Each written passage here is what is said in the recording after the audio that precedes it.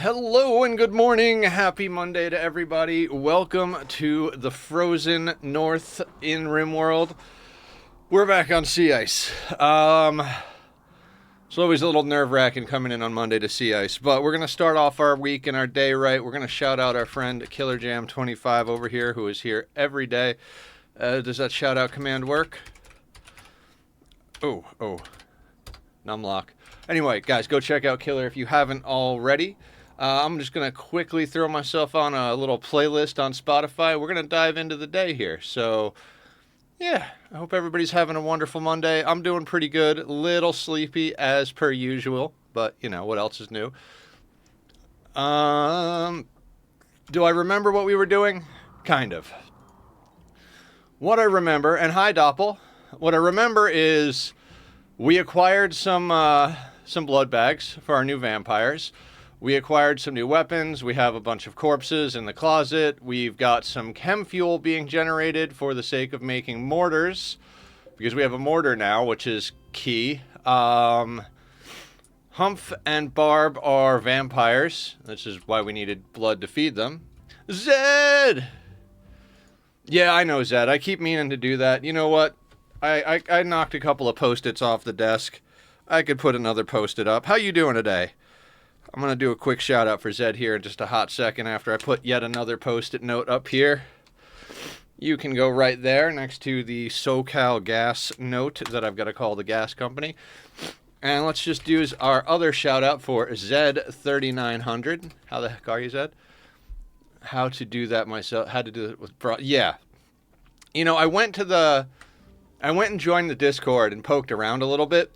And, you know, who would have thought Nether got distracted by a bunch of other stuff and totally just ADD'd off and didn't finish doing what he needed to do. I've got to re-auth that. I've got to do a few other things. I also got to catch up with some real-life stuff. Hey, we got a rabbit here.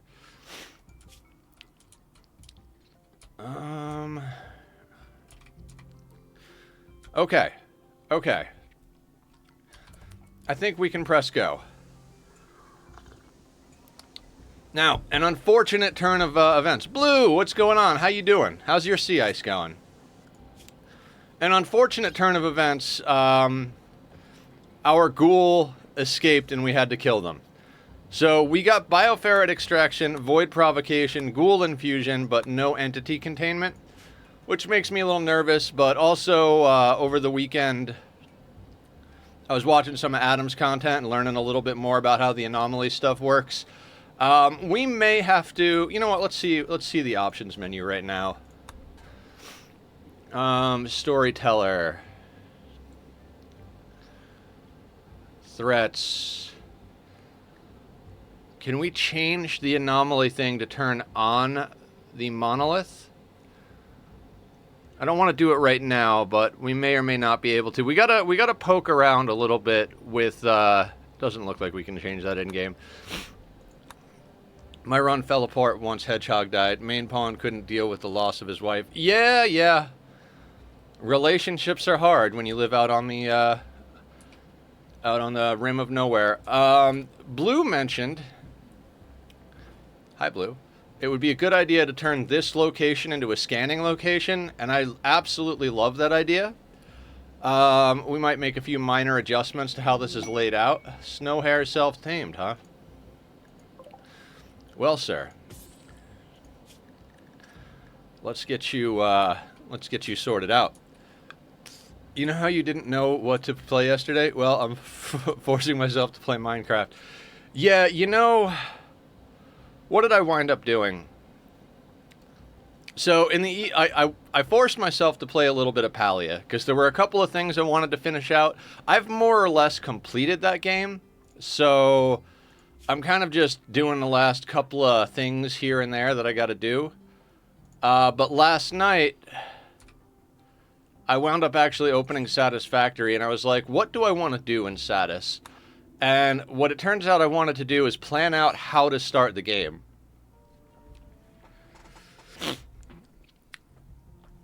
Killer's been playing a lot of Minecraft lately, Blue.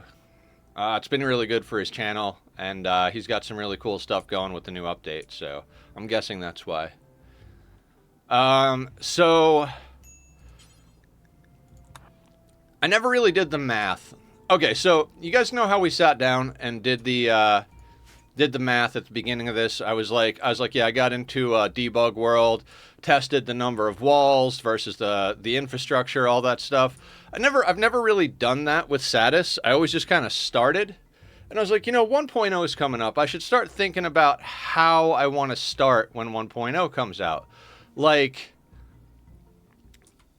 where do I want to start? Because the starting location I usually take, they're making some adjustments, and I've started there enough times that I'm like, I don't know. And then so basically I started going through all the different starts in Satisfactory, like different locations to start at. And I was like, which one feels good? And I was like, I don't want to start in the starter area. High on Psychite. Excellent. So our Psychite's doing its job. We got some Psychite last time. High on Psychite. Excellent. Don't forget, you can stop the sunk cost fallacy if you feel like it's not going the direction you want, and just stop. What are we talking about? Ice Sheet or Satisfactory? Hey, Barb! Welcome on in. How you doing? Love you. What's the good word in your neck of the woods? We got some snow going. I may take a few days away from it next 2 days because I'm kind of getting burnt out. Yeah, if you're getting burnt out, it's important to take a break. That's why most of yesterday I didn't really play anything. I watched Blue and Barb and you, Killer, all messing around on Rimworld. Then just kept chilling. I wound up starting to watch a lot of Hydrate. I can hydrate. I actually have water today. Cheers, everybody.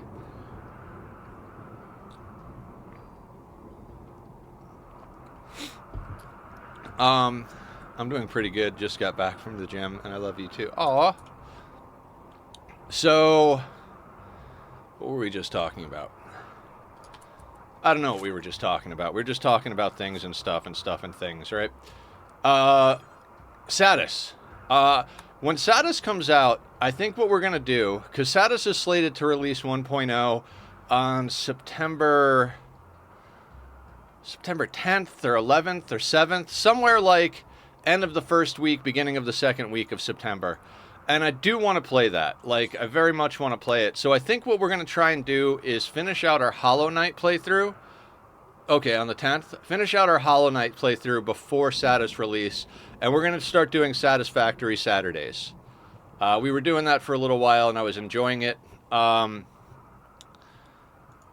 After doing some streaming of Satis last time, I'm not going to play the game exclusively on stream.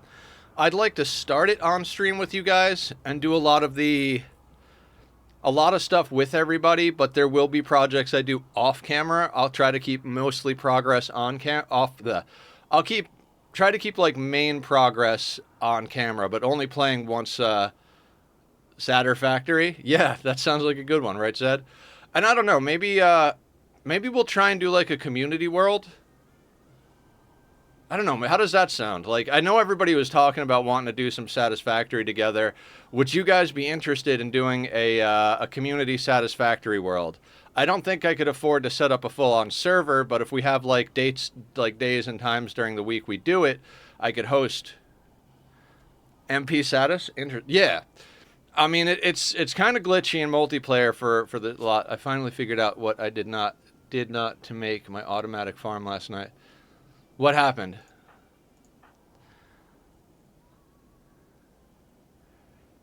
Zed and his weekday names. Thursday. Yeah, so I don't know. Maybe that would be good. Maybe it wouldn't. But like I said, I was kind of trying to set up a bit of a concept for a start. I think I want to start in a rocky desert. I'll explain why in a second here. Killer is sleeping. Okay, Killer's sleeping. We've got people over there. We've only got a little bit of pemmican.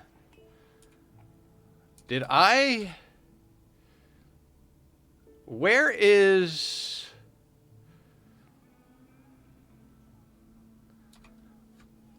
our cooking station? I uninstalled our stove and never reinstalled it because I'm a jackass, right? Because I was moving a few things. We were going to reinstall that there. Excellent. Okay. All right. I was like, why don't these people have food? Yesterday I slipped in my bathroom. The metal board for the sliding door took a chunk out of my toe. No! That sounds terrible. I hope you're okay. You know, let's put bait bot down here.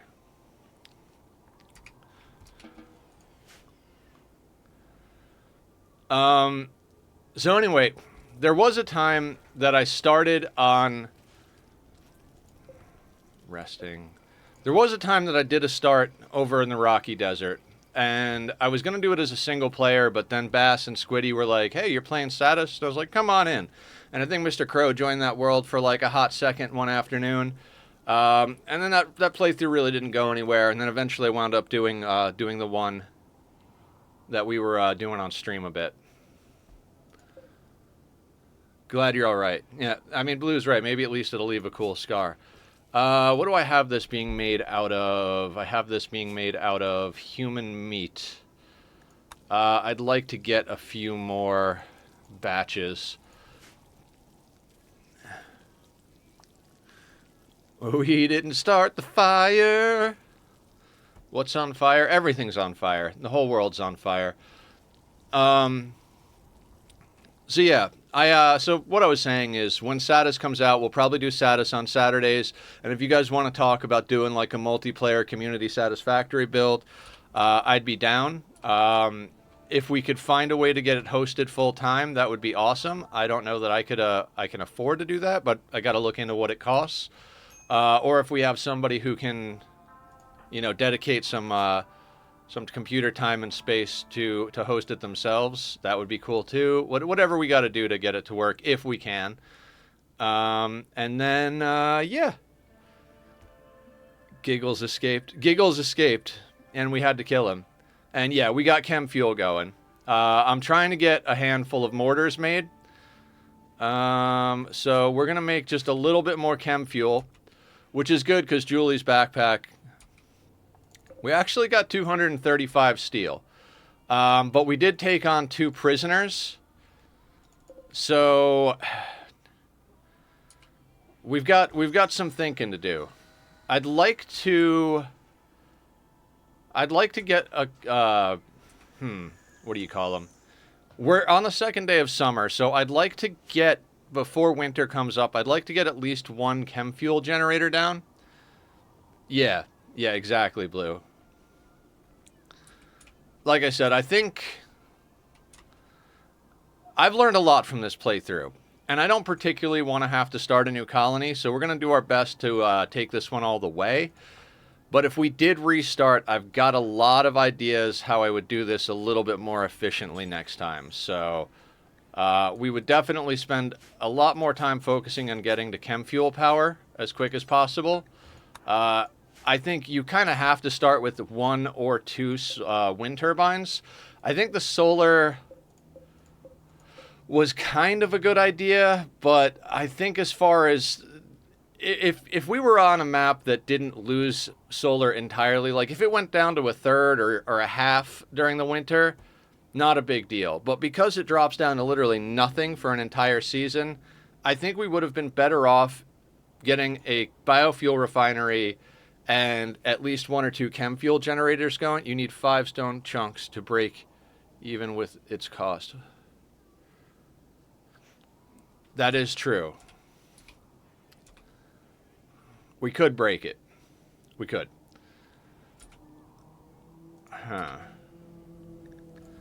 It's going to take me a second for my brain to get flowing on this again. That's why I'm playing at a 1 speed. We're talking about, you know, life and games and stuff. Let's do a quick pause. What do we have around the map? We've got plasteel, jade, sandstone, little bit of silver. We mined out the stuff that was over here. There's some slate down here, and there's some uranium down here, and some more uranium over here. Does uranium burn? 0%. I would really love to get a miner and get some of this uranium. Because if we could build the outer layer of our walls out of uranium so people can't set it on fire, I'd be pretty pumped on that, quite honestly. Get 100 steel, which can be put into a chem-gen. Ooh, yeah, good point, good point. We might have to do some reconfiguring here. The other thing we got to take into account is where do we put the chem fuel generator, right? Chem fuel is 103 components. We've got enough right now that we could, in theory, make 2 chem fuel generators right off the bat. Yeah, and mech tech is another one. Huh. Speaking of research, let's get a look at some of our research. We really need that multi-analyzer up and running too.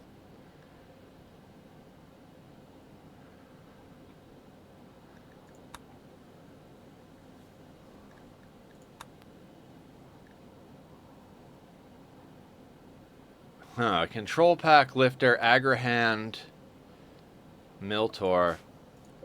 Can we, yeah, I think we can get the research bench turned on.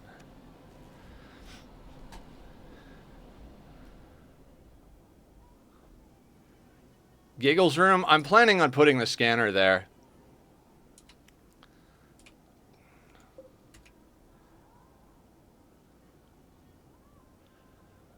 Draw.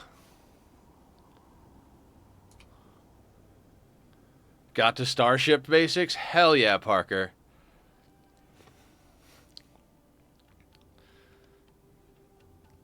Yeah, we're probably best off putting putting a chem fuel generator like down here, because all like that's not moving, these aren't moving, and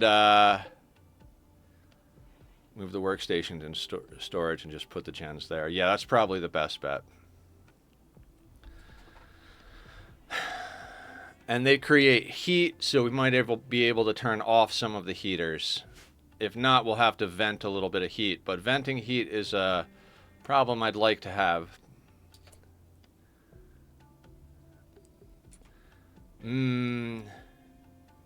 Okay, let's pause this for a second and talk about plans, right? I think this is going to continue to be kind of like the core of our base, but we do want to double up walls. So let's bust out our planning tool. We're not playing on no pause, right? So we're going to want to have double walls at one point for this whole section, most likely. Right? Because, of course, we are. I think double walls in general are going to be helpful for us. Is it warm in your base? It is 70 degrees Fahrenheit because we've got 4 heaters going. Now, let's say these are the walls. I want 3 wide hallways, and the reason is 3 wide hallways are good at dealing with a lot of stuff. Now, if we're going with our double wall mechanics, let's say like, however we're doing this, right? Let's say we have a hallway. I kind of want a hallway across here so that we can put entity containment down here. So if these are the walls, then the entity containment's going to be 3 plus 1, 1, 2, 3. So then the wall would be here. Right? No. We would have a wall there. We would have a wall there-ish. Now, the entities, I don't care about double walls because entities that are cold are actually more contained. So we could have this like this, and then kind of have like that would be the security door. And then when we decide to expand out our little operation here, we could do entity containment like this. And then we have security doors there, and we've got this stuff here. We don't, it means we technically don't have to have a double wall here, but we'll see what we do. Now, how much room does that leave us? Can we put in a second and or third? So if that goes there, 2, 3, 4, 5, 6, 7. So we wouldn't be able to fit a 4th one in. which isn't necessarily the worst thing in the world. We want to be able to get across the base to all the different exits, right? So if we're talking ideal situation, we would shift that over.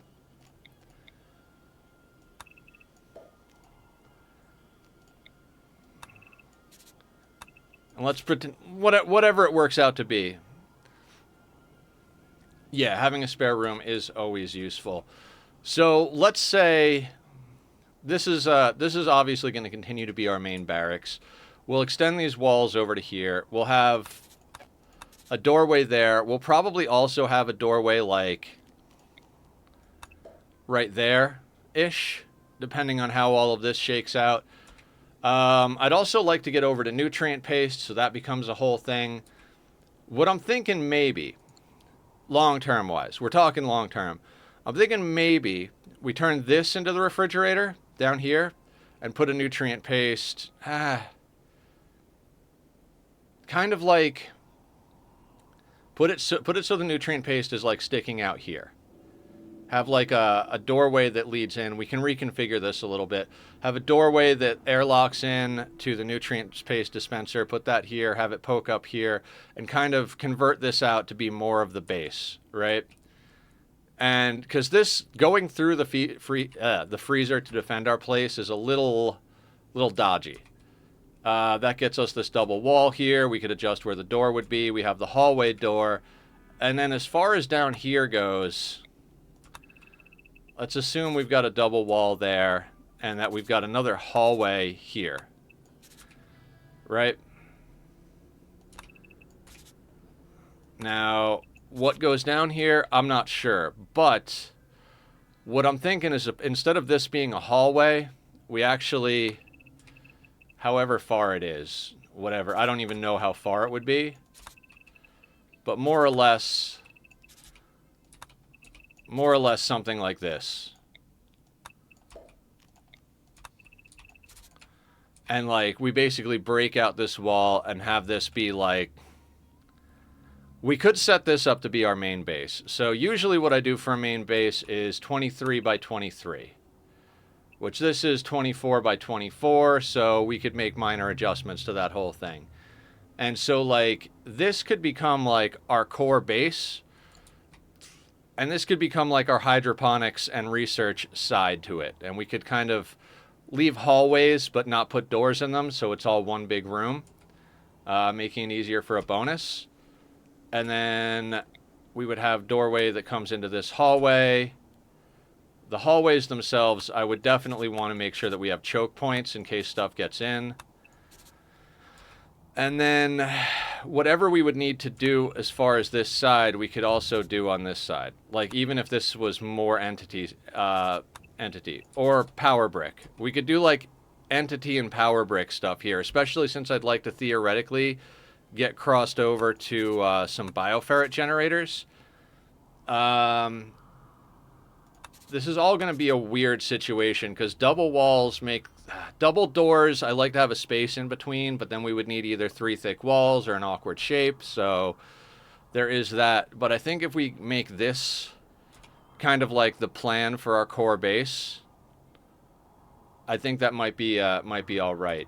And then obviously we could do something where we have like outer walls, not this thick, of course, but like something.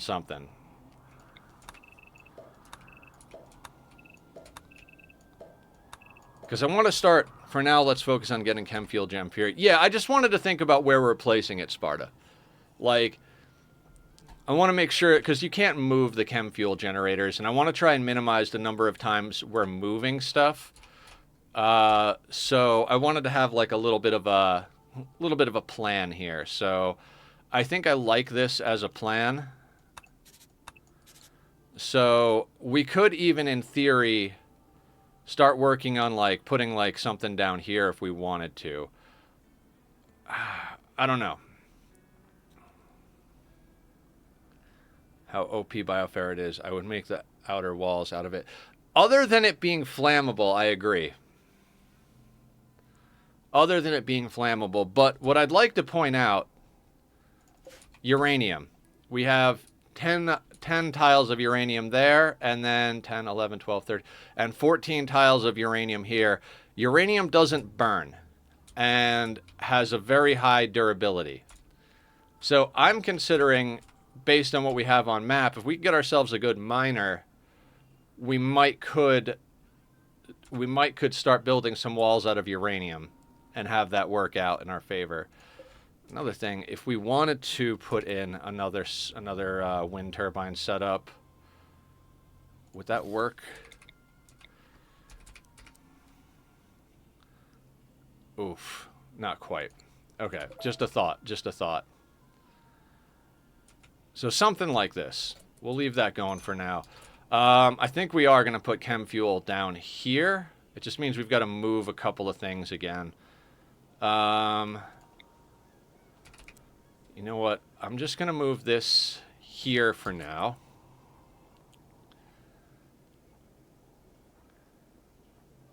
Yeah, I think given the situation, because, you know, with sea ice, you got to roll with the punches, right? I mean, like a single layer 100 by 100 wall on the outside. Yeah, exactly. Single layer outside uranium, then the inner layer we could make out of whatever material we have, even if it's wood or steel or whatever. Just an outer layer. Yeah, I checked that too. The uranium's not flammable, so that's good stuff.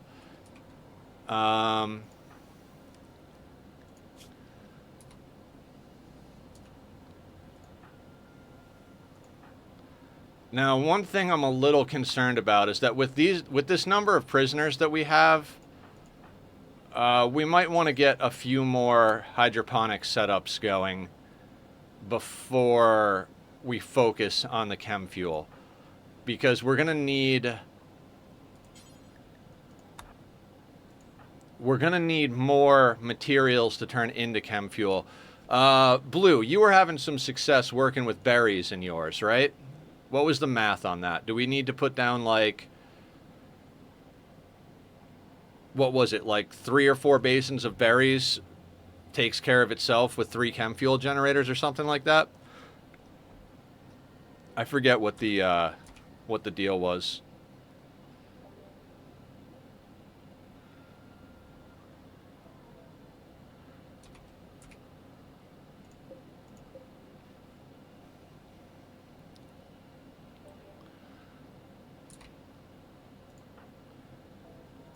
Just kind of looking around here. I forget the exact math, but on a not so decent planter, I got about 70 berries for 3 hydros. 70 for chem fuel craft, so interesting.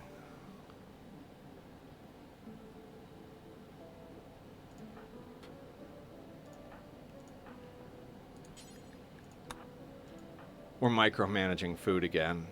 Not my favorite thing to do so far, but let's uninstall this. And then let's reinstall this. Hell, we don't even need to reinstall that. Let's uninstall the tailoring bench for now as well. We don't have materials to make stuff out of just yet. I gave up with the math and just went with the practicality. Yeah, at a certain point you can't do perfect math. I go through the same thing with oxygen not included. I'll sit there and do math and do math and do math and do math, and then I'm like, you know what? It feels right to have this many. And then I'll put that many, whatever that many is.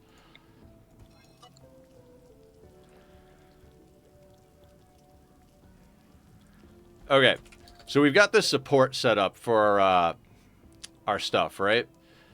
I like to put walls between my chem fuel because it can blow up. We don't have to do that right away, but if we go off of this and we leave these 3 tiles so that we could always have 3 pawns blocking that doorway, we could put a wall there and put a chem fuel generator here and here. And then if we have to, we can work on venting that stuff. So I think we'll start with it in this corner, and then we'll skip a spot and put one there. It didn't matter once I realized just how many raiders I was getting for me, and it helped me separate my fuel and food. Yeah, makes sense, makes sense. Okay. So we've got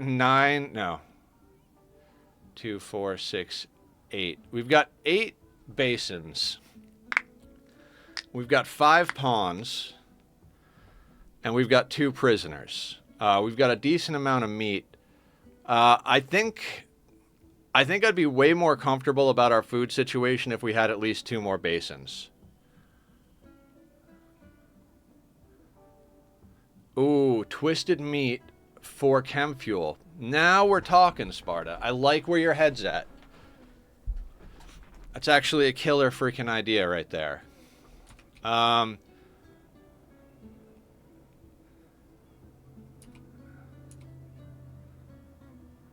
Okay. One thing I want to do, I want to get the chem fuel out of our main base. I do not want the chem fuel sitting in a stockpile down here. So, what I'm thinking we might do, I hate to spend more materials on another shelf, but I'd kind of like to put a shelf outside. Oh man, we really just do not have materials. Same thought process, yeah. I don't want to have to spend the 10 steel on a shelf outside, but I'd also prefer our base not get blown up if somebody throws a tantrum and punches the chem fuel. I've had that happen. You know, don't laugh at me, but I have definitely had that shit happen. So I'm thinking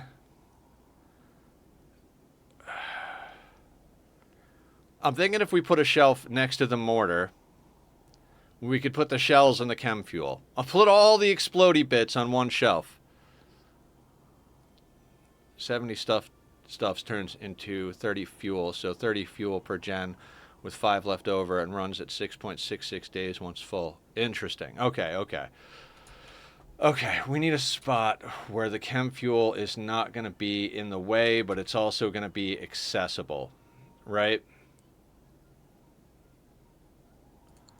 Maybe we kind of move this mortar.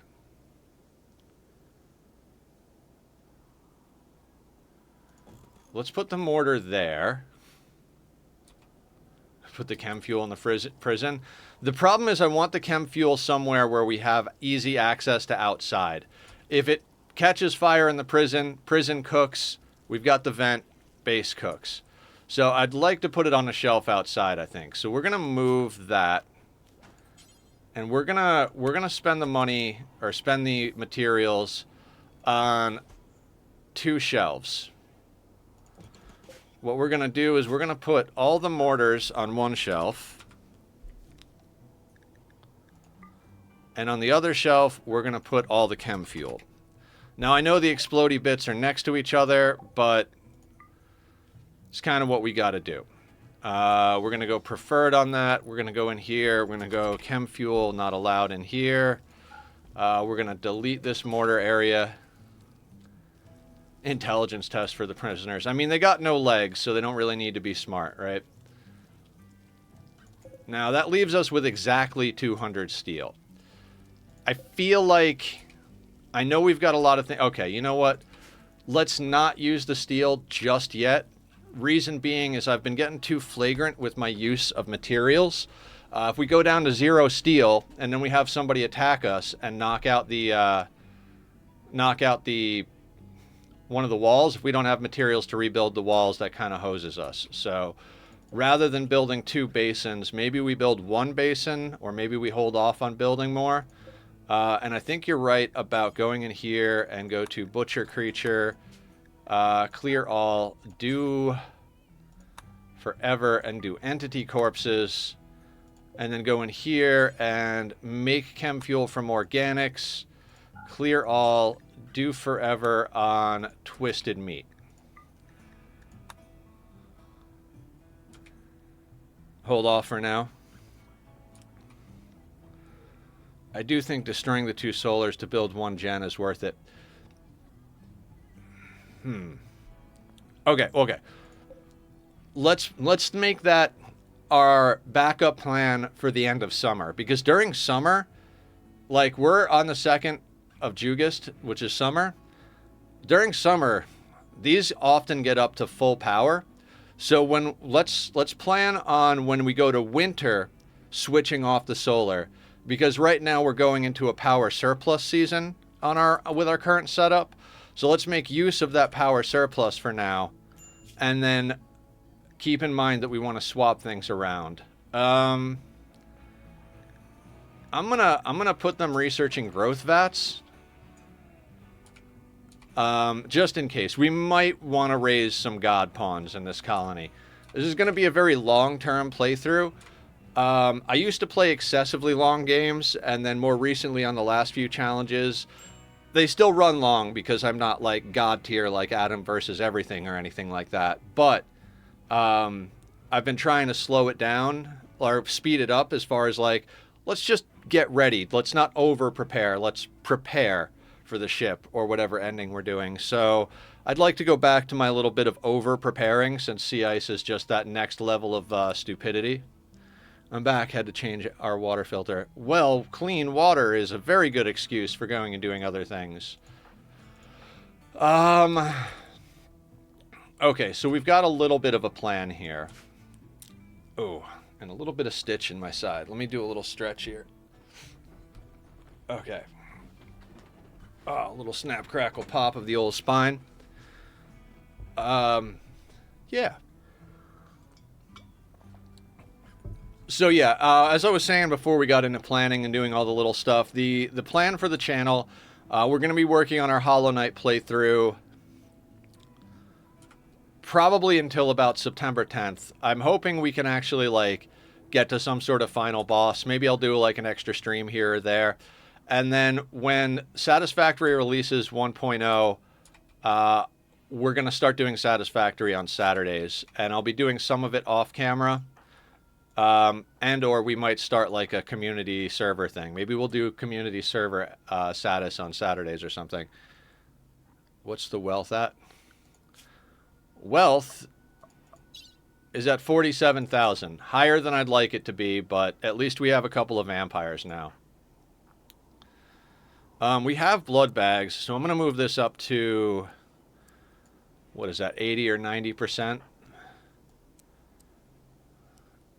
You can't, if you put this all the way up, it will fucking glitch your vampires out. Because the moment they go to 99, they try to eat a hemogen pack. You will eat through all of your hemogen. You cannot set this at the top level. You have to set it 1 or 2 ticks below the top level, which I think is kind of a design issue with that mechanic, but hey. That one I learned the hard way. I mean, I learned a lot of stuff the hard way. I did my best to learn from the people I watched, but you always learn some stuff the hard way, right? Also,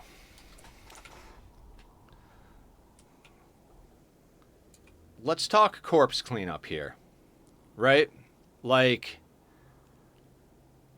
we've got a lot of corpses sitting right outside of our door that are going to result in lung rot. Now, I'm not saying we should, like, full-on dispose of the corpses, but we should probably have, like, a central area to just stick them, I think. So it's not like our people are having have so much to do that they don't have time to haul corpses, right?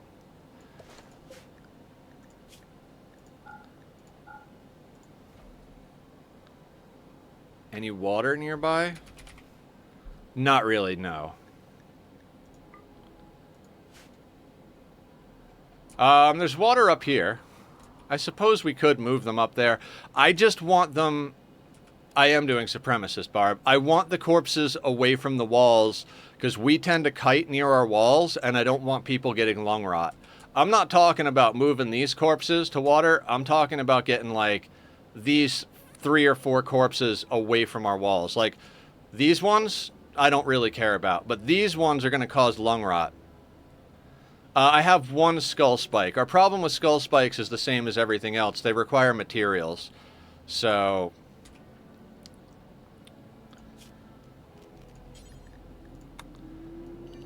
what I'm going to do is I'm going to give these guys just a bit of a work zone like that. A few tiles further. Sure. Let's just do like something like that then.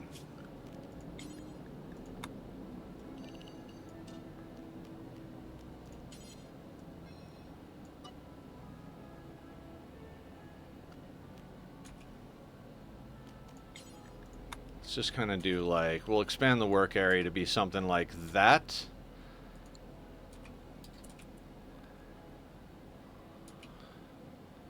True, true. Minor break risk on Barb.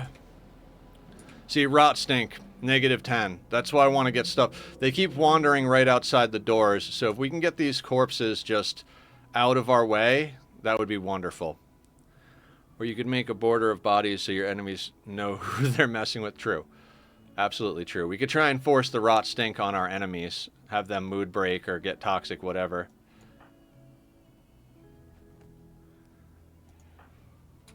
Go home, Katsumi.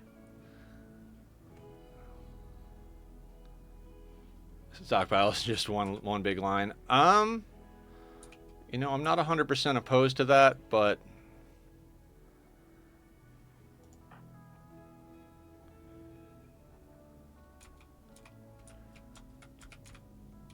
Okay. Let's do our butcher entity thing.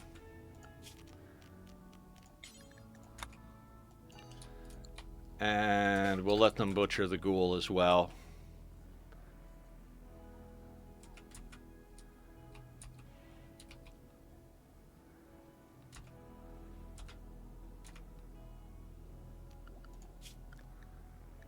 Default drug policy.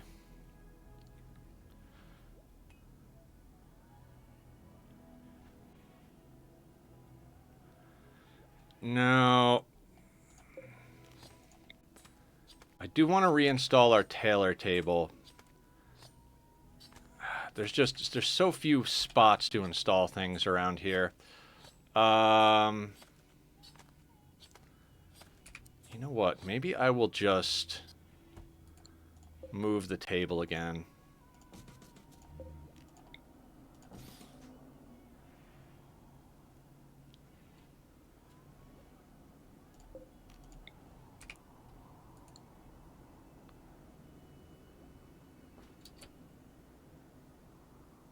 Okay, where are they getting their meals? Let me be reasonably smart about there. They're grabbing meals from over here, right? So what I'm thinking is maybe we just put our table back over here. I want to leave a little bit of space for that door. We'll put the stool like right there. We'll put this thing right there. Then we'll put the tailoring bench down here. Once I was stabilized with power, I just left the refinery and my paste dispenser on and was able to be fully hands-off max speed with no issues. Excellent. I like that. We'll get this sorted one way or the other.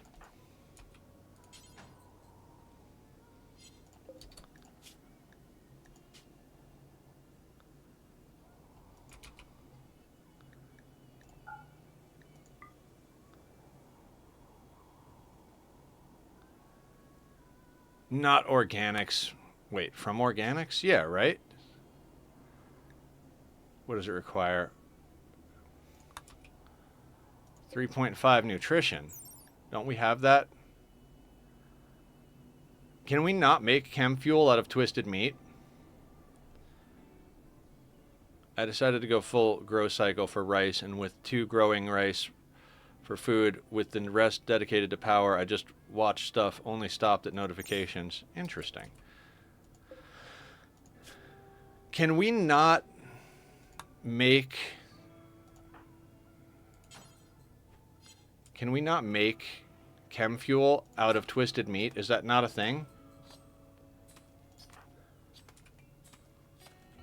Yes, I can. Maybe it just needs to be a full stack or something.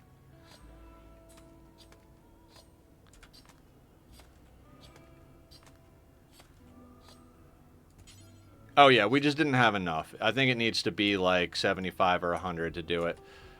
And then let's...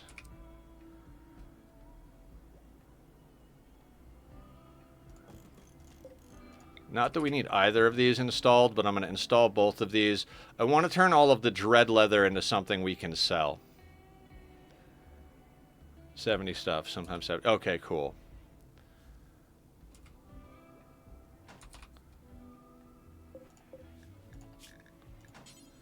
Okay. How much does a corset cost?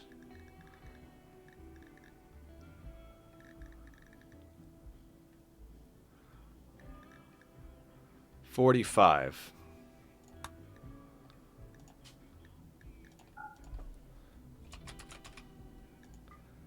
Dread leather. Do forever. And then... Can I assign...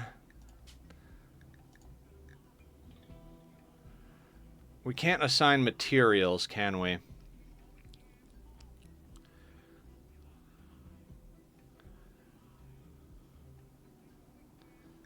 Blue's doing all the testing.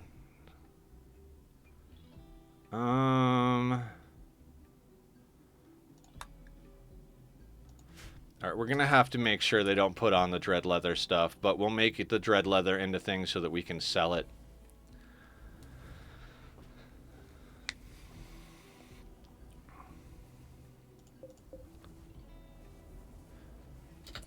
Dread leather sandbags. I'm not worried about sandbags. We're basically door juggling raiders. And if we're in a real hard situation, we've got... From what remains... How much do sandbags cost? 5? Maybe. We'll see.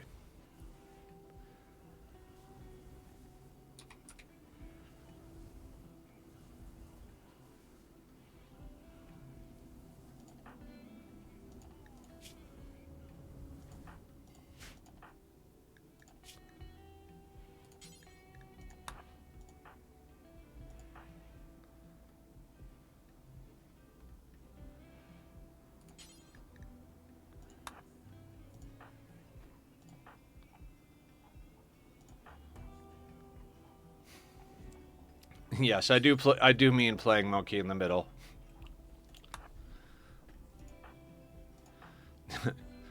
We're playing Monkey in the Middle with a maddened polar bear.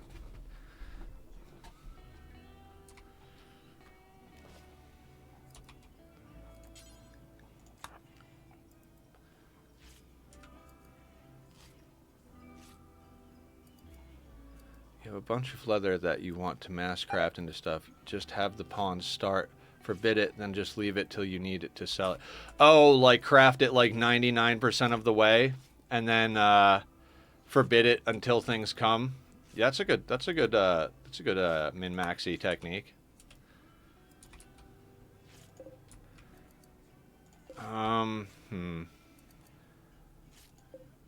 We do really kind of need that extra.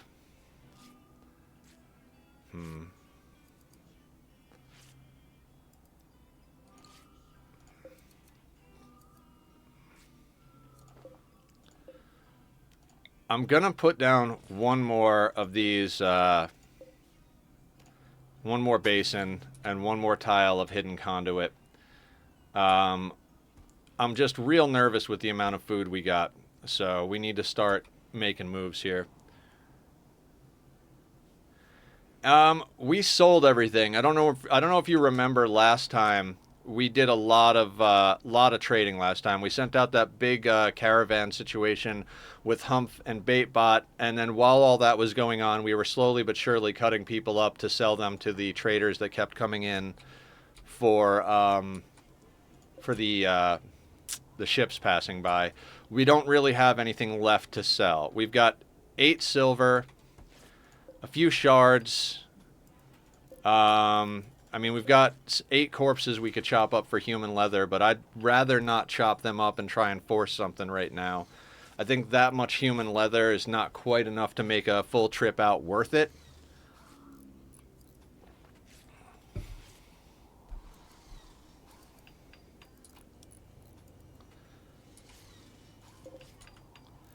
Man, I'd like to have a little bit more than 5 explosive shells, but that whole beggars can't be choosers things, we can't really afford to do that. We do have rituals coming up soon. Like, in less than a day, our first rituals are going to be up, so that is helpful in that regard.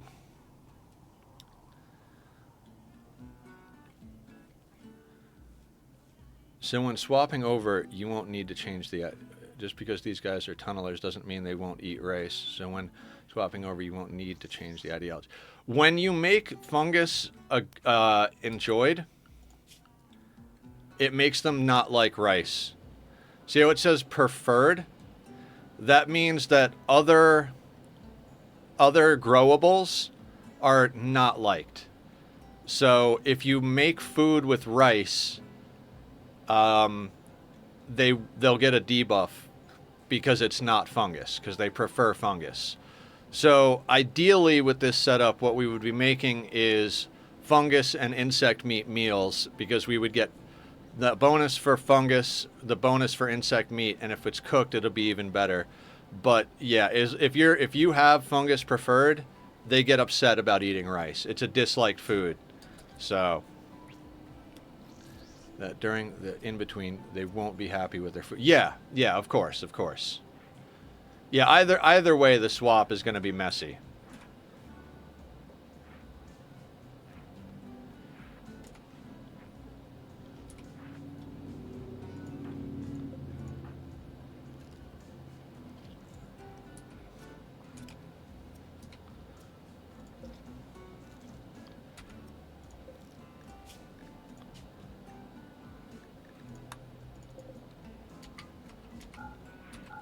Let's forbid those corpses, but let's let them chop up the rabbit, because it's sitting outside and it's going to go bad, so.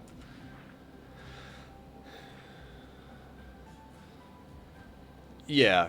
Killer will have to carry us with his happiness about eating people.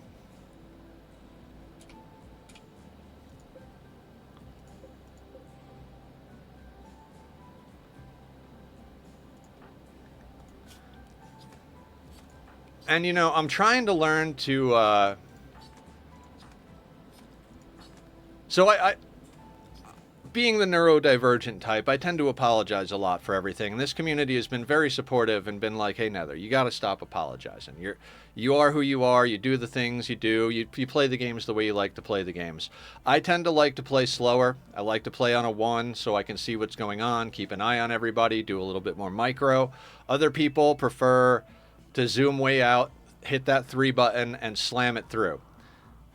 Whatever works for you, but I'm going to try and stop apologizing for playing the way I want to play. And I like to play slow and steady. We might not get as much done per stream, but I feel like when we make progress in this world, it's all like solid progress. Instead of taking 2 steps forward, 1 step back, we take a nice firm 1 step forward. You know what I mean? 1 foot in front of the other, slowly but surely, rather than trying to force it, run forward, and then get knocked back because we went too fast.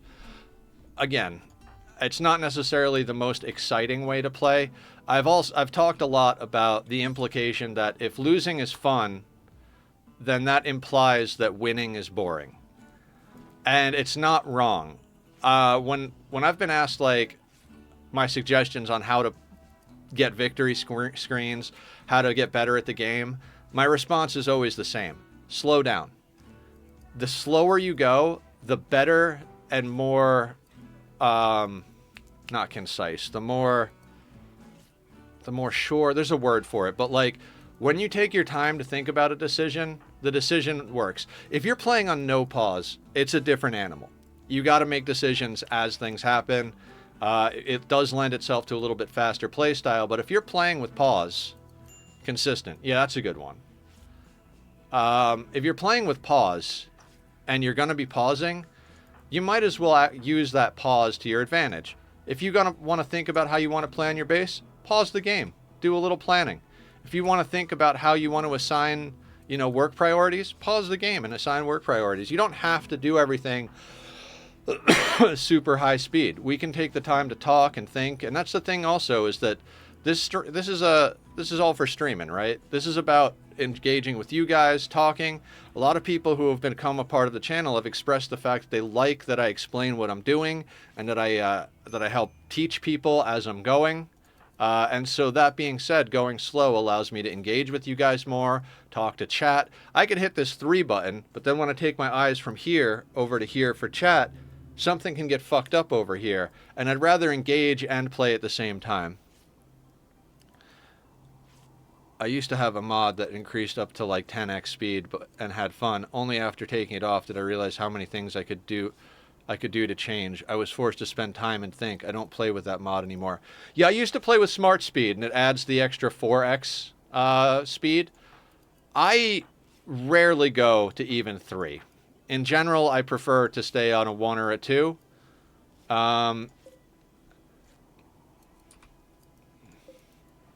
Man, it would be so much better to have the dead calm gene and have a nutrient paste dispenser for these guys.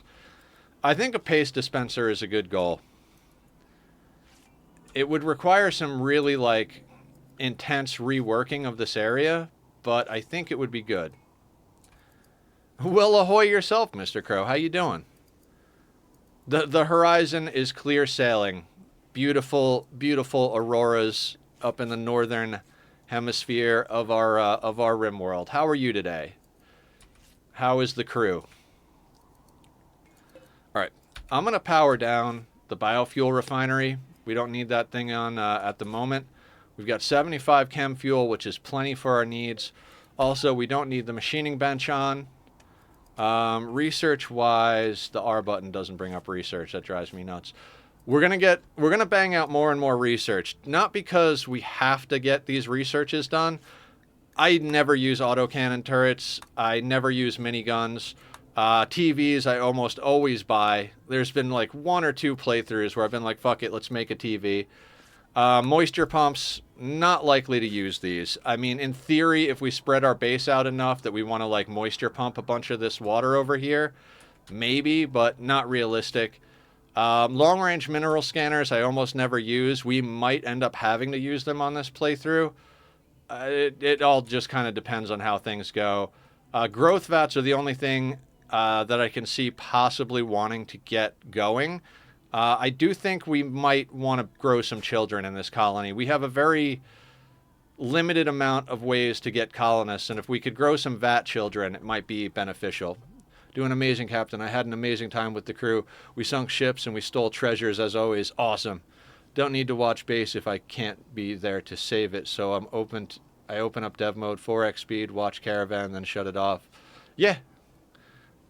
You know, we've talked a bunch about how the fact that this is a single-player game means that you should just play it however it's fun for you. And I've talked a few times about the fact that I've done peaceful runs on this game. There's a time-lapse that I put up on my YouTube that I linked to in the Rimworld section of the Discord. I had an off-camera peaceful run. I was like, I want to play Rimworld, but I don't want to get super stressed out by having 2 hard mode challenges going at once. It was while we were playing Anomaly. So what I did is I came up with a scenario where I edited the Lost Tribe scenario to be a Lost Family instead. And I also had the best time with my girlfriend, so it was the best day in weeks. That's awesome. Congratulations. You deserve it. You're an awesome dude, Mr. Crow. And I'm not blowing smoke here. You're like very kind and respectful and decent human being, and I appreciate knowing you. That goes for everybody in our community. We've got a really good community of people. People who are shitty to each other don't tend to stick around much here because we let them know it's not okay. What was I just saying about stuff? Oh, peaceful playthrough. I did a peaceful playthrough where it was a lost family. I managed to roll these 2 pawns that were both ex-military. And so I used prepare carefully to edit their relationships and whatnot. But basically the story goes that when Marcus and Luke retired from the military, they moved out to the wilderness with their 3 daughters to get away from civilization that they found hard to interact with. I will say, hanging out here has been incredible for me. Before hanging out, I kept restarting because it's not quite right. After hanging around here and seeing more and more people sticking to one playthrough has been a good motivator for me to do the same. That's awesome. Good people attract more good people. Agreed, agreed. I am very happy with our community. I've been talking a lot lately about how I'm working very hard at making this my full-time gig, my full-time career. But I've also told the story many times where I would stream no matter if I never made another penny streaming, I would always stream. I'd probably have to at one point change my schedule to like work a more normal-ish job, but streaming has been great for my mental health. It's allowed me to help other people with their situations, and just all in all has been a really positive experience. So the more good people we have, the better I feel about it. Same here, Captain. I am who I am because you helped me a lot in my life. I can say that without your help, I wouldn't be alive, possibly. So thank you, Captain Beardlord, and thank you, the crew of the Netherlands. Thank you. I'm so glad you found us, Mr. Crow. If nothing else came of that Planet Crafter playthrough, having you wander in and join the community was well worth it. I do want to do another playthrough of Planet Crafter. There are so many games I want to play, guys. Already I'm at the point where after stream, I eat dinner and I'm like exhausted. And then I start to perk up a little bit in the evening. But, like, I don't think I can physically do more. I just wish I could. Because there's so many games. I want to do a playthrough of Planet Crafter. When 1.0 releases for Satis, we're going to try and do some of that on Saturdays. We're still doing our playthrough of Hollow Knight. There is the Steam Summer Sale going on right now. I am this close to buying Horizon Forbidden West. I've been wanting to play that game since it was announced after the first one. Loved Zero Dawn. I'm sure I don't need to say how much you changed my life. Aw. I'm happy to be a crew member of one of your vessels in your fleet, sir. Well, I will keep the ship seaworthy. And anybody who wants to go off on the seas of adventures with me, you are all welcome. I was going to say Seas of Cheese. Points if you know what that reference is. There's a game I'd love to share with you all, but I am fucking broke as it gets.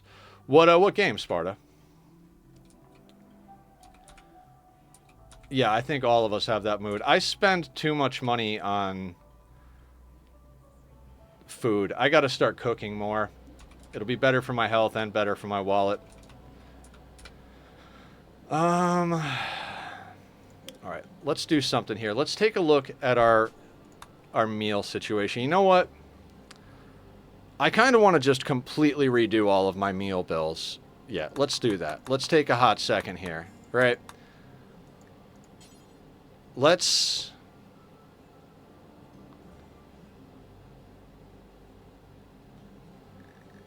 I want to make pemmican first. I actually prefer to live on pemmican. We're going to put this on all meat except twisted meat. Right? And this is going to be Barb because she's our best cook currently. We're going to drop on floor. We're going to do this forever. You know, raw ingredients are still quite a bit more expensive than they used to be. They are, Zed. They are. Even if they were the same price as the stuff I've been buying, I think I'd be able to cook healthier. My problem with eating, guys, my problem is if I have food in my house, I will eat it. Yesterday I went and bought stuff for sandwiches. Could have conceivably been like, you know, 3 meals on 3 separate days, then have like a little snack and everything. I wound up eating it for lunch before stream, dinner after stream, and then I stayed up late enough. Well, not even stream. I wasn't even streaming yesterday, but I wound up eating it for 3 meals, and I'm like, man, what am I doing here? So, like, if I have food in the house, I just wind up eating it, which is the hard part.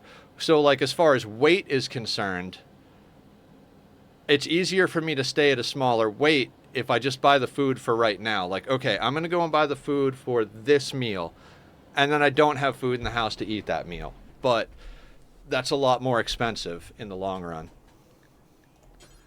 Okay, so we're doing pemmican forever. We're going to do Psychite tea forever. And I'm going to make this Barb. Not that it matters, but I like to have, like, dedicated benches. The reason I don't make Psychite tea for everyone in these situations is sometimes someone who's not cooking food will come and take up the bench making tea, and then we don't have meals or food because our main cook can't cook at their bench. So I don't have other people do tea until we get to the infrastructure level where we can have a dedicated bench for, like, that's our stove for cooking tea, and then the cook cooks at the cooking station. That all being said, we do want to have simple meals. We'll do it in bulk. But let's go into details, and we're going to do until you have... We've got 5, 6, 7 people that need food. So 21. Pause until, let's say, 17. We're going to allow all, and then we're going to go in here and turn off twisted meat. This is going to be barb. This is going to be drop on floor.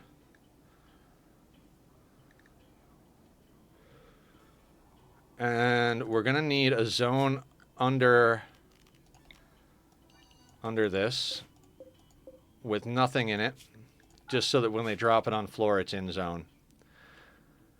I have a tale to tell you, Captain. I was sailing the seas, and I have stumbled across a crew sailing on a ship named Flagship of the Netherland. When they saw my ship, the mighty Nethercloud, they stopped at my and their ship and asked, "Who did you name your ship after?" I said, "After the Beard Lord himself," and they went crazy because they knew I am Mr. Crow and that they met another flagship of your fine fleet. Oh, that's awesome. Did it wind up being one of the people we regularly know? Or is it more like someone who watches the YouTube or lurks quietly? Like, was it like Blue's ship or Sparta's ship?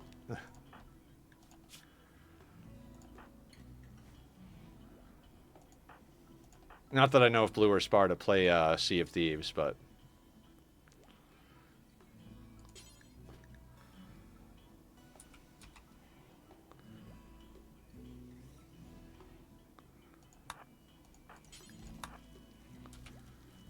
I would love to get the barracks paved also, by the way. Yeah, we're talking Sea of Thieves, Blue. Crow has a whole crew on Sea of Thieves. No. Crow plays Sea of Thieves. That's where the whole, like, captain and ship banter comes from. I don't play myself, but I've seen some of the cool stuff he does. My sloop is called the High Seas. Nice.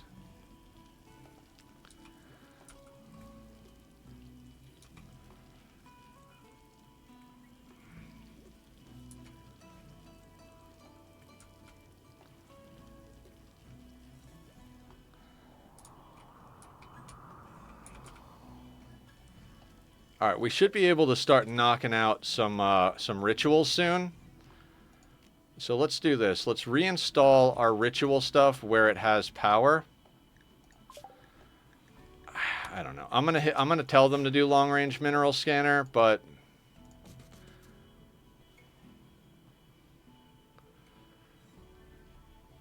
I'm gonna drink a little water. Minor break risk. Yeah. I can't wait for the vampire stuff to kick in and start healing Barb up.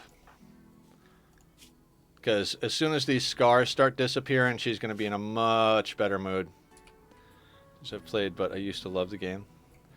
Nice. Okay. What are our hopes for joint events? Like, I want to make sure we go into these with a clear-cut idea of how we're going to be doing this. We've got 5 good pawns. It'd be nice to have more pawns that were good. So, I think we got to be a little picky, but keep our eye out for good ones. We could, in theory, use a mule, chop everything up and send them out. Maybe. There's really not much that we can sell. So a mule isn't necessarily the best. Someone to do mining would be an optimal situation, whether they were temporary or permanent. I'll do the last few tales a few more times and I'm golden. They're lurkers. They are watching you managing the fleet and they sadly can't log in because their parents, but they watch the YouTube. That's awesome. I love hearing that stuff. If you see them again, tell them thank you for supporting because I appreciate it. Okay, let's make sure everybody is well fed for the moment. Okay, and let's knock out this first ritual.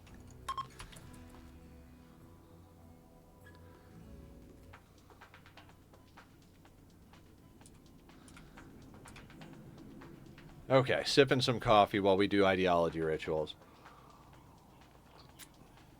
Now, also one thing we did last time is we managed to get our hands on offhands for everybody. So, I mean, we've had the shield belt for a while for Humph.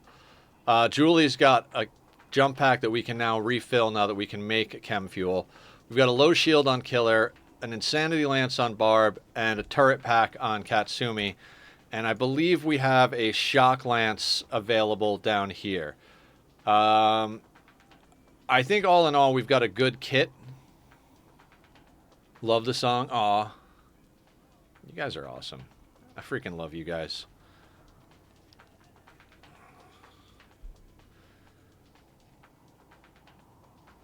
Oh, there's a little love brewing. There's a little love brewing.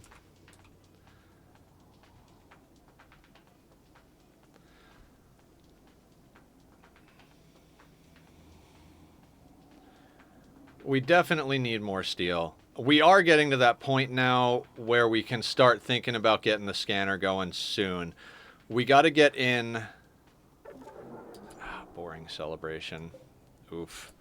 We got to get in the first chem fuel generator or two before we can start thinking about scanning, but scanning is definitely something we're going to want to get into soon, with any luck today.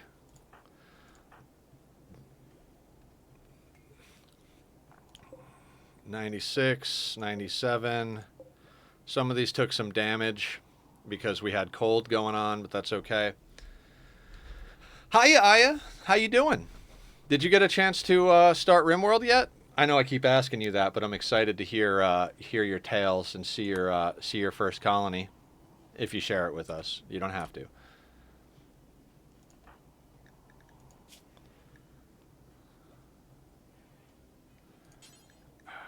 I think we got to get people fed a little earlier than usual because we just had a bad party. So let's get everybody topped off a little sooner rather than later and get that next party going ASAP.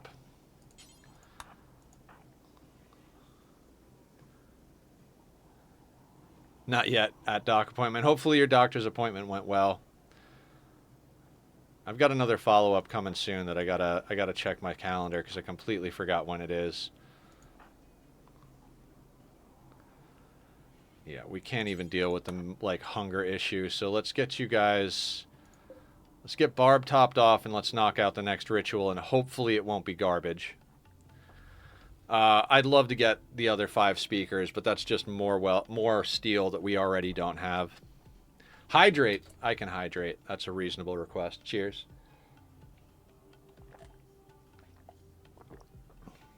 Ahoy, mateys. Cheers. You guys are awesome. Okay. So Barb is eating. Okay, let's do the next festival. 74%. Let's go. Got to do it outside, so I'll be back in a bit. Sounds good, Blue. We will be here doing the things.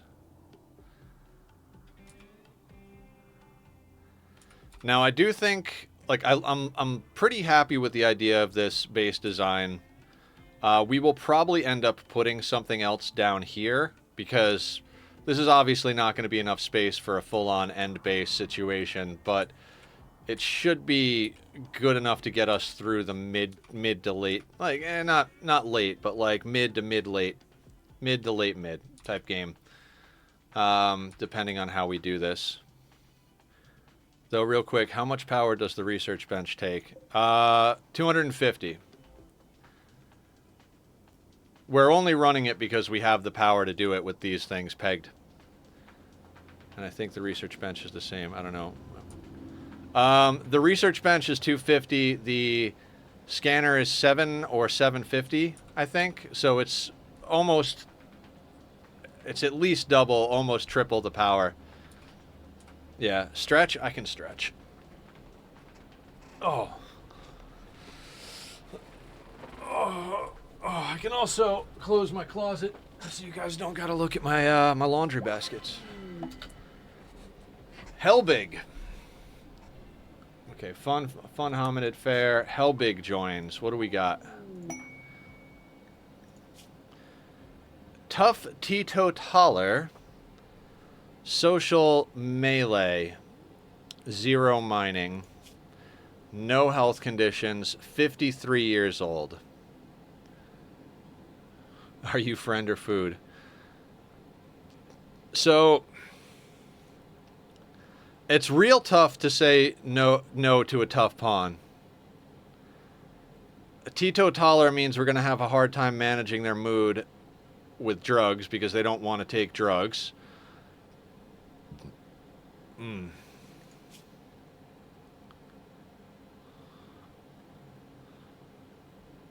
Mule and organ. It is possible. They've got good social.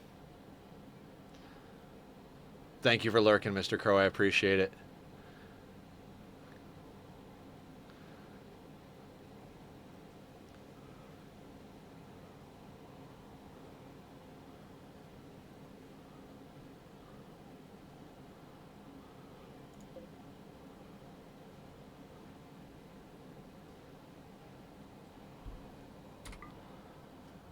If you get the second mech link, give it to a sacrifice pawn. A mech will be summoned, and after their death, you can have your main mechanator take the mech for their own.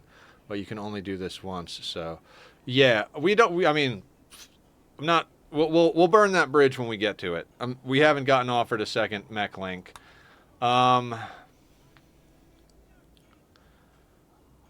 Do we send Hellbig out?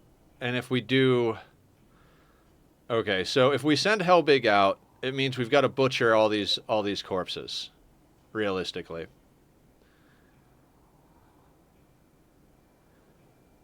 You can't farm mechs like that, but you can rip the link out. Okay, fair enough. Good to know. Let's designate the power toggle on that. Designate power toggle on that. Okay, so it is summer. What is your cold resistance? 5.7 degrees, but it's 51 outside, so just rip his kidney out. Love the way you think, Sparta.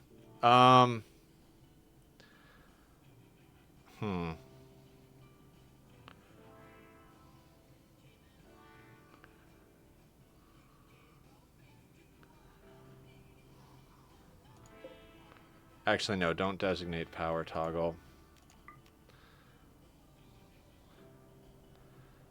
Can we keep them around for like a day and a half? Okay.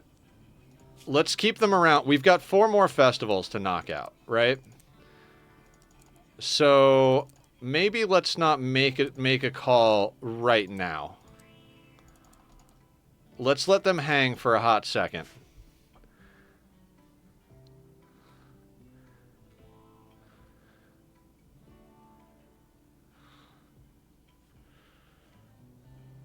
Yeah, let's let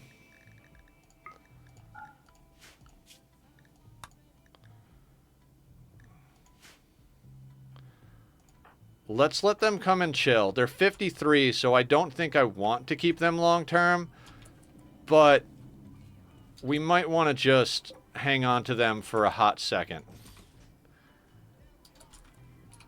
Tom came in yesterday, Barb.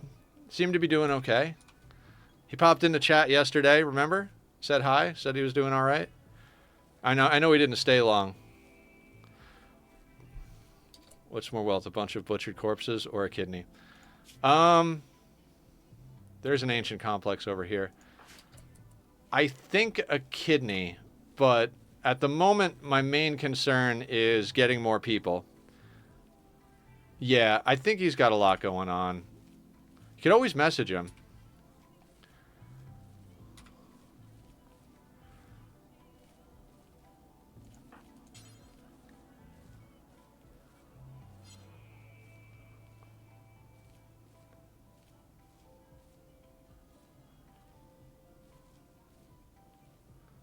Bunch of butchered corpses or a kidney.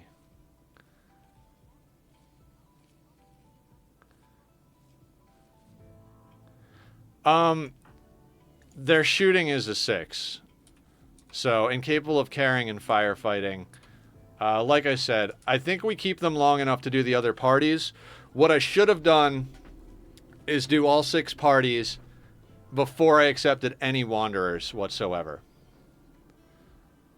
and then accepted all the wanderers we got. So a little bit out of sequence here, but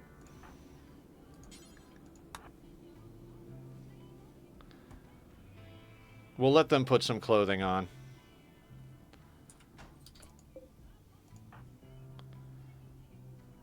No, don't put on the shock lance. You can put on a human leather parka. I'll allow that. No, not the dread leather corset. This is...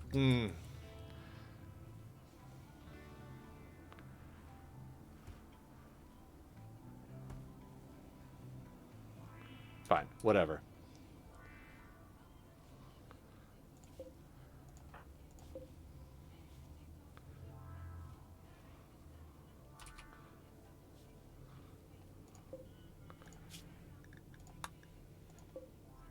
Get that ghoul butchered.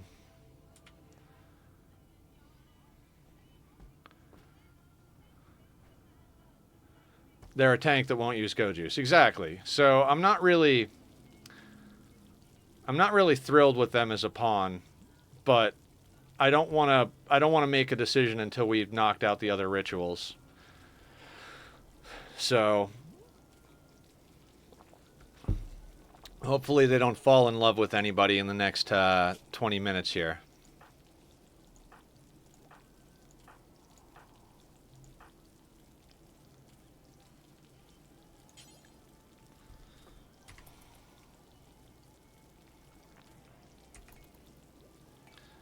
Do a little bit of 3 action, just a little bit.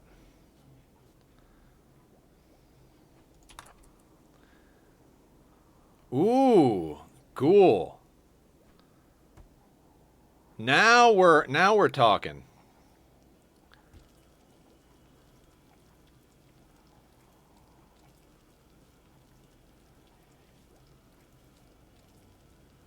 We might make Hellbig a ghoul. I'd like to have a ghoul, and they're tough. I mean, they're a baseliner, but given the age and everything, and they've got a 12 melee, I think they'd make a good ghoul, actually. Good call. They do exclusively eat meat. Why can't we butcher a ghoul corpse?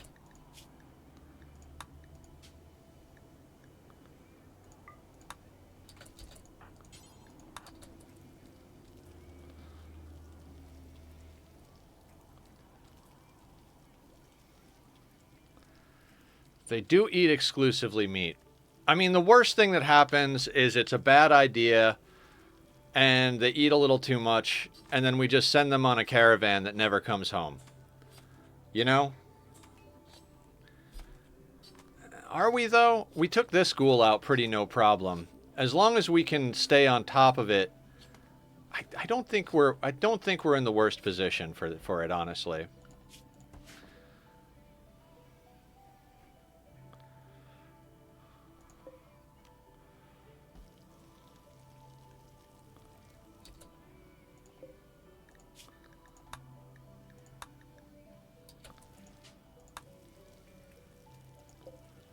Let's let Barb finish cooking the meal, and then we'll do the next party here.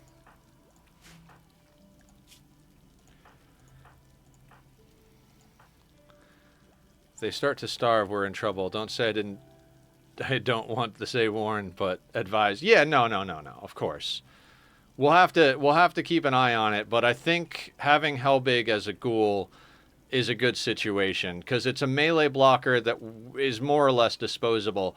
I don't necessarily think they're going to survive very long, because the raid sizes are a little on the larger side at the moment. But if we put the ghoul in the main melee slot and have Humph stand off to the side and punch them a little bit with their weapon, and then have everybody else in position for shooting, I think we could do some good melee blocking situations here.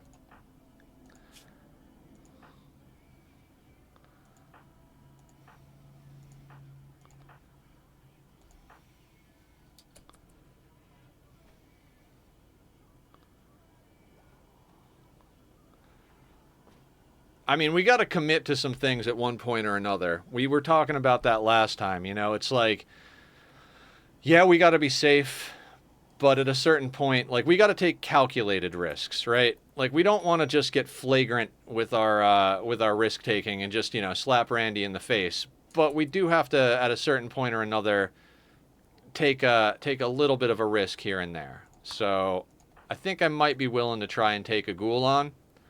That'll also get rid of some wealth because of the shards kicking around.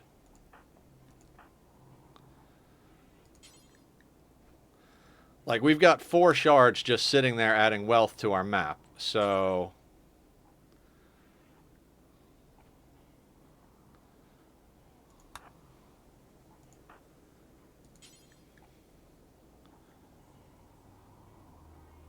The risk I took was calculated, but oh boy, am I bad at math.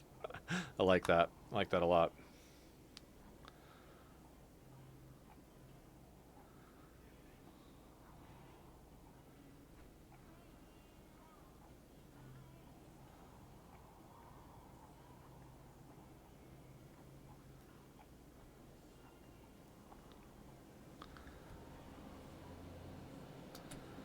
Okay, everybody should be fed. Let's party it up. Julie's doing a little bit of a moonwalk. Yeah, no, of course. I appreciate your perspective, Sparta. You and Blue and everybody else who's given ideas have been very helpful in coming up with some new ways to do things. Like I said, I've learned a lot from this. So even if by some chance this whole thing goes sideways, I know a lot about how we would change the attempt or change the style. All right. Next ritual.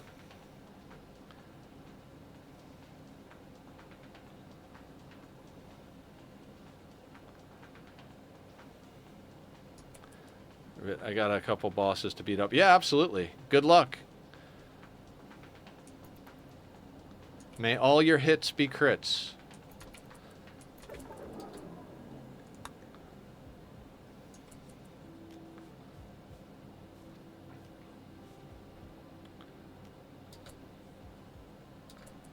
Negative 0.11%.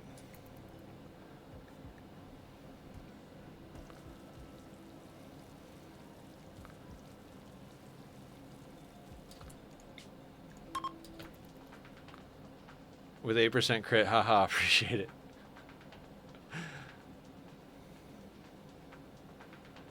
Man, talking crits and stuff makes me think about Nightingale. I had such a good build in Nightingale before they changed the entire build system, and they've added a bit to the game. That's another one that I'm like, man, I kind of want to do another playthrough on that, but I also kind of want to wait a little longer.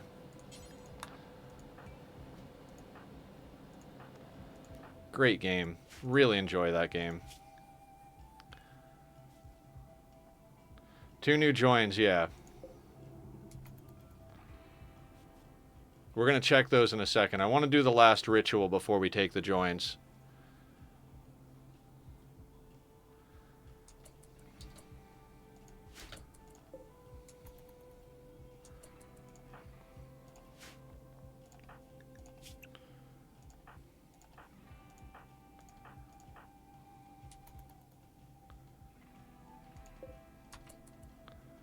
All right.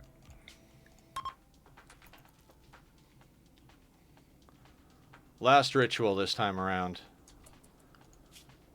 If we get a good festival and we get 1 point, we can reform and do 6 more, theoretically.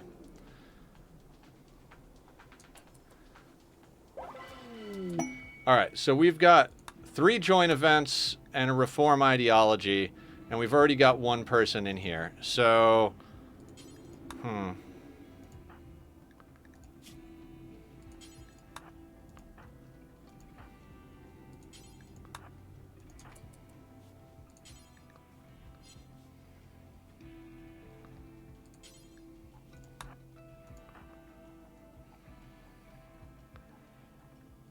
the purple ones. I think we're probably going to end up sending somebody out.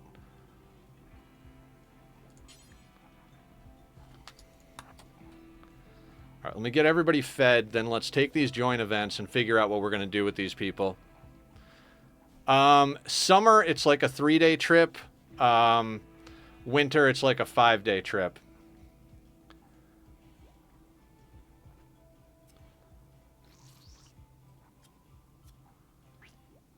All right.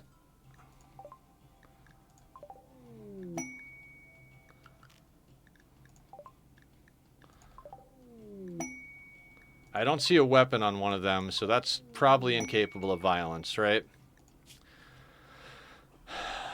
All right. Incapable of violence, we're definitely not keeping this one. Misandrous teetotaler, not a good... So Thessa is out. We got a slothful, careful shooter, impid child. That is trash. A kind, delicate baseliner, incapable of cooking, but good at artistic and social. I don't really want a kind, delicate. I think these three are junk, and this is a ghoul. Yeah, I'd love to ally them, Blue. I accidentally stripped one of their people like 2 streams ago and totally tanked our chances of getting them as an ally anytime soon. You know, so there is that.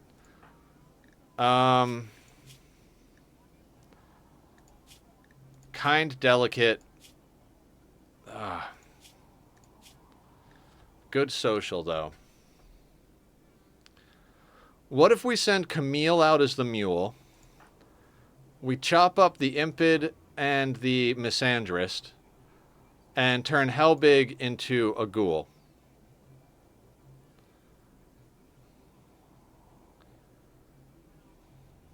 I mean, yeah, they're delicate, but...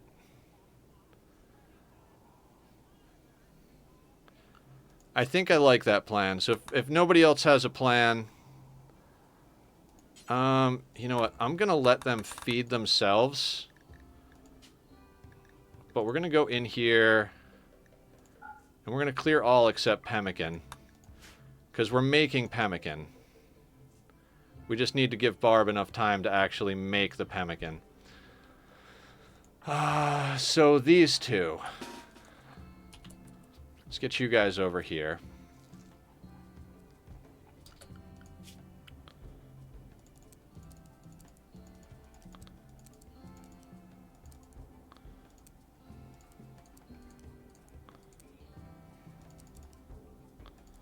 I know they're not permanent parts of the colony, but I just want to adjust their work schedule so they don't do anything stupid while they're here.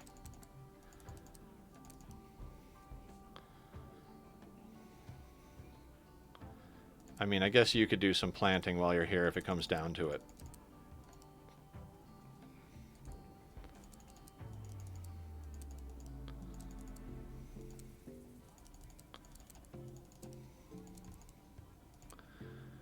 This busy suggests something. Don't edit without me.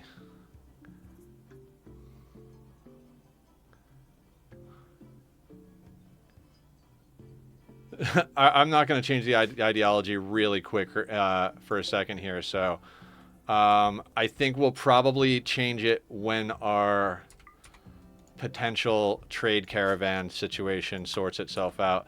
Let me let them chop stuff up so we can get the textiles we need to trade with.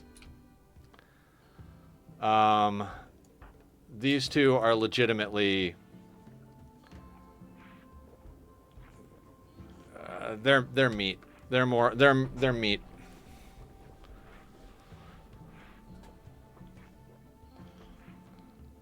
If we had a leader, I could even accuse them of being guilty or something.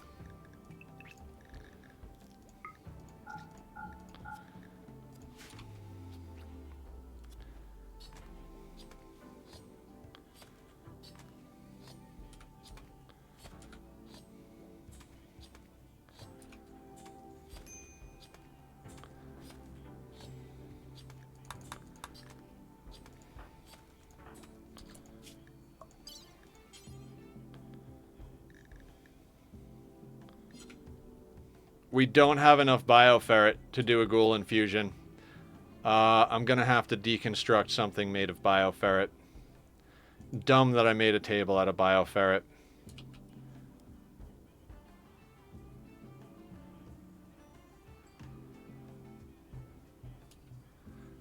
Yeah, let's deconstruct the table.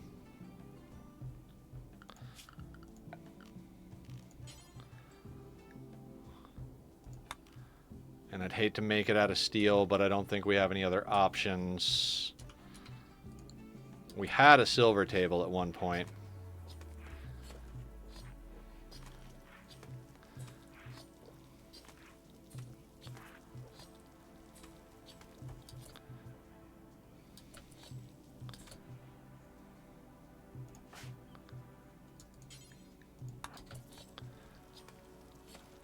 Everyone waiting for you? No, not really. I'm okay. I'm just, I realized we shouldn't have made the table out of bioferret because we need that bioferret for ghoul infusion. So I'm deconstructing the table. We are butchering people, and these guys got to ditch their gear.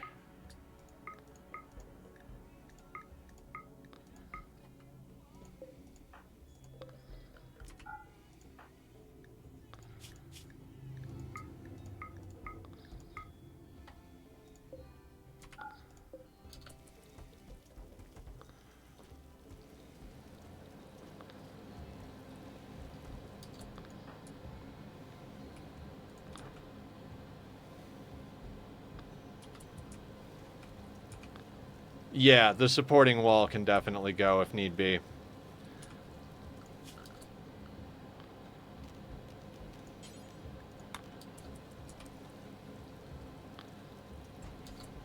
Alright, that gets us the bioferret we need. When you're done, prioritize working on that blueprint. Hellbig.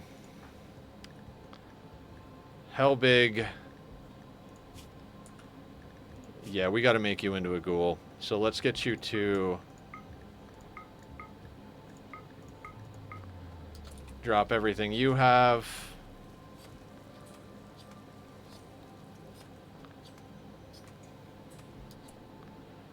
Okay, and then health. Ghoul infusion.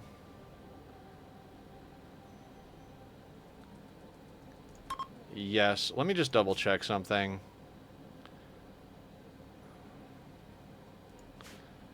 Alright, that's fine.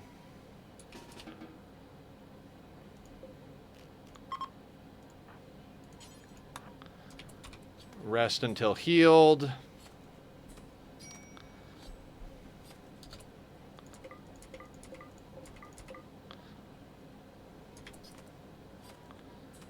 And then where is Barb? Barb is building that, and then after that, do that.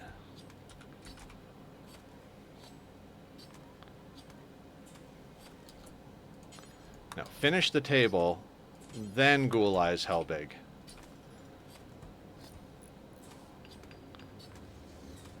Okay, fantastic.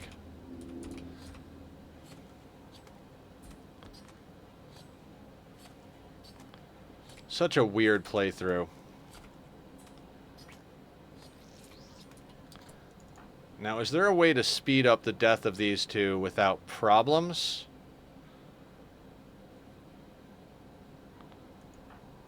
I don't know. Is hypothermia better than...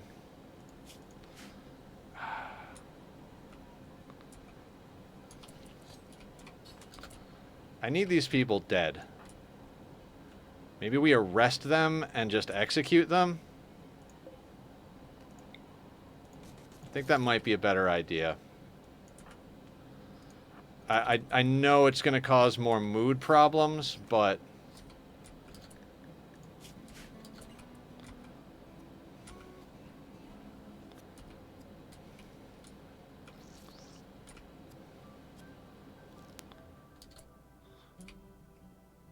shoot them till they fall over, then just walk away.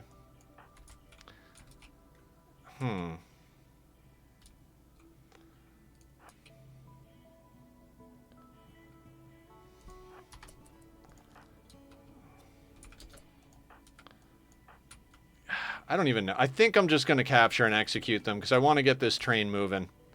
I don't want to wait for them to bleed out. I want them dead. I want them butchered, and I want Camille on the road. So, don't know. This might cause some problems, but it's going to be what it is.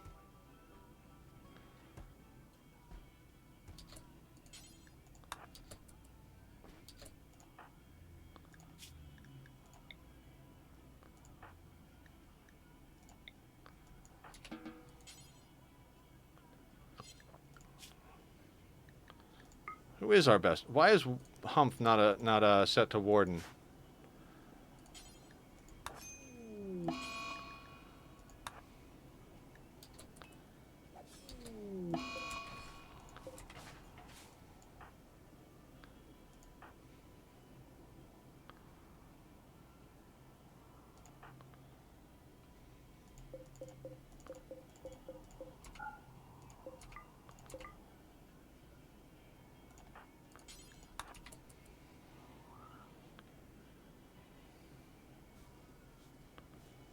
I don't care that we executed innocent people.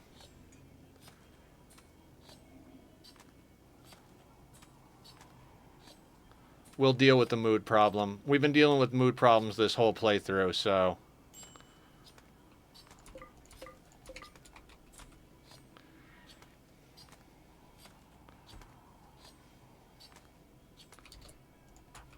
And Hellbig, we're gonna have to make a ghoul zone.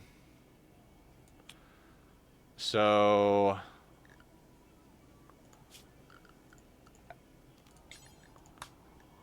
let's just delete that. I don't remember what that is, so we'll delete that. Inside, we'll create a new area. Call this ghoul. Yeah, well, I mean, they don't have a choice. They don't have legs.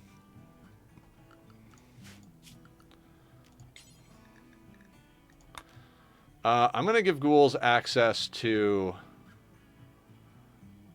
I'm going to say this shelf. And then, like, I'm just going to let them hang out, like... You know what? Let's just have the ghouls hang out here. You guys can go up to this shelf, and you can hang out in this area down here. That could be you next, absolutely.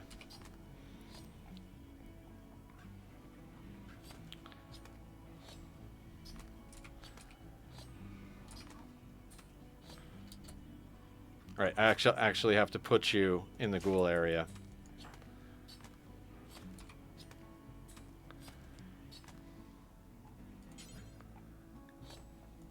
Let's eat you some twisted meat real quick.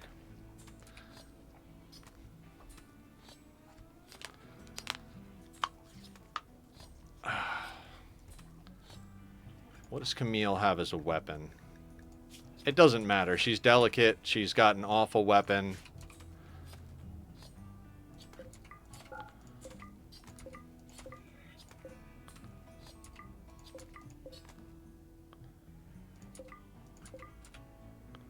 Captain, I have a question to ask. I am making a pirate town in Scrap Mechanic, and as the captain, I want to ask you, what type of house would you like to live in?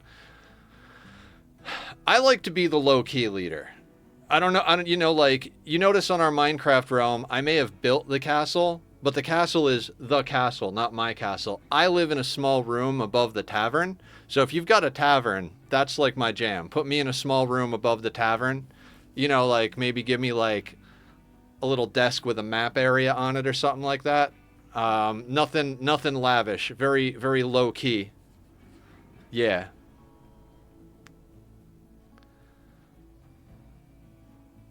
Okay, so... I think we've got everything chopped up, right?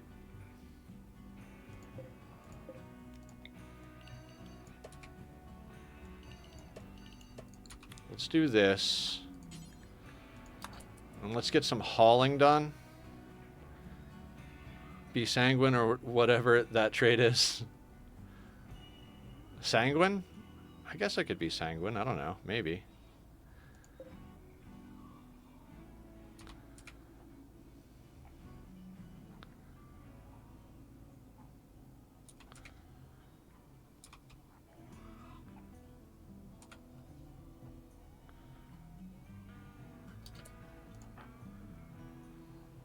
Lurking as you build sounds good, Mr. Crow. No problem at all.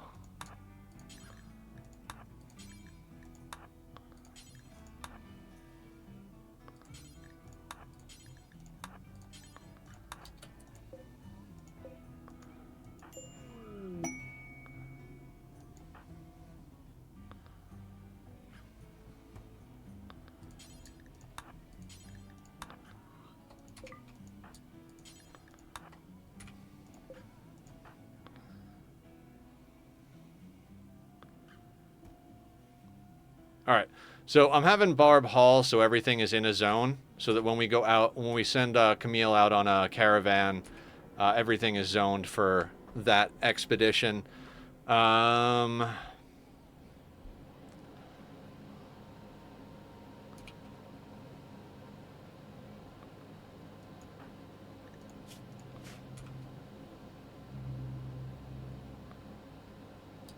Actually, can I just expand this zone a little bit? I can.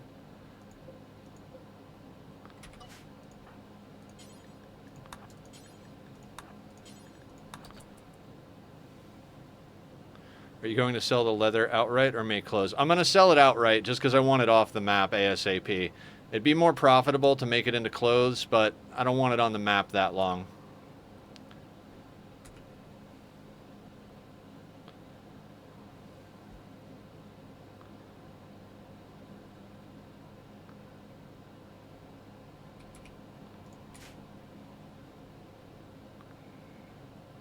Alright, now everything is zoned in, right? What's this quest? A shuttle of the Broken Dominion has taken damage and is seeking a place to land. Its commander, Nilos, wants to land at Sea Ice 2. Pigskins from Confederacy of Cooley will attack the crashed shuttle site in an attempt to kill its occupants. You must defend them.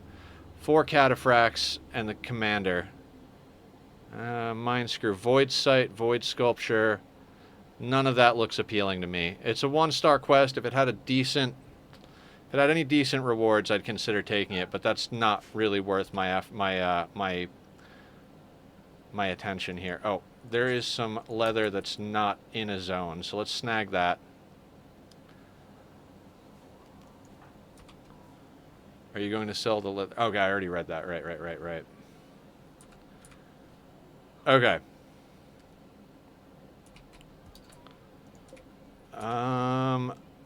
I want them to have something to use. Wait, Hellbig doesn't need the, Okay, fantastic. So now let's go over to the world. We're going to send a caravan here. We're going to accept. We're going to send Camille. I'm not going to send the ghoul or the bot with them. They are a delicate pawn. They don't have a good weapon. They're going to go, if they die along the way, they die along the way. I'm willing to risk,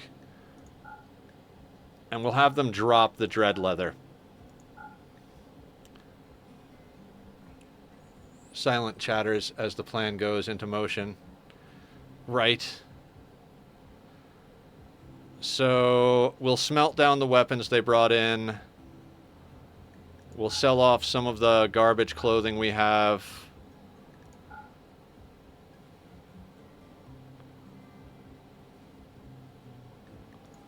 Sell that, sell that. The tainted stuff can just rot. Sell that stuff.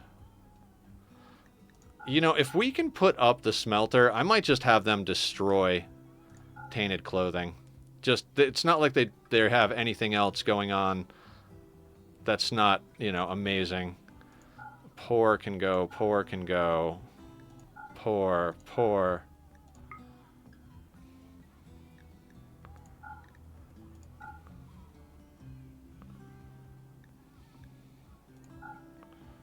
You know, I'd rather keep the poor sheep wool parka than the poor devil strand pants.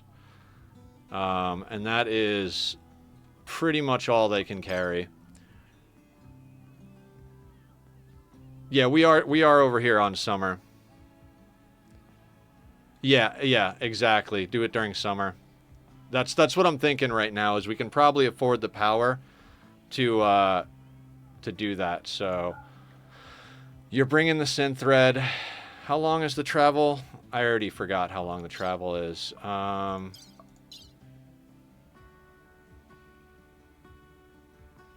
it, I didn't look at the travel time. 5 meals is not going to be enough, so we're going to have to not take something over here.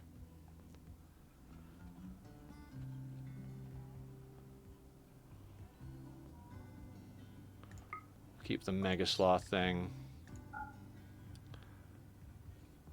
The singular egg? Yeah, we should definitely bring the singular egg.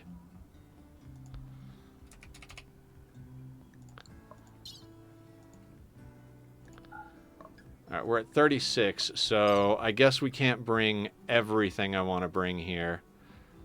I guess we'll keep the formal vest. Bottom right in cyan text.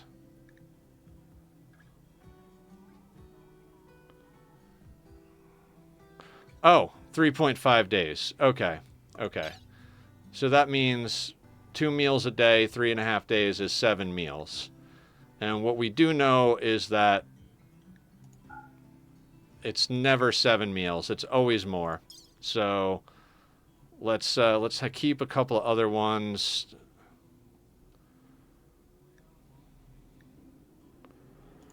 We'll keep that sheep wool. Fine, we'll keep that too. We'll send you out with... God, 8 meals is already a lot. Okay. All right, we're 3.5 days, sending with 8 meals. And that gets the vast majority of wealth off of our map.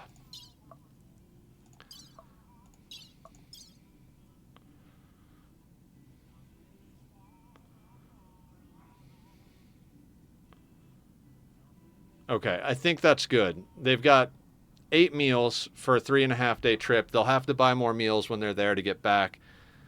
So yeah, let's send that. Let's go into here, and Camille can get set to everything. Let's just double check something real quick. Drop that Glitter World, drop that pemmican. Oh, that's Barb, not Camille. I'm insane. You know what? You can carry the fine meals that are on you. Yeah, you know what? You can have a fine meal. That's fine. You're about to go out and do some delivering, so... I'm gonna... Let's leave those forbidden for just a second. Actually, we killed the people that dropped them, and they weren't metal horrors, so...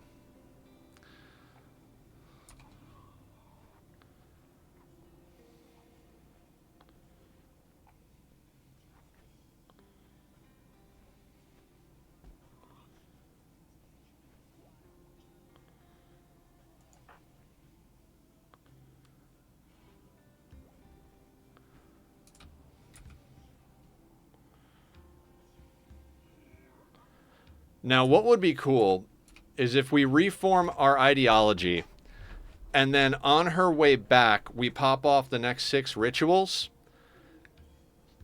and that way we know what we have when she gets back. In other words, like, we might have more people to butcher. New ghoul Giggles in honor of her. Aw!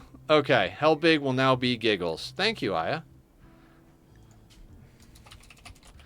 Giggles. There we go. Julia Giggles Hellbig. Yeah, so if we can... and Katsumi hasn't been renamed, by the way. Camille is not a permanent part of the community. Camille is going to be a mule for now. Maybe Chuckles. I mean, we'll have more ghouls. Maybe we'll go with that as our naming conventions. We'll have Giggles, Chuckles, Yucks.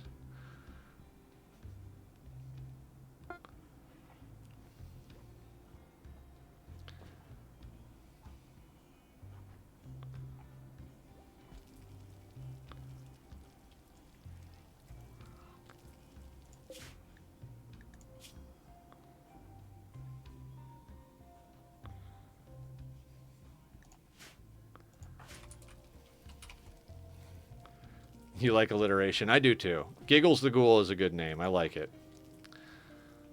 Like we said, they only eat meat, but...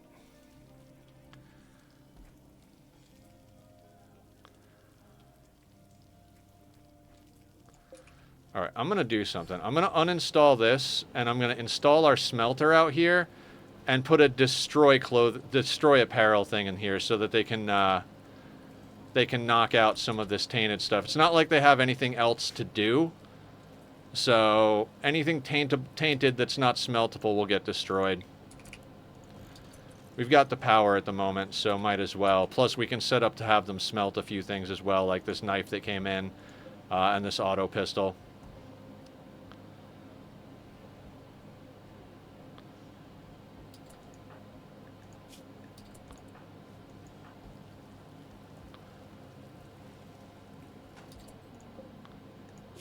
Smelt weapon, smelt apparel, smelt metal from slag, and then destroy apparel, do forever, details.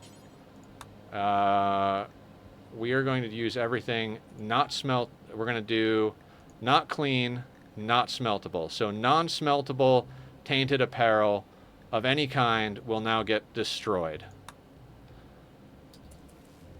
And that'll give Killer something to do.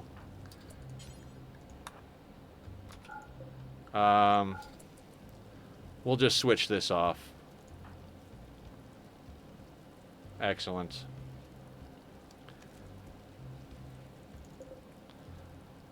Now, given that we've got a ghoul now, we do need to stay on top of our meat. So let's make sure that we're always checking our wildlife. And let's see what comes of all of this. I like the idea of having a ghoul as a melee blocker. They're reasonably disposable, and once we get to the point where we can make serums for resurrection, that's going to be very handy. So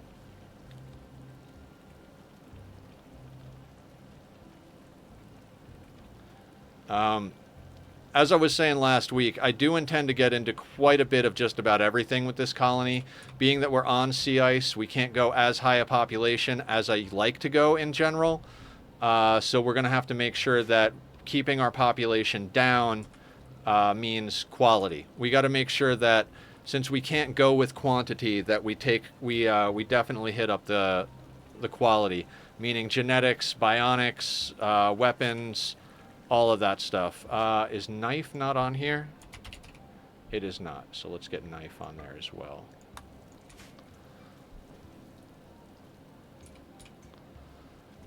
But actually, guys, real quick, I got to go hit the restroom. So I'm going to put up the links to Bobby's music. If you enjoy the music from the channel, go show him some love. We got a lot more Rimworld for the rest of the day, and I'm pretty stoked about where we're at. So I'll see everybody in a few minutes. Go get yourselves sorted, and I'll meet you back here.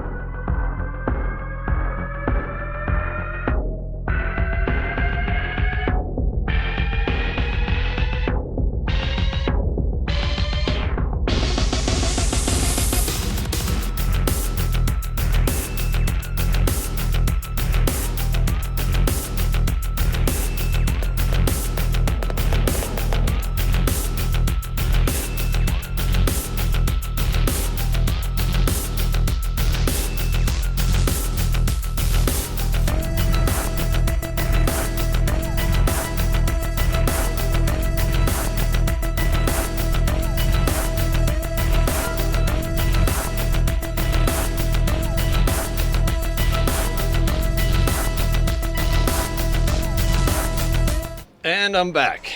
Liquid in versus liquid out paradigm has been stabilized. Coffee has been topped up, although I don't think I'm even going to get through this because this is way more than I would want. But we're here. We're doing the thing. Right now I have everybody managing their own food and staying exclusively on pemmican because we've got a batch of mushrooms that came in. We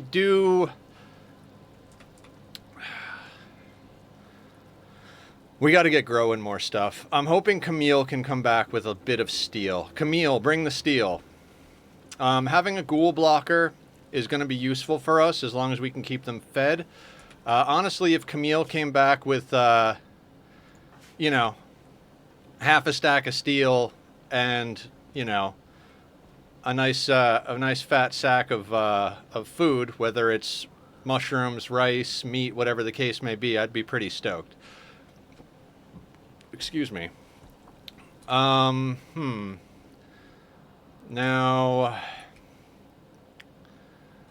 I really would love to get some uranium. Cold snap in the Arctic. Talk about middle finger status. Okay. We're gonna have to see how this goes. We've got 85 steel.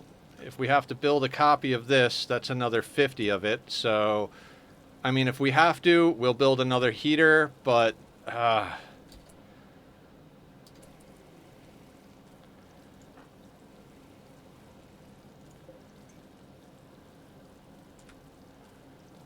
prefer not to have to build another heater, but, you know, things and stuff and things.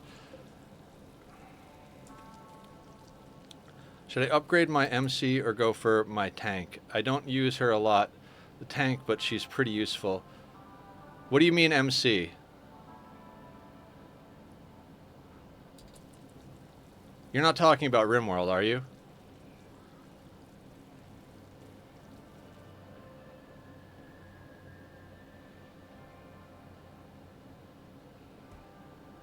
MC. I see MC and I immediately think Minecraft, so... Watering wave. Yeah. I remember you talking about that, that game last week. I don't know anything about it. I would say not knowing anything about it, having a balanced team is an important thing. Main character. I mean... Again, not knowing the game, my best advice on anything like that would be to make sure that you have a properly well-balanced team. If your tank is getting the job done and the resources or the experience or whatever could be spent elsewhere to increase your DPS, then I would say do that. If your tank is barely hanging on by a thread through the through combat, or whatever the combat may be, then I would say upgrade the tank. But it really just kind of depends on where your combat is at the moment.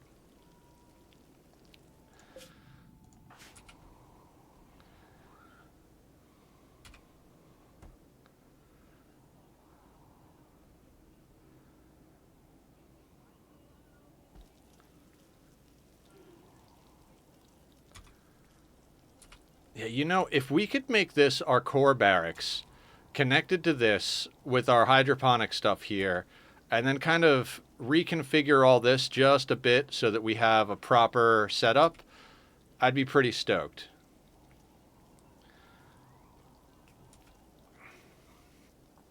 I mean, she can eat a couple hits, but if it's anything with a follow-up, she's cooked. Maybe upgrade her then. Again, I don't know anything about the game. But if your tank is not tanky enough to handle combat, then that is always going to be an issue. Let's take a look at our ideology real quick. So,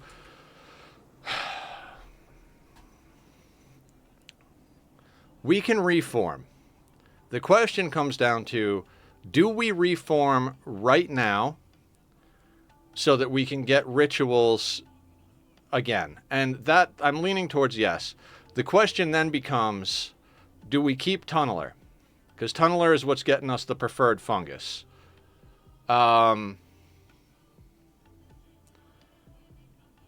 I don't think we're at a spot yet where we can afford to switch back over to rice. unfortunately.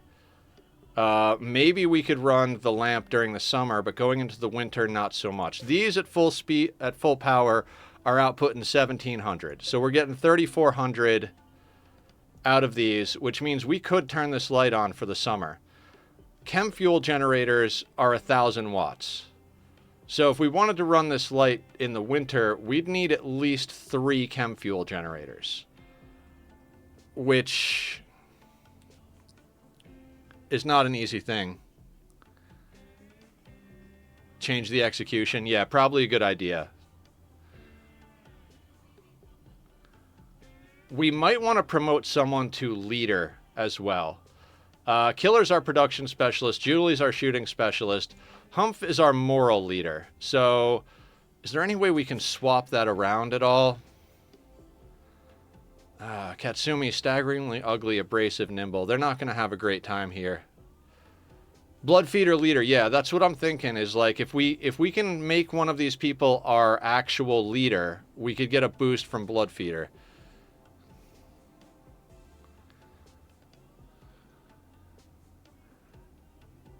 Plus the cost of hydroponics, making it 4. But since they're not worth much, you have to have a lot of power, like 800 spare or something. Yeah.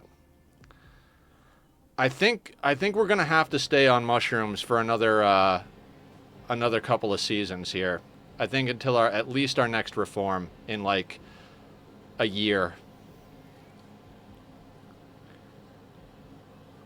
True, Sparta. But if we can make a vampire a leader, we'll get a mood buff if we switch to Blood Feeders Revered. So I'm trying to figure out how to crank out as much mood with our reform here. Like, could we afford to make... The problem is that Barb still has her scars. Doesn't she?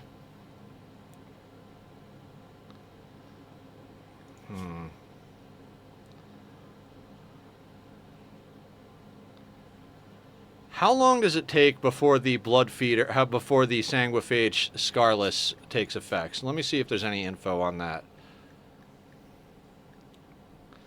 Carriers of this gene have a special type of regenerator cell which can heal old wounds and chronic illness like bad back.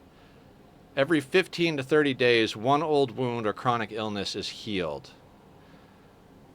Okay, so how long has it been since she's been a vampire? It says 2.1 years, genes regrowing.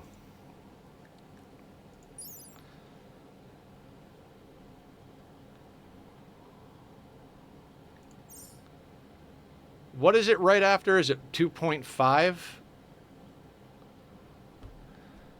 I want to double check that real quick. Not to be that guy that Googles stuff on stream, but I'm that guy.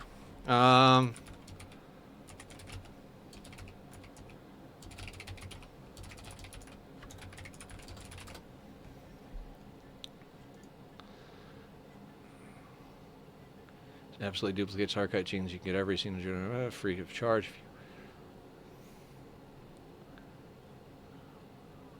Posture check. Good one, Barb. Thank you. Stretch. I can do that. I have a feeling there's a hydrate coming up. Yep. 1 second.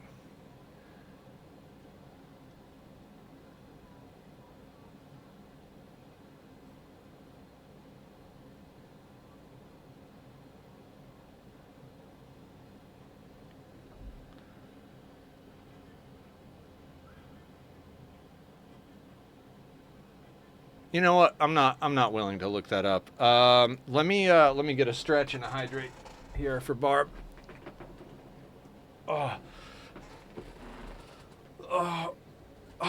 Barb, would you mind clearing the queue for me?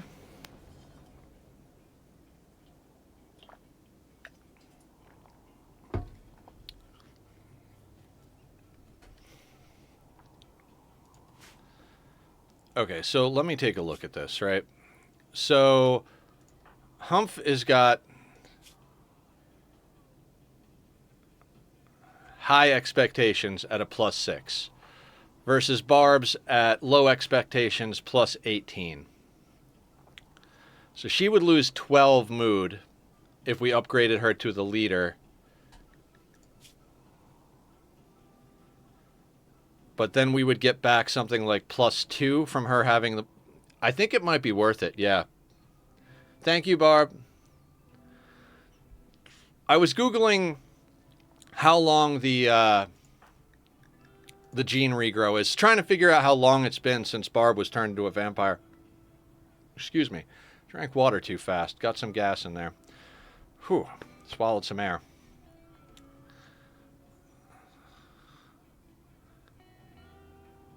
Q is clear. Over. So glad I actually understood what you were typing there. Okay, so... I think we make Barb the leader. It might make her mood difficult to deal with.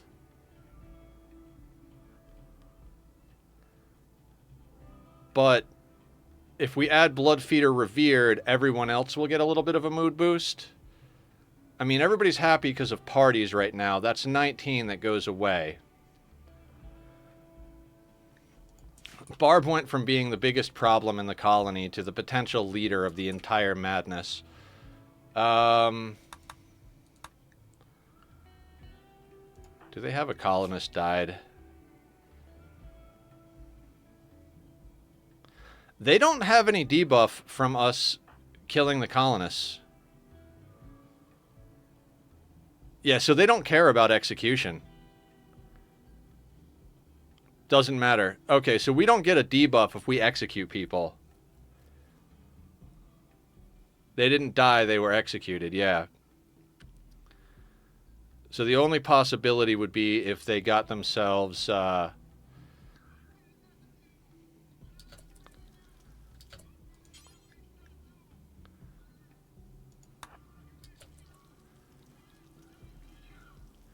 Okay, so I think we have to keep Tunneler for the mushrooms for now. Because I don't think we can support the sun lamp. We can't support the sun lamp going into winter.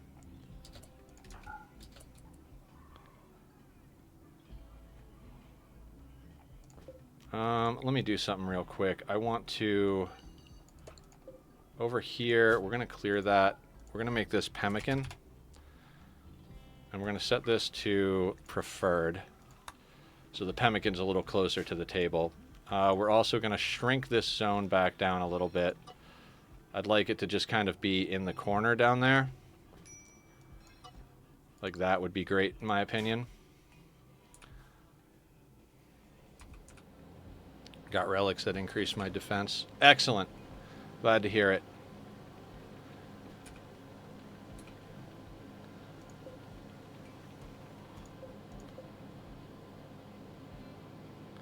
Yeah, with the 2 prisoners we have, and the fact that we've got a ghoul now, I would really like to get some more hydroponics basins up sooner rather than later. We've only got 85 steel, so we need Camille to bring back some steel. Shoot Frenzy on Killer.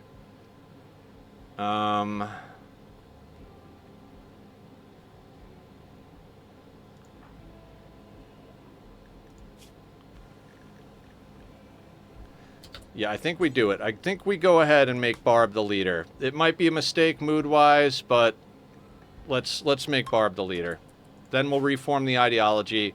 We'll make Bloodfeeders revered. We don't need the Bloodfeeder meme. We could just take the precept, which is usually how I do it. I think we got to keep Tunneler. They're still not going to be happy about living in the dark, even though they're Tunnelers.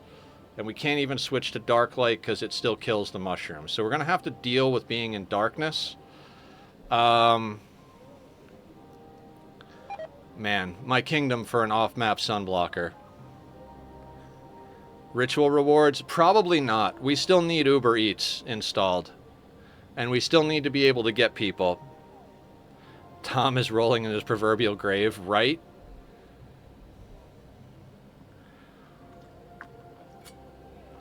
I die, and my wife, who's always pissed off about everything and has a flesh tentacle, becomes the leader of the colony? Yeah, right. He was kind of a dick to Barb. He kind of got what he deserved.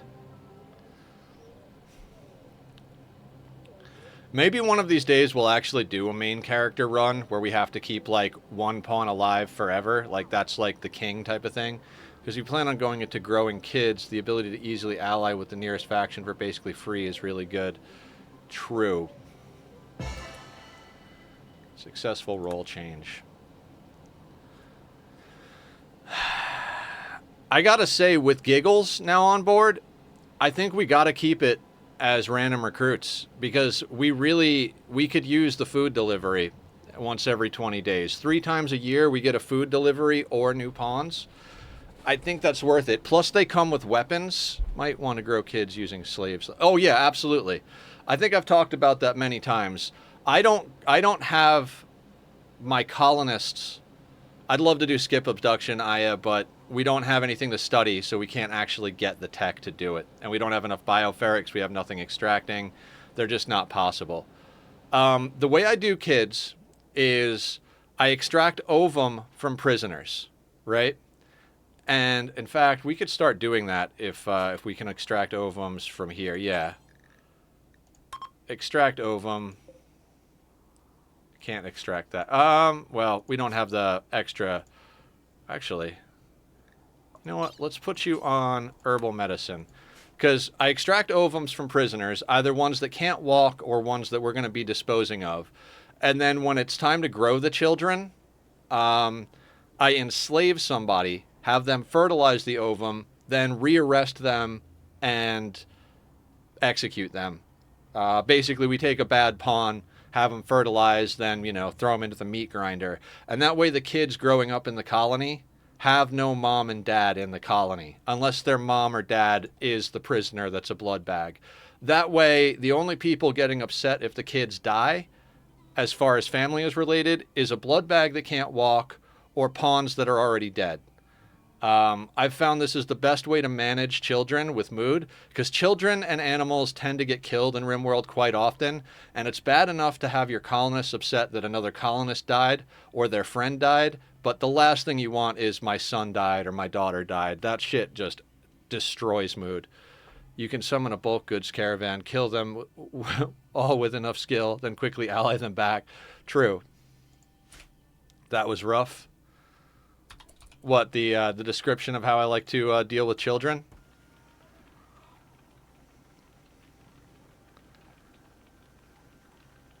It is possible that I might have gone a bit too Crow style with the tavern, so it is big, very big. Oh, Mr. Crow made something obscenely oversized. Who would have thought that would have ever happened? Yeah, the son died. Yeah, Tom got that because we had to kill his son. Well, we didn't have to, but I did. Okay, so that all being said, it's probably going to take us at least 2 more rounds of festivals to reform again. So we're talking almost a year. We're talking 40 days, which is 2/3 of a year before we can do these rituals again. Unexpected, isn't it? Very unexpected, right? Yeah. So let's... I don't want to add anything. I don't think we can take Tunneler out. We're gonna have to. We're gonna cross our fingers that next summer, when we are able to reform again, we have enough power and infrastructure that we can get rid of Tunneler, go back to running rice and/or berries, with chem fuel generators, and then we'll make changes accordingly as we go. But we have to keep Tunneler right now. So. Let's reform. Let's not change any of our memes. Let's add a precept over here. Blood feeders revered. So, blood feeders. So, blood feeder died is a -2. Revered blood feeder is +4.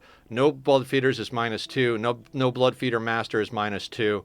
Blood feeder master is +2. So, all in all, we should have a +6 to mood because we've got 2 vampires, a growth vat kid to make super soldiers. I mean, making super soldiers, it doesn't matter who... The genetics in this game don't matter. It's not like genetics pass on traits. You know, they matter in the regard that, like, we can gene splice people, which we might end up doing.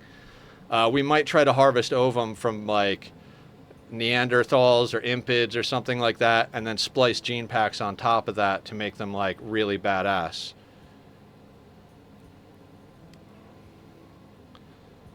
Research very fast. Insect meat loved, healed. Cannibalism is acceptable. Fungus is preferred. Don't care about small faces. Child labor disapproved. If we want to raise kids, that's awesome. Bonding disapproved. Blindness horrible. Can't change that. Don't care about corpses. Execution, don't care. I like that. We're not going to put respected. If you know, we're not going to do anything with this because we can now. I didn't even realize. In some cases, pigskins and Neanderthals. Yeah. I would like to get some tough Etekeens for Ghoulage. Free and endogene super soldiers are free and endogene super soldiers. True. Diversity of thought neutral. If we go to intense bigotry, we can get a mood buff.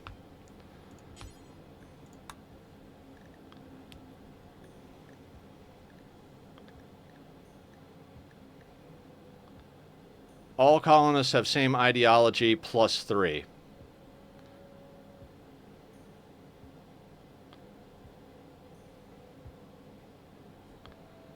Uniform surroundings +5. All colonists have same ideology +3. I think we go intense bigotry. Yeah, the creep joins is the reason I usually go neutral, but we haven't really gotten any creep joins that we've wanted to keep. They seem to be relatively infrequent with the way we've got settings, and mood has been a problem. So I would say if we get creep joins, stay neutral in your opinion. We need help with mood though. Hold on. Let's cancel this reform real quick. Let me just double check something.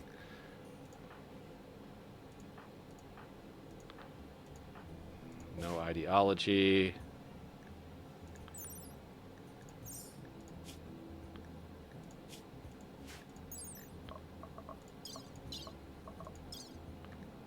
They are the right ideology.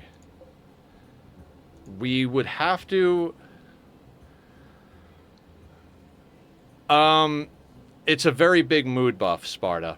As long as we have everybody in the colony, we're talking like, what was it, like a +8 mood buff, +3 for one thing and +5 for the other thing. So as long as we have uniform surroundings and everybody is the right ideology,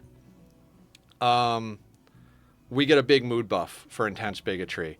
But I think for uniform surroundings bonus, our blood bags here have to be converted. So let's start converting them, which will actually help with our social. And then let's hold off. Let's hold off on reforming, because I think I want to go into intense bigotry.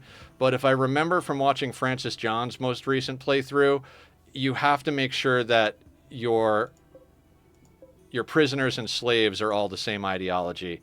So when we take prisoners, we have to immediately convert them if we're going to go with intense bigotry.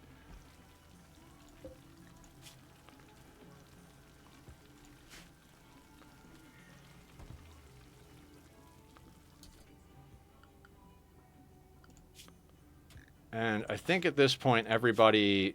We've eaten... Well, we're still eating pemmican, okay. Shove meat bags in prison and convert them if we need to. True. Yeah, exactly. I think we do need to put a lot of focus on getting another 2 or 3 hydroponics basins up, because we've got a population size now, especially with the ghoul eating the meat, that we really need to be able to sustain our people exclusively on vegetables. We're still eating people. We are still eating people.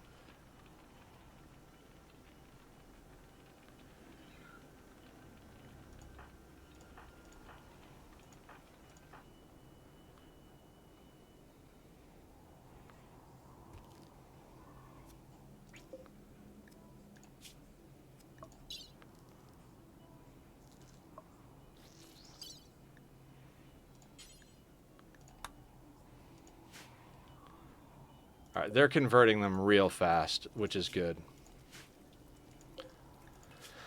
Swine over here is just about... oh, because they're nervous, so their global certainty factor is very low. They can be converted very easily.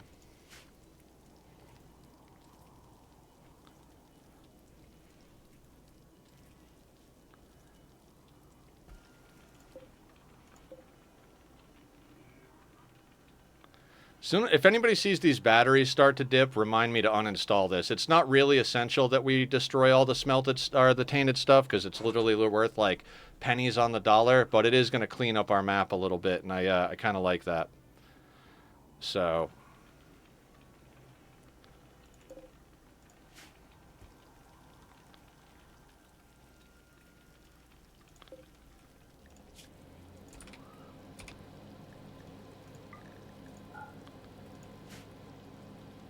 Allegedly, according to some research, I don't know what crazy bastard did that, but allegedly human meat tastes like pig. That's legit. Oh yeah, it's been called long pig for a long time. Linus always liked to joke about how in Rimworld he likes keeping pigs because he uses the pigs to convert long pig into standard bacon or something like that. Long pig gets converted into regular pig. That was before you could do ideology. To a nearby location, like a complex. You sometimes trigger raids, yes? Are those raids only on that map tile? Yes. So we could, in theory, go and occupy this ancient complex and then kill raids for food. Is that what you're getting at, Aya?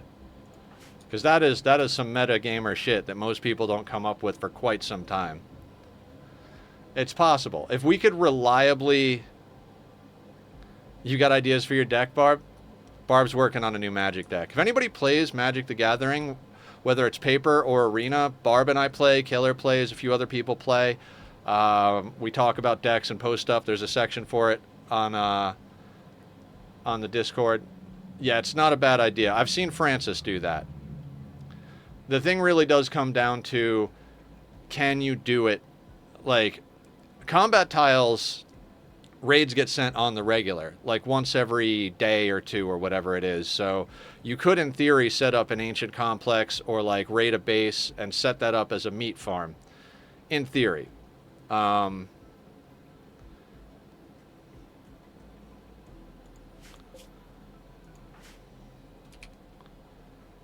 Discover works this way. It exiles cards from your deck until it hits a card that meets the criteria, and then it casts from exile for free, right? I mean, how much meat can you carry home? That's a good question. That's a good question. The thing about carrying meat home is it might rot on the way home. So in order for that to be...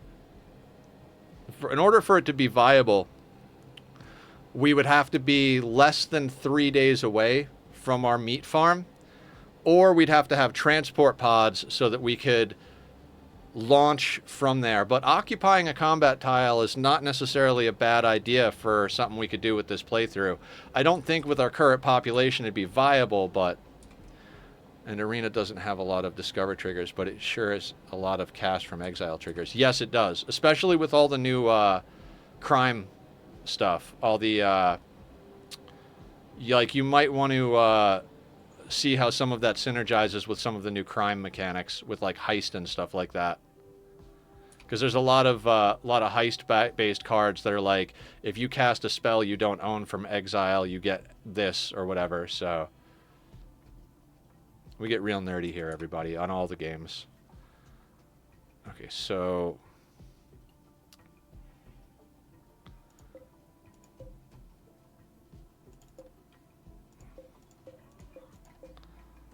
Alright, Killer's making slow but steady work cooking this stuff down. I mean, if we look at it, this is worth 66 cents. Is this even worth doing? Like, that's like $3 there. That's like another like $3. Maybe $4. I don't think this is actually worth doing.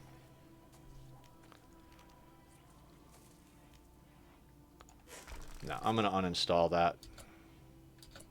Actually, you know what? It gives Killer something to do. It's fine. It gives Killer something to do. It might be a more reliable, if dangerous, form of meat gathering for Giggles. I don't think Giggles could handle the size of the raids, but maybe.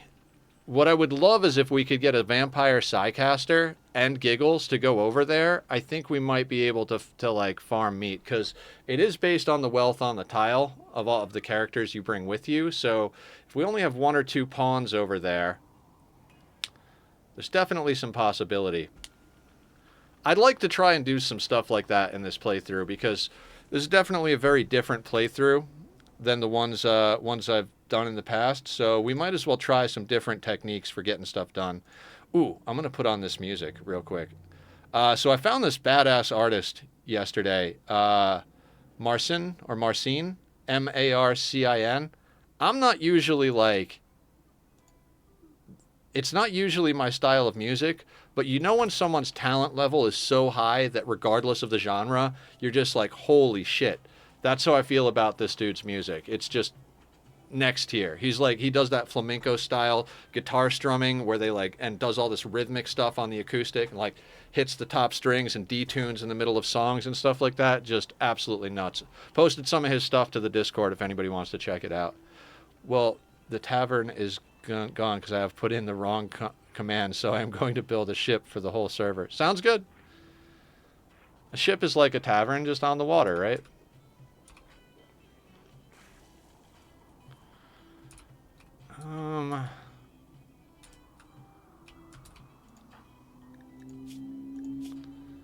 You know, Barb's got a little bit of mining experience and is currently the vampire, so we could theoretically send her out to do a little mining. It's just, a lot of it is pretty far out there. Maybe we have her come down and mine the slate. Conversion, excellent. Oh shit, you know what? I screwed up here. Hang on.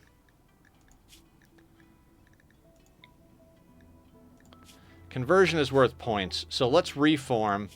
We might have a slight mood debuff because one of the prisoners isn't our style yet, but that'll happen quick, and that'll actually get us an extra. Like that conversion right there, we missed out on a reform point. Yeah, I realized while listening to it that the Mind Electric wasn't as complex as I thought.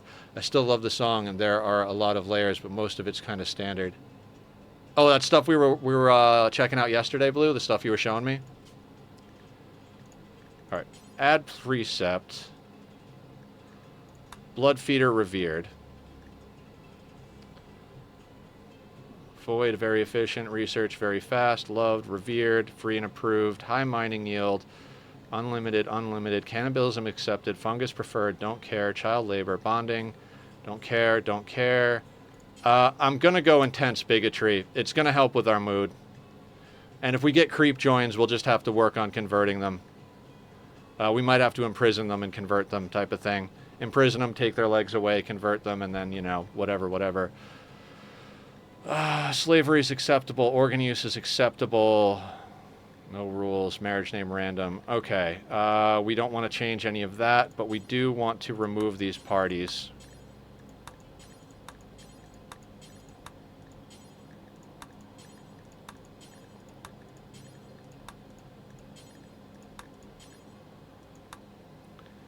I'm going to show someone something. I tend to do a countdown and play it at the same time so I know that where the people are reacting. Yeah, we could do some of that. Checking out new music. I have the same deal with checking out new music that I have with backseat gaming. I don't mind checking out new music. I don't mind having people give suggestions on games. The only time I mind is if people get upset because they don't like the decisions I make. You know, like, if someone's showing me music and I'm like, I don't like this, I don't want them to get upset about me not liking the music they're sharing and taking it as a personal affront. Like, I don't like your music, so I don't like you. I'd rather not exchange music if that's going to be the deal. But as long as someone understands that, you know, I might not like what they like, but I'm still willing to give it a try, I'm all about sharing music with people. Just the way, like, I don't mind people giving suggestions on what I do in the game, as long as everybody at the end of the day understands that taking all of those suggestions into consideration, I'm still going to make my decision. You know, like Sparta mentioned, maybe stay neutral for now, and I'm like, you know what, I really want to go intense bigotry. You know, if you're going to hold it against me that I do a different choice, then I'd rather people not speak up. But nobody here is like that, so I'm not watching someone else to see a game played the same way over and over. Right. All right, let's make sure we got this. 50% chance, 50% chance, 50%, 50%, 50%, 50%, ritual kneel pillow. Do we need... We might need an altar, but we've gotten away with not having one, so I'm not going to worry about it. Apparel. Is there anything we can help with in here? Like...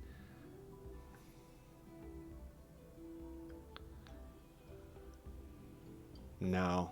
All of this would interfere with the stuff I want eventually, so... My biggest issue is that I obsessively like to pick people's brains. No problem here. As long as you don't get upset when people think differently, you can pick away, my dude. Much appreciate the picking. I've learned a lot from all of you guys, so... Okay, so I think we've got our changes.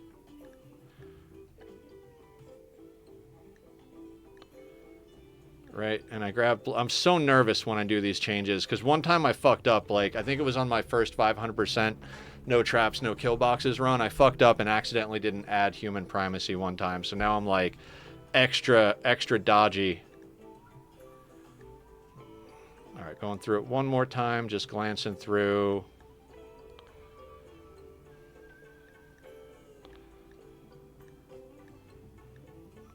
Okay, I think we're good. I think we're good.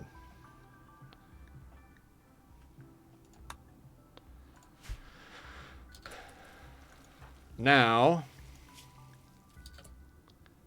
fluid style surroundings +5 mood. Uniform thoughts +3 mood. Blood feeder master +2. So we just got 10 extra mood because of the changes to our ideology, with intense bigotry and blood feeders revered. So that's why I wanted to make those changes. So let's fucking go. Everybody should be considerably more happy. Now, the leader themselves... Revered blood feeder. Okay, so she gets a bonus herself because she is a revered blood feeder. So she gets a +4, which is going to offset most of the flesh tentacle. Uniform thoughts gives her an extra +3. So there's the rest of the flesh tentacle and some of her pain.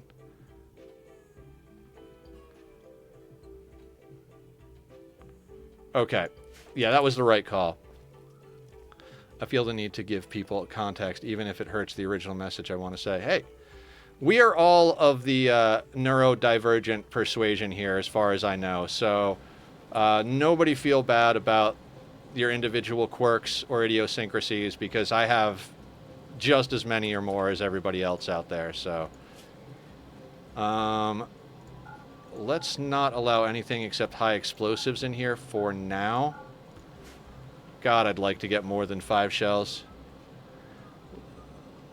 The later was more about the vibes and new lyrics, but the former was because the artist had so much to bring to the table. Despite having most of the same lyrics, a few of the lyrics changed, completely changing the story being told. And then 2 separated by memorable points in my life. I found 2 different... The mind, electric, and felt... Oh, okay, I got you. Sorry I didn't catch up with all that. Thank you guys so much for Gray Flesh. Julie?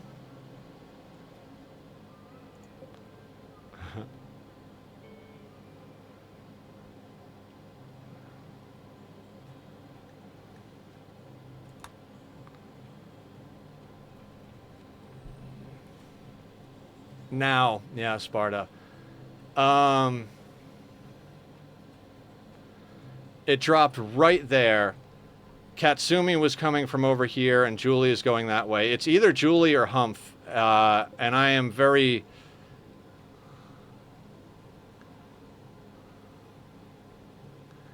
Yeah. We might imprison and interrogate, because I want to get this caught sooner rather than later. Okay, so let's make sure that nobody is eating food.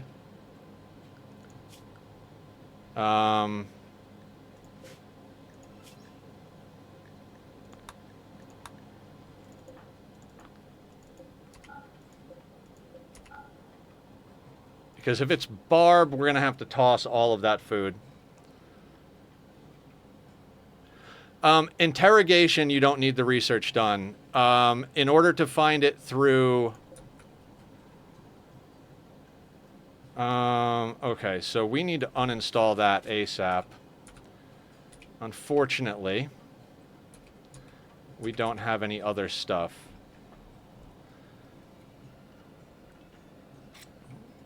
If you want to find it through medical inspection, you have to do it after you do the research. If you are willing to interrogate, there's always a chance...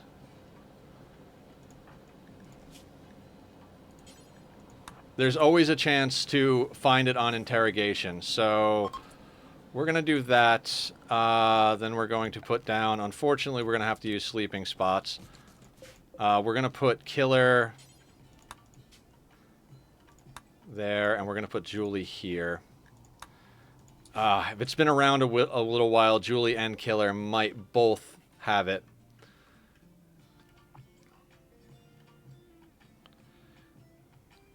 I think it's Julie, based on where it came up. Well, shove her into the prison ASAP. Yeah, that's what I'm thinking about here. Yeah, this is where a metal horror has infected our colony. This is basically Among Us right now. Somebody is a monster, and we don't know who. So...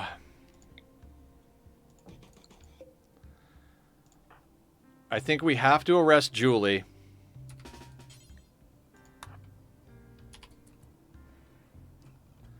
Because I'm pretty sure Julie is the metal horror. Yeah, she lost her role, unfortunately.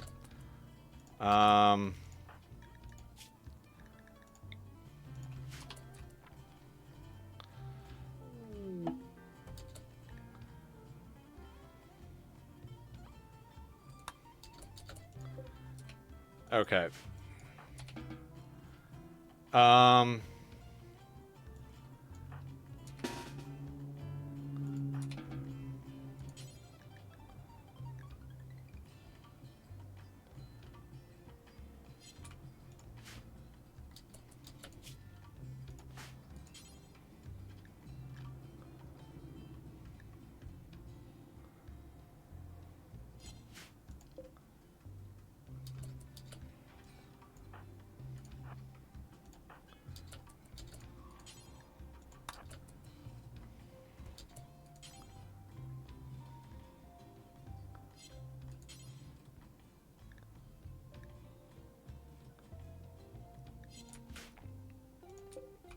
How do we interrogate her?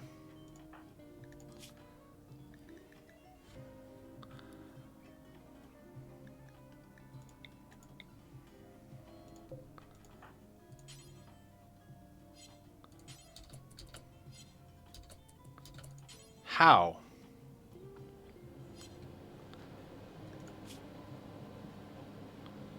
Oh, because Hump's not set as a warden, that's why. Your social, okay.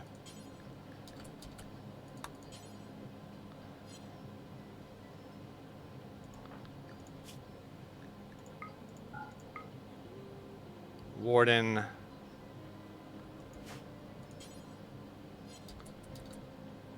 I don't understand this. There we go.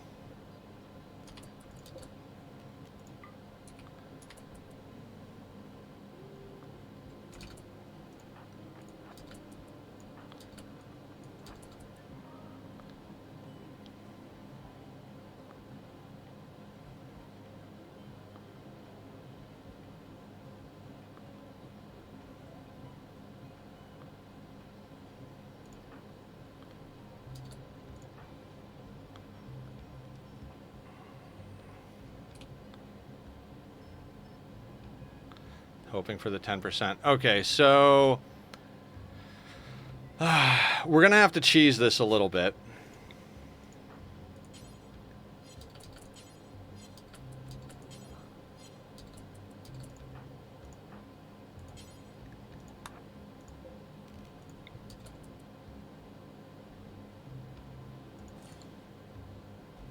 So interrogation is not 100%. So what we're going to do is arrest Julie again.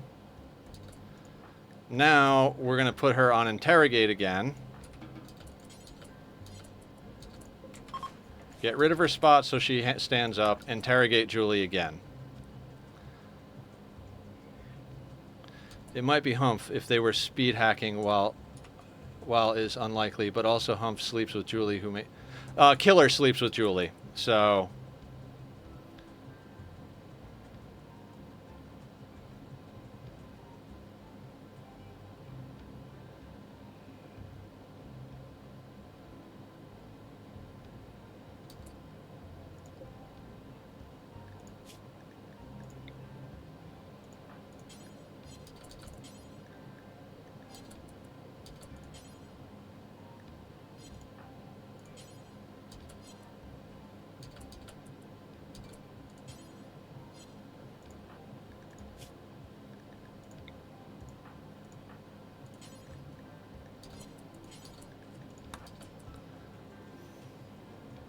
Yeah, Killer might have it if Julie has it. I agree.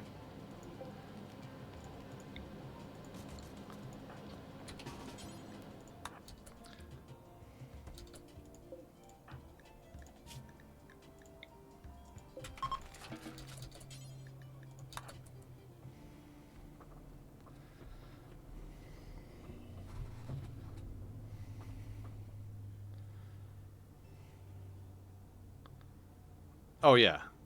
Interrogation doesn't work 100% of the time. It's actually not the best way to find it.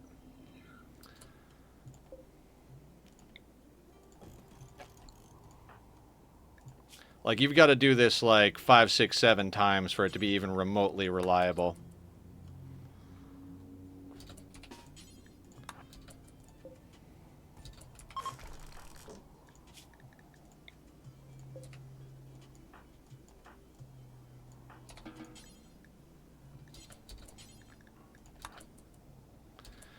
Guys, more metal horror infections is actually good since you can get more research from them. I mean, in theory, as long as our colony survives is the problem.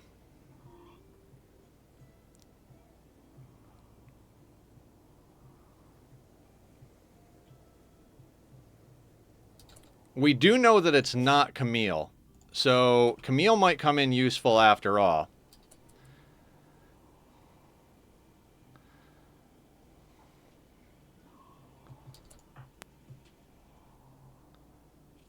That ghoul was an amazing call, thank you.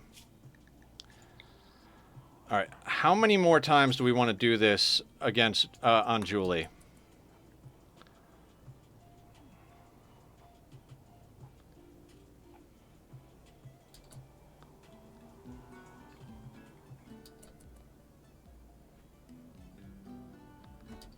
I think I want to interrogate Julie at least one more time.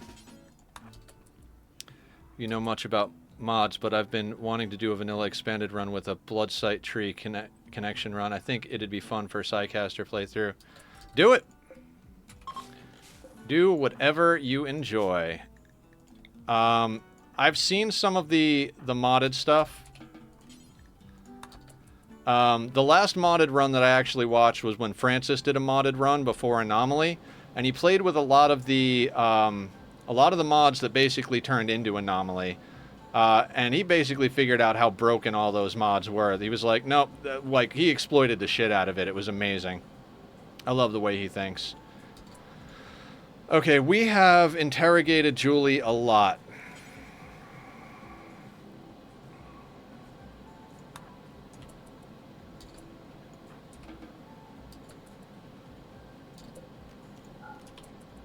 I'm going to release her and let everybody kind of get back to work here.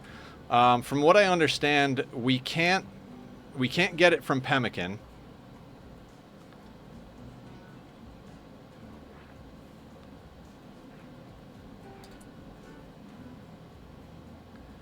Well, I would say Humph would probably be next. We probably have to have Barb interrogate Humph because Katsumi was here walking this way. Barb was here, or Julie was here walking this way. The gray flesh dropped here, but Humph was here. So the three people closest were Katsumi, Humph, and Julie. So Humph was the next closest. Yeah. I think it was either Humph or Julie. Hey, I don't know if anybody wants to do this,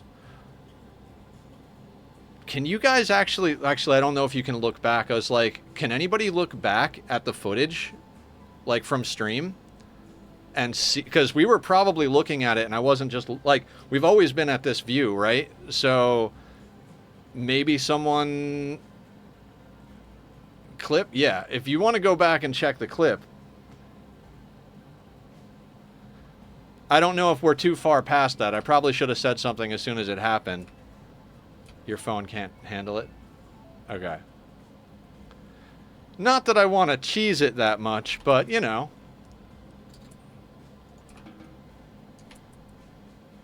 Oh, we have gray flesh, Barb. So, metal horror somewhere in here. We interrogated the hell out of Julie. What was it, about 5 to 10 minutes ago?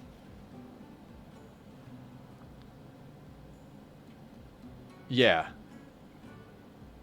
I mean, it can't be more than 10 minutes ago, at most, I would say.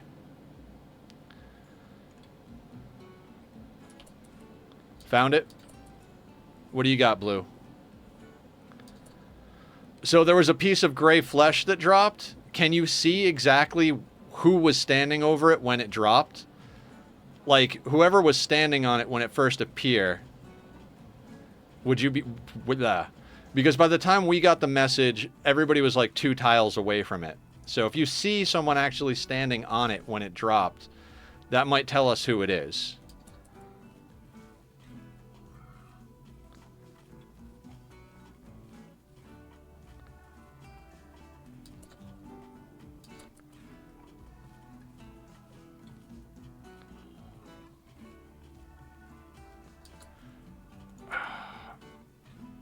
And he's wardening. If Humph has it, the prisoners might have it now, because he's wardening. Oh, man. Yeah, Swine still is on convert. Let's just do maintain only.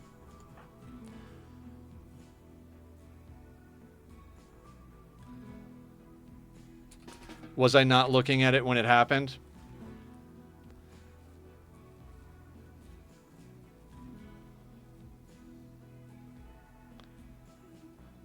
Yeah, I know both Humph and Julie were there, so... Humph interrogated Julie, but if Humph is the metal horror, obviously... So you know how there were 3 people nearby when it dropped? Yes, Blue.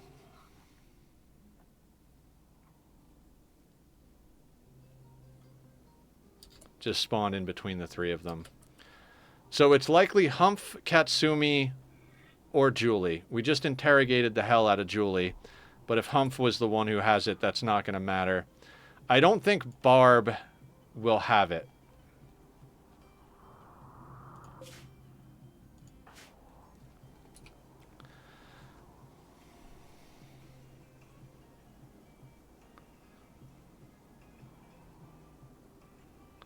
Actually, Camille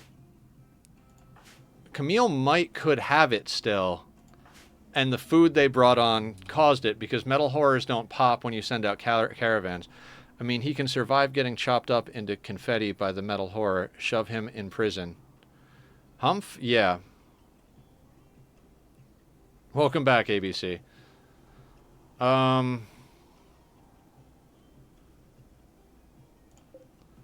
This is the first time I'm dealing... usually I can deal with metal horrors by, like, just feeling it out. Like, oh, okay, that person is sus. Let's not worry. I should have also changed this. We just didn't have single beds. Oh, it was dumb of me. Can you arrest Humph? You can.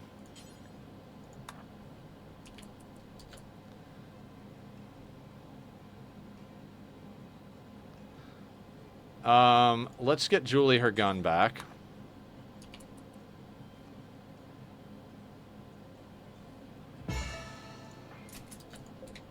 The problem is everybody is going to lose their roles.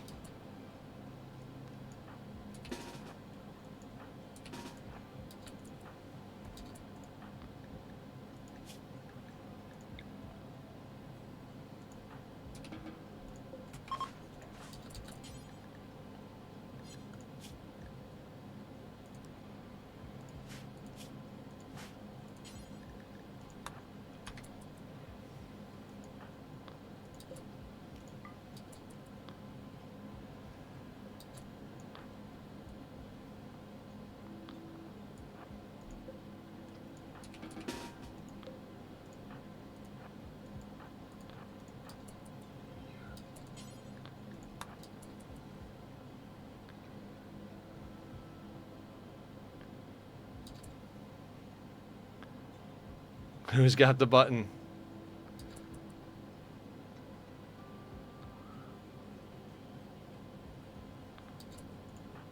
Okay.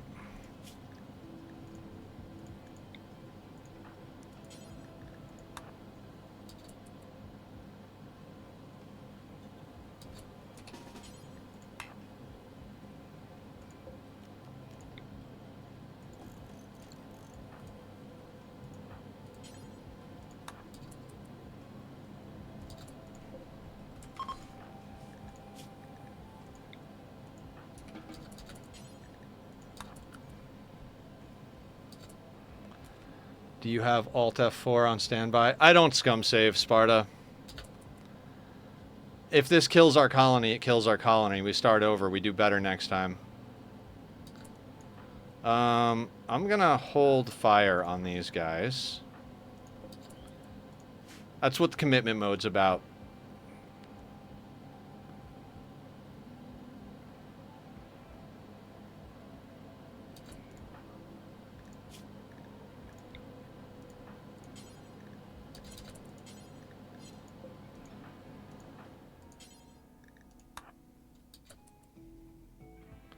And this is kind of how you cheese it. You're not supposed to be able to do interrogations back to back like this, but if you release and then rearrest, you can cheese it a bit.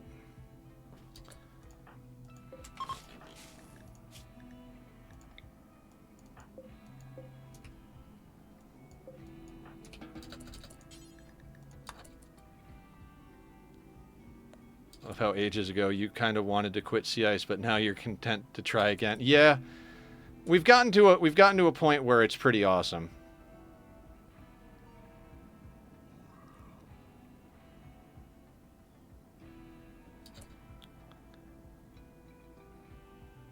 Okay, thank you, Aya.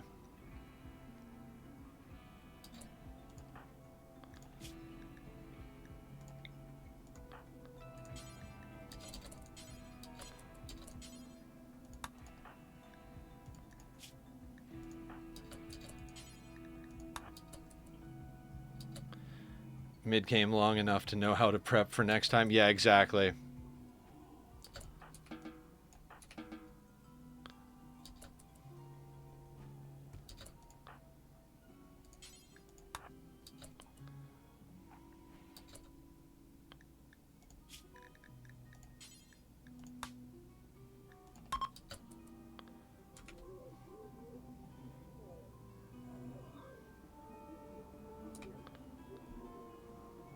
Humph is entering. Julie and Katsumi are leaving that area.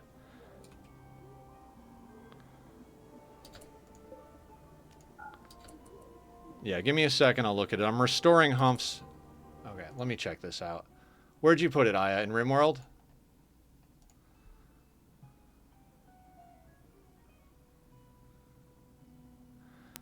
So, it's probably Katsumi or Julie. Maybe it's Katsumi.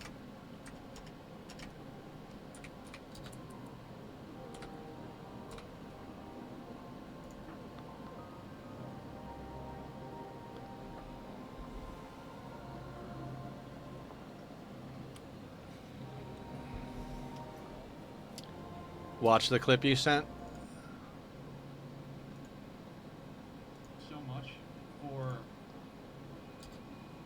gray flesh. So much for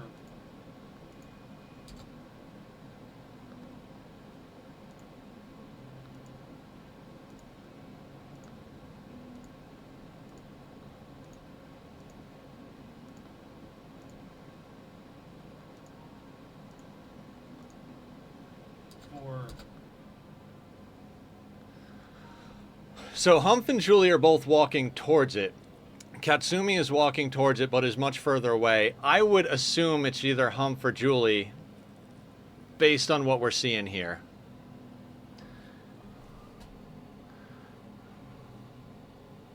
Yeah, I've already got them forbidden, Sparta. It only matters if it turns out to be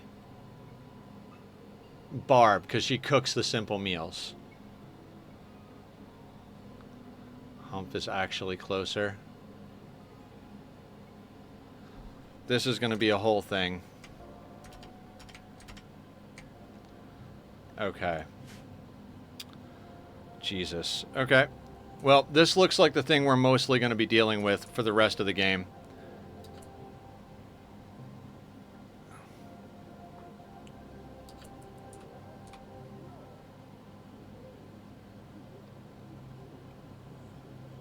Hi, BD. You're in time for us to stress about a metal horror in our base. So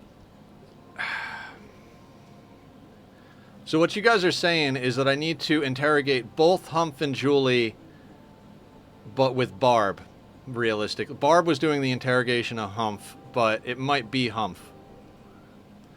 Oh, checking the VODs has made this things worse, right? I mean, it's the same 3 people we suspect, so...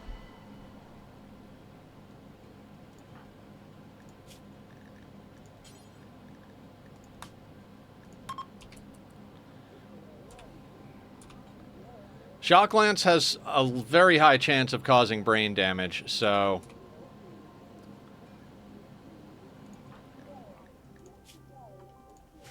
But I do think we switch Barb over to a Shock Lance for this, for if it actually comes out.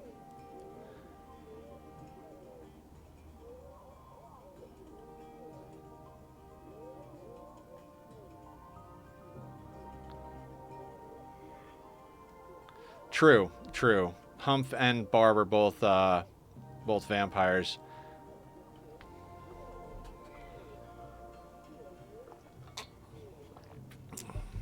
I'm giving them their roles back, but who knows if this is going to be useful.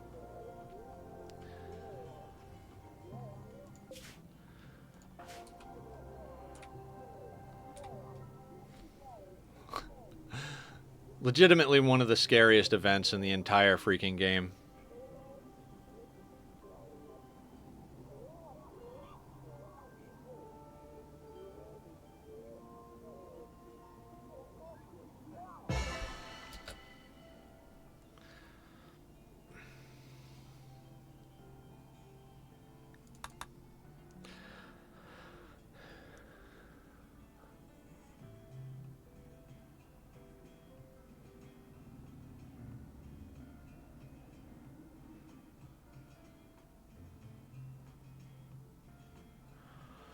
Okay, so there's a couple of methods. One of them spends medicine, right?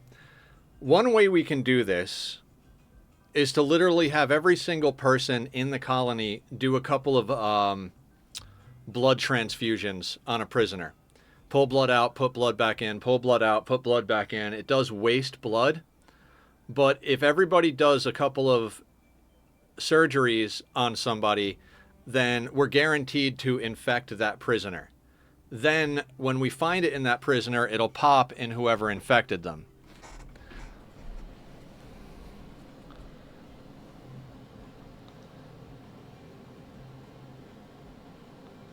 Dear God. This is insane. Blood testing, this seems like that Norwegian outpost in the Antarctic. What's that thing called? The Thing? Yeah, The Thing. It's the same. It's literally, that's what they took it from. That's what Among Us took it from, too. There's probably a story before The Thing, even. But that's like the famous one from back in the day, from like the early 80s. I think Kurt Russell was the main character in that movie. I don't know. I think... Who wrote the book? Was that a Stephen King book?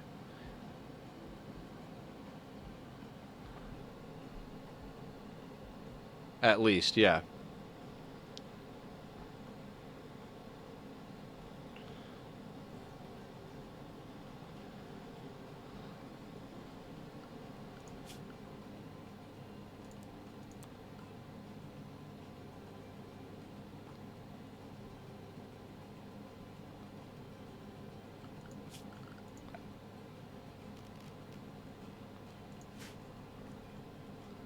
You hope it's not Barb? Yeah, me too.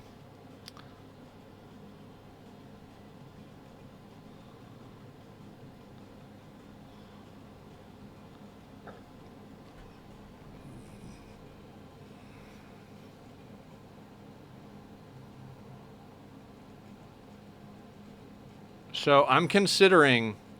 I know we had this spot slated for scanning, but this might be a good spot to pop down a nutrient space paste dispenser.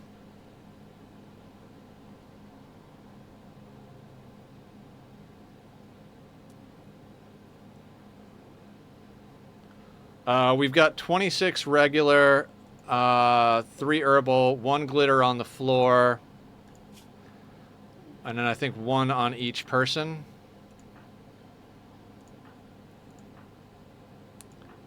Yeah, so we've got 6 glitter world, 26 regular meds, and 3 herbal meds, and we have to get at least 1 or 2 more pieces of flesh to be able to do the surgical inspection.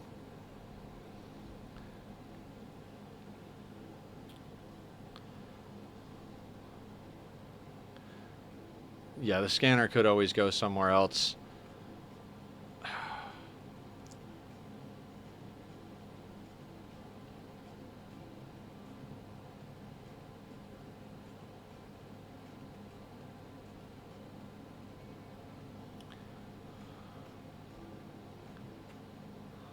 Yeah, any amount of meds to find the thing is worth it. The problem is nothing is 100%. That's the problem. In order to do this effectively, you have to do a blood transfusion on someone like 5, 6, 7, 10, 5, 6, 7 times, something like that.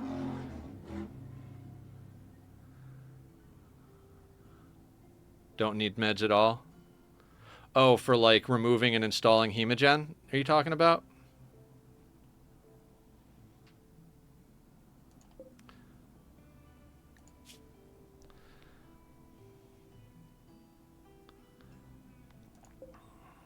Thing is we've got minor blood loss because we've already been pulling hemogen out of there.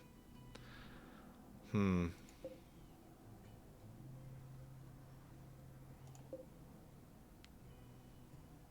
keep dropping and we can keep looking at who is more likely. That is true. So we've got a couple of things. Okay, so here's our situations, right? We've only got 101 pemmican. So like 1 round of meals. After that, we either have people eating meals that may or may not have problems, or we spend the last of our resources putting in a nutrient paste dispenser. I think if we break down the stonecutter's table and these walls, we should have enough for 1 and a hopper.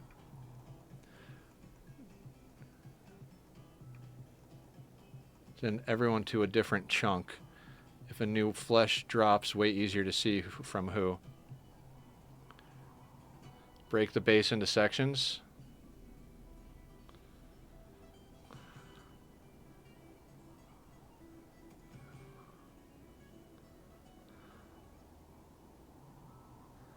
The problem then becomes them getting food. Although we could micro food like always. Yeah.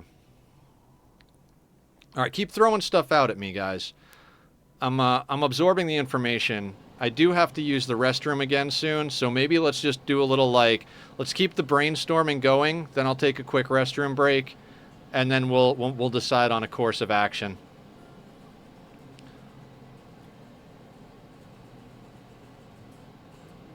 Paste dispenser is the most reasonable. So unless you have a dedicated hauler for food for maybe multiple days.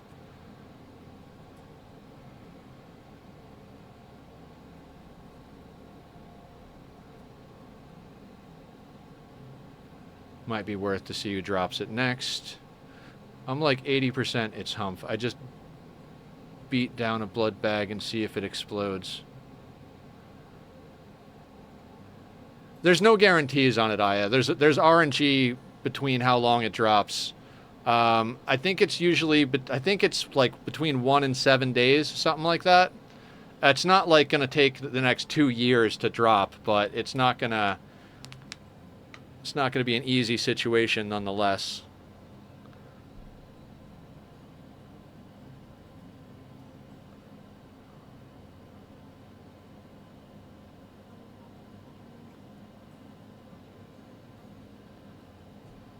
How does beating up a blood bag make it explode, Barb?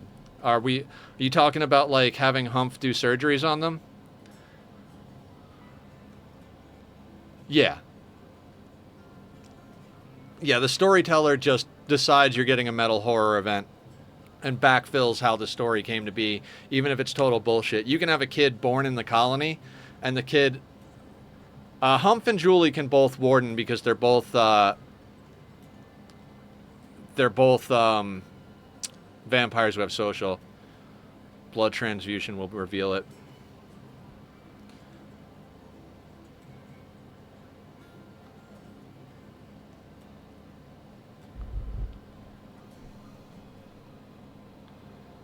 See that as an attempt to kill the host and reveal itself.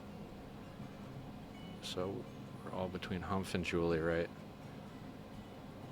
We're reasonably... Yeah, I would say my suspicions are Humph and Julie. Maybe Katsumi, but I don't think anybody else was nearby. If it's Julie, then it's possible Killer has it, because they were sleeping in the same bed, and it's an instant transfer. If you have two people sleeping in the same bed, the moment they get into bed together, the other person's infected, almost 100%. So if it was in Julie, and it took a couple of days to drop, then it's also in Killer. Humph sleeps by themselves. If you beat down a blood bag and it dies, it is infected. It comes out of whoever has it. If you are sure of that, strip them naked and beat them. We're dealing with a metal horror killer.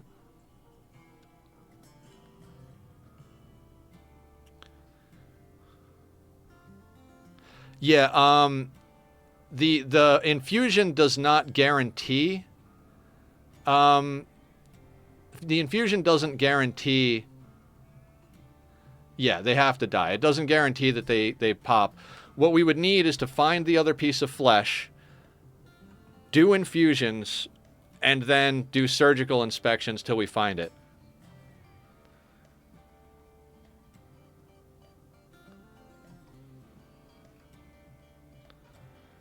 Well, the only way the blood bags would have it, I think, is if Barb has it, and I don't think Barb has it, because Barb is set to be our doctor. I'm turning all doctoring off at the moment. Yeah, it's a little RNG, like Revel is saying, like sometimes just a little punch, they'll reveal themselves. Sometimes they've got to die. It's not 100% on any of the ways to reveal them. Yes. If you pop one metal horror, everybody who has the same metal horror strain pops instantly. Okay, let me hit another quick restroom break, and we'll come back and do something. Let me think about it while I move my feet.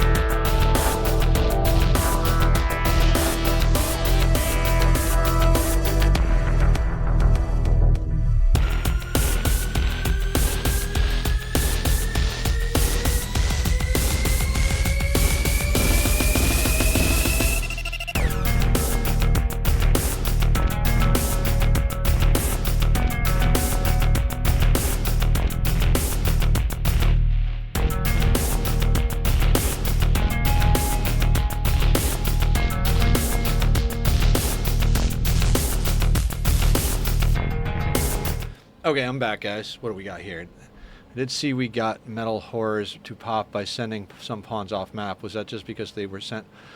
If you release a prisoner and they walk to the edge of the map, the metal horror will pop. If you make a caravan, they will not. So there's also the possibility that Camille was the one that brought in the metal horror somehow. But since they weren't here when the gray flesh dropped, so there's some interesting mechanics, right? Let's say Camille was the one that brought the metal horror in, and somebody ate a meal that Camille dropped, right? I don't think that happened because I'm pretty sure she took all her meals with her. If we, in theory, get the metal horror to pop here while she's out on the road, but she still has the metal horror, when she gets back, we don't want it to pop out of her because that'll inoculate us against getting more metal horrors, because it can't pop unless it's directly threatened at that point. But Camille's supposed to be a temporary member anyway, so we might run into even more problems. Interrogate the prisoners. It's not a bad idea.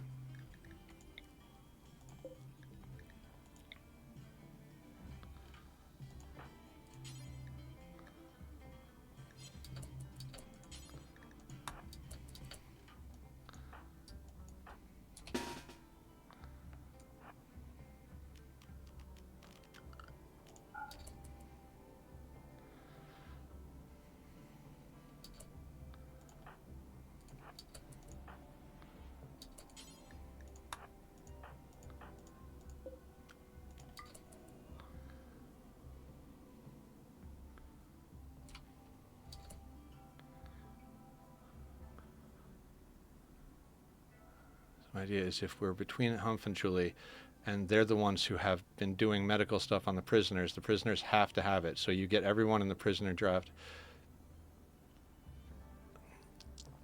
So Humph and Julie are not doing medical on the prisoners. Barb is doing medical on the prisoners. Barb is our doctor. Not the best doctor, but is our only doctor. So she's also not really a candidate for this. Hold on. I want her to grab a shock lance.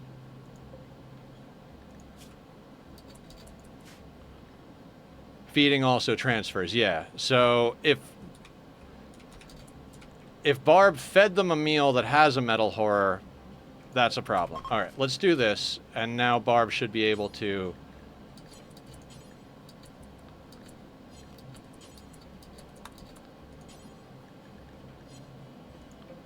All right, not exactly, because she can't stand up.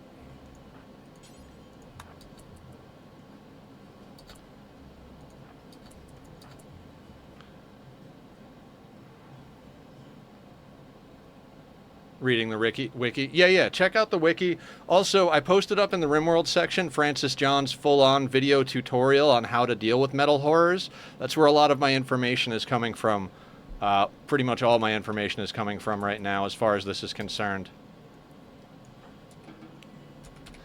I think we gotta set up a nutrient paste dispenser. And I think we're probably going to have to stay on nutrient paste for the rest of the game, realistically. It'll stretch our food. It'll make them a little unhappy, but with all the mood buffs we just did, it's probably worth it. Upon feeding a meal to a patient can infect the patient. This includes hemogen packs being fed to hemogenic prisoners and patients. Yep.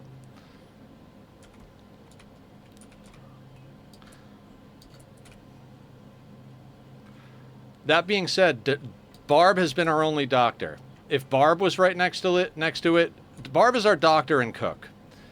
So, if realistically our doctor and cook is okay, we're in a way better spot than. I'm gonna delete all of that for now.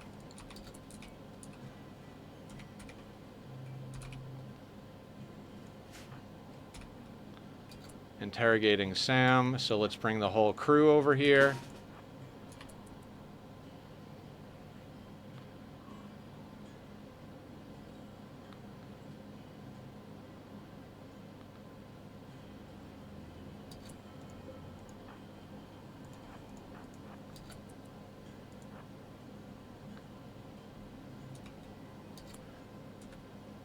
Yeah, she was the furthest away, so I don't think it's likely that it's Barb, which is good.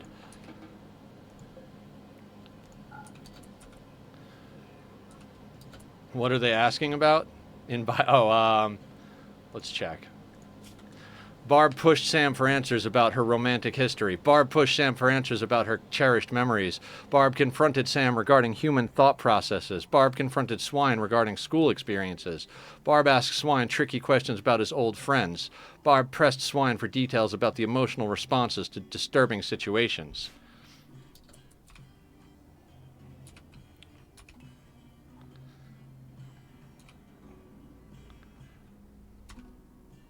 You're a detective, absolutely.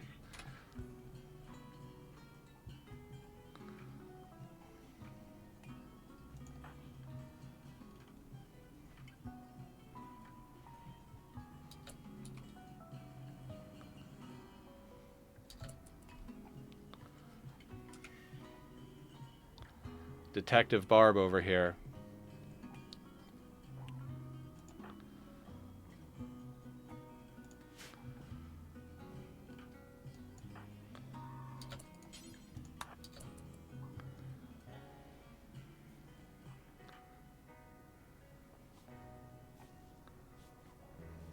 If we were save scumming, I so would just execute everyone, right? Yeah, I don't save scum. It's if I'm gonna save scum, then I'm not gonna play on commitment mode. I'll just do. If we were gonna hit the Alt F4 button, then there would be no point to playing in commitment mode. We might as well just go to reload from save anytime.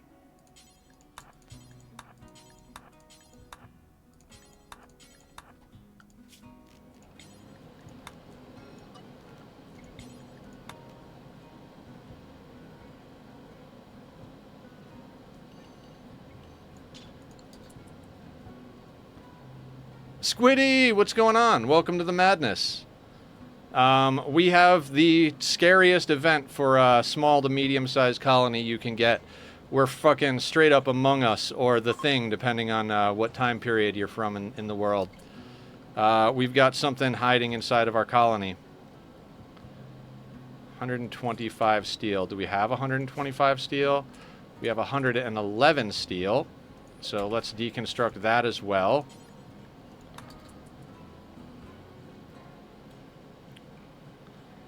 And then we got to get power down there. So that's going to be hard in and of itself. We are going to be running through every scrap of everything we can to make this happen right now.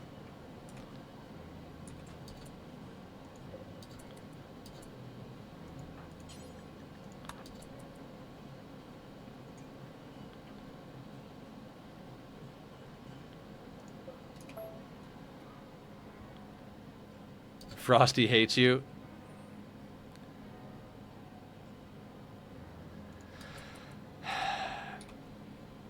Watch Francis's videos, Sparta.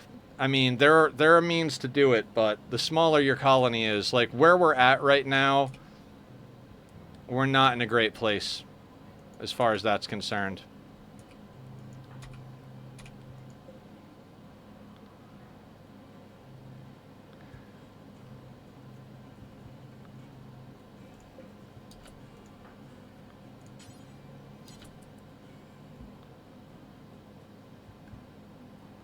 Yeah, Frosty is on cooldown. It's not doing great at the moment. Because I got to re-authenticate. Keeping my eyes on everyone except Barb. Yeah, if everybody wants to keep their eyes open to see where this next bit drops.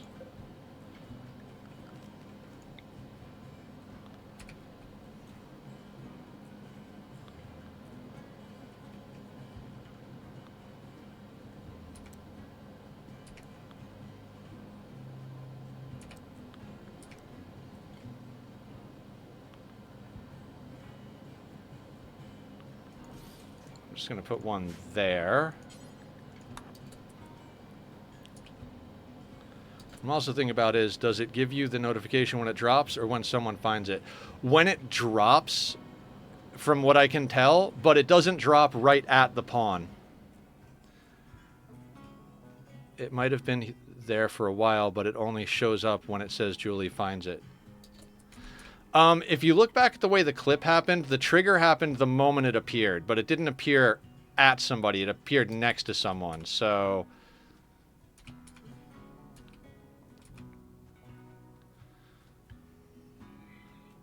You think Katsumi? Might be.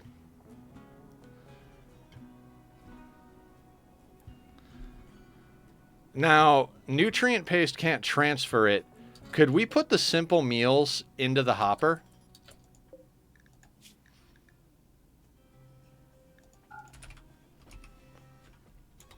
We can't, can we?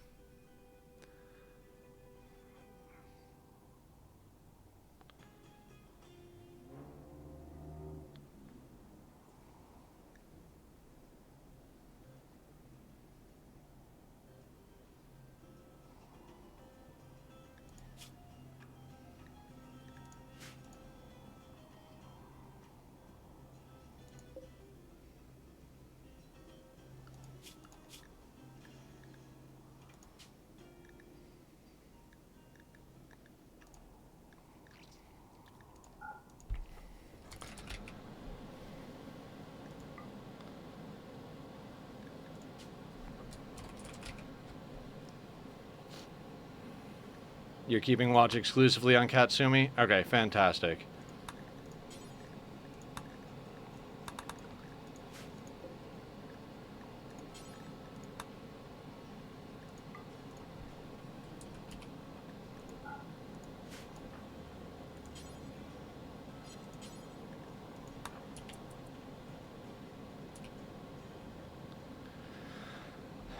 Okay, everybody's got eyes on somebody.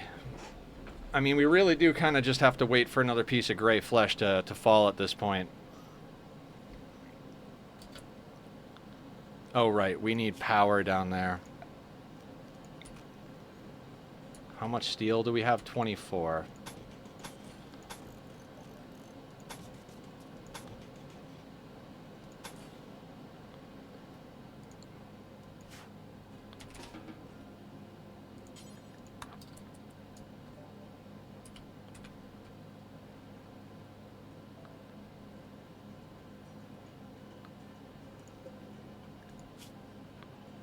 Alright, Humph is interrogating swine.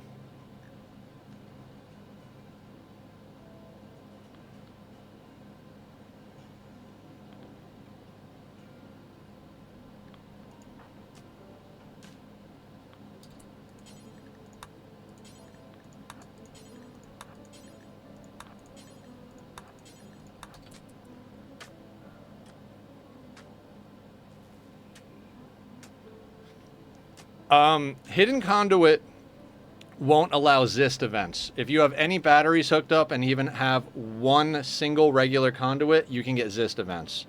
So I've just completely stopped using regular conduit entirely.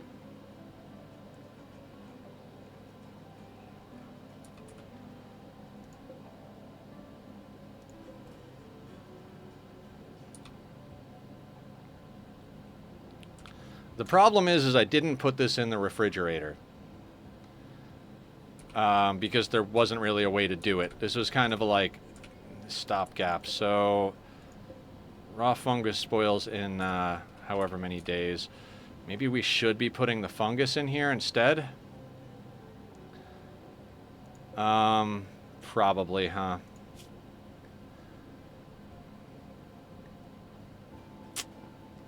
It'll run out sooner rather than later. This is going to be rather unsavory.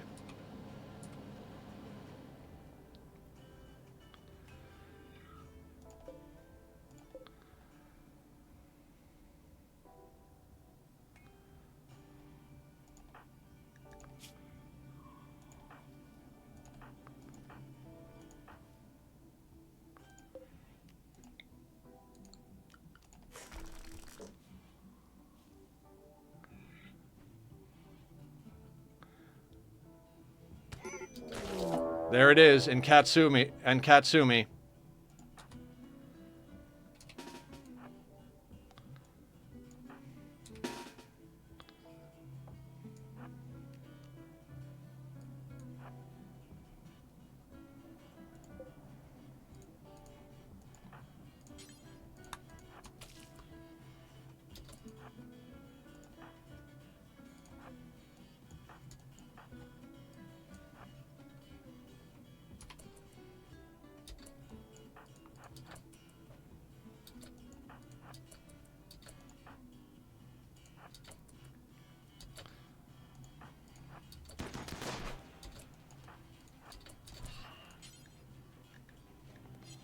Let's make sure we don't have too much friendly fire.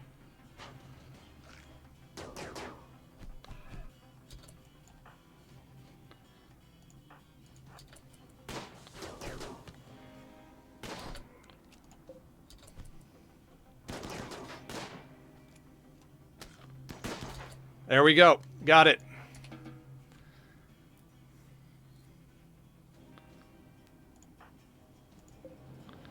It was Katsumi, Aya.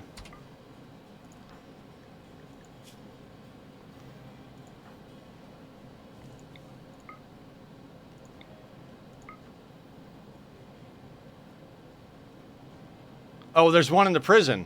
Hell, fuck. All right. Sorry.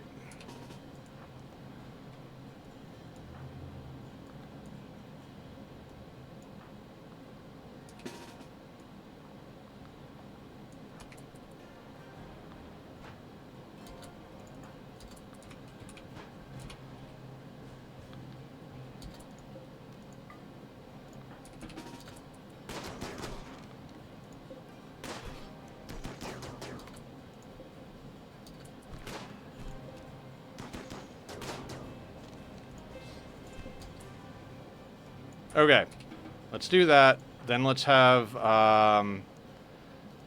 you coagulate you, and you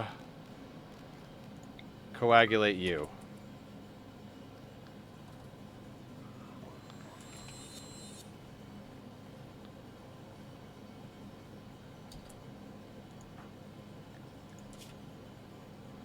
Nobody's gonna rescue him, huh?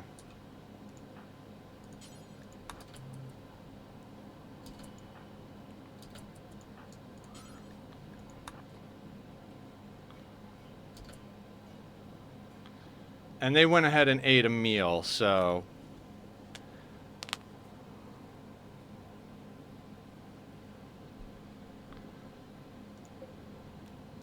Okay, so... I think our meals are fine then. Because Katsumi was not the cook. So we're fine on meals.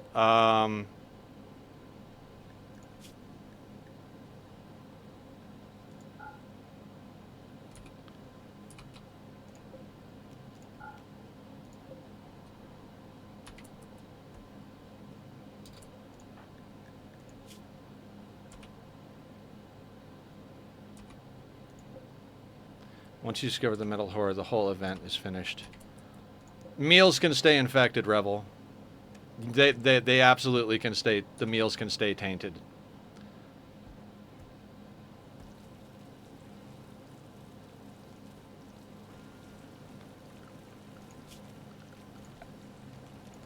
It's a way you can actually farm them for shards and bioferret.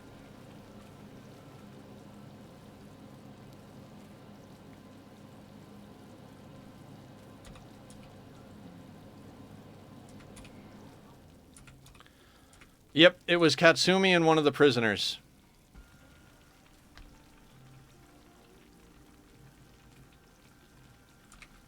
Francis moment. Hey, Tom, what's up? What's up?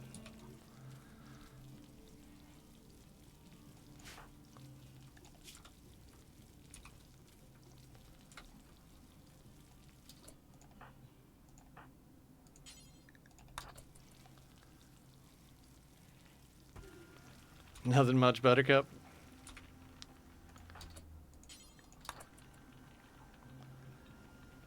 About Skyrim stuff literally every day. Yeah, that game is huge. One of these days I'll actually get Skyrim and do a playthrough.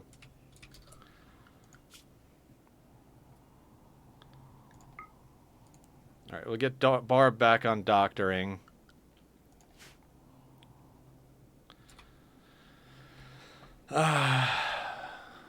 Dag, what's going on? What's going on? Did we just get raided?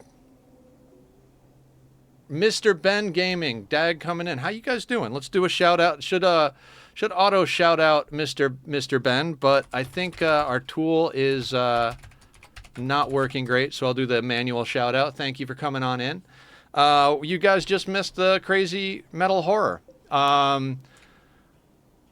We were we were planning and doing a lot of different things. We got a joint event from our ideology and sent them out with our wealth to do some trading. Another joint event, we turned into a ghoul because they had 12 with a double passion and melee, and they're tough. Wound up being one full grown and one baby metal horror. We have 2 vampires now. To Alt F4 and do it again for you, right? Yeah, we're scum saving, but to have more excitement. The VODs will be up. They stay up on Twitch for what, like a week or so, and then I upload everything to YouTube. So the YouTube does lag substantially behind, but it will go up there eventually. I think currently we're still updating and releasing the first anomaly playthrough. So this will start going up once that one completes. Pardon me. Scum saving for adrenaline addiction, right? Okay, so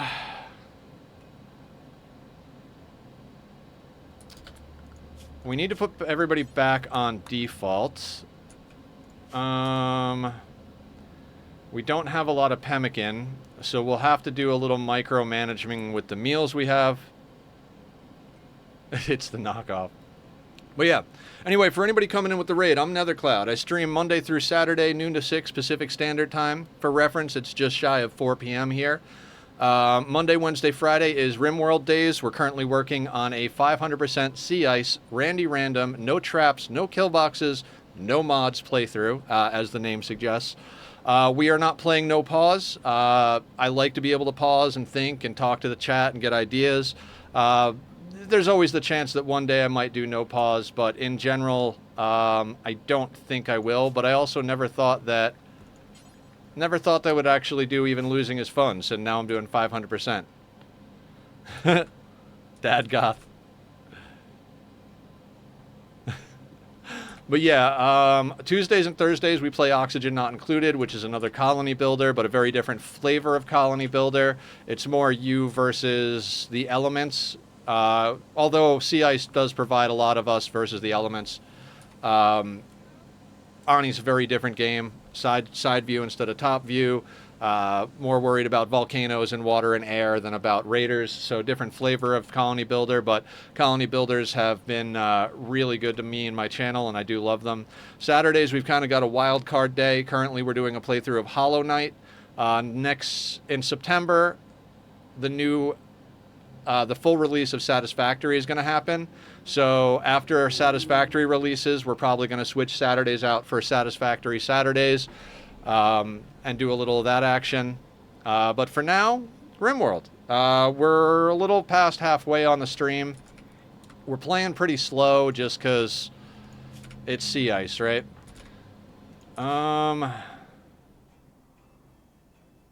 University. So, what do we got? Mr. Ben is currently following. Thank you so much, Mr. Ben. And guys, if you didn't already, please go over and check out Mr. Ben. If Dag's coming in with the raid, I'm betting Mr. Ben is also a badass at Rimworld. So give him some love. We're here all the time. We always try to show support to our friends and family and everybody who comes in. Yeah. It's Monday, so my brain is not full capacity yet, but I think we're doing okay. The question now is, do we keep the paste dispenser up? I don't really want to deconstruct it, but at the same time, it's not in an optimal place. Maybe we just leave it for now.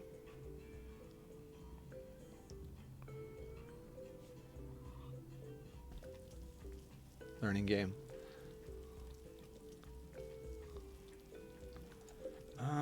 Also, I want to go in here. I want to make sure that we're using all of our stuff. So I'm going to go to make pemmican.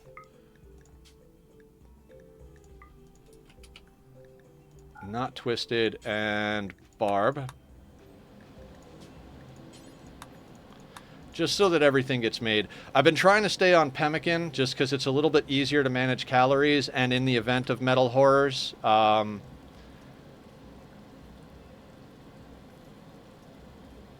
it's less likely. Pemmican, metal horrors can't transfer through pemmican. They can transfer through eating meals, though. So, few things to keep an eye on. We are running low on pemmican, though.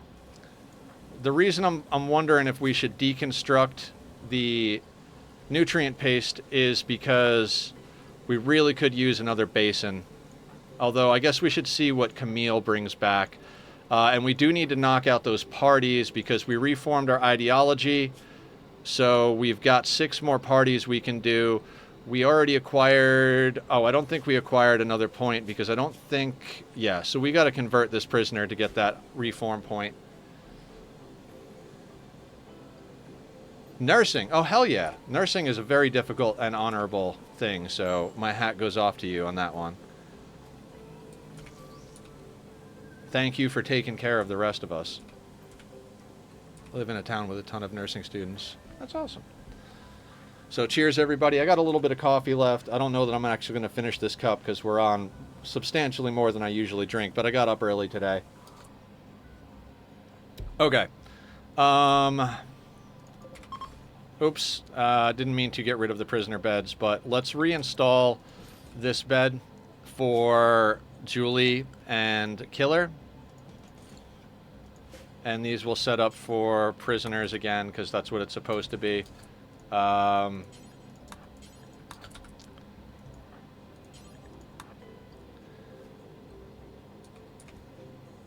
can't even tell what that emote is. But yeah, thank you all for hanging out today. We're going to be doing a lot more gaming this week, obviously. We've got 2 days of Rimworld and 2 days of Ani, and then Hollow Knight on Saturday. Right now, I'm not even really sure what to do at the moment, quite honestly. We're very close when it comes to food. We're not in the greatest place. Maybe we should keep the nutrient paste dispenser going, but since we can't keep it in the fridge, it becomes problematic because the meat will rot. I mean, this is a terrible place for a fridge, but it was basically our front porch on our original base, and it provided a little bit of an airlock with the outside world, as well as being a place to store stuff, and it just kind of naturally evolved into that. I was going to redeem a pawn and completely forgot the queue isn't a thing anymore. Well, there's no queue at the moment. Katsumi is, unless... Did somebody else redeem it? Because Katsumi is not named yet. So if you want to name a pawn, Katsumi is available. Everybody else, Humph, Julie, Killer, Barb, and Giggles are all named. Camille is a temporary member of the colony. She is most likely not going to be around much longer than her trip over to do some trading for us. Unless, of course, when we do the next round of rituals, we wind up needing to trade some more stuff off, then she could do another trip out. Not a good pawn, Camille. Not the worst in the world, but if we look over at her info, kind and delicate, and not much in the way of combat, so not really a great get. Her health is okay, and she is reasonably young, 23, but still not worth keeping, in my opinion, with the size of the colony. And for anybody else, name one after Ben to thank him for the raid. Oh, absolutely. So Katsumi is now Mr. Ben? Aw, you're such a nice person. I love that. Mr. Ben is now officially in it. You have an epic beard, my good fellow streamer. You are a staggeringly ugly, abrasive, nimble pawn who's 45 years old, good at shooting, melee, construction, animals, and crafting. And other than the damage from the metal horror ripping through your chest, you're pretty good. You're in pretty good helps. Keep them safe. I'm trying to keep everybody safe. I like our pawns at the moment. Capture me so well. Oh, self-roast for sure.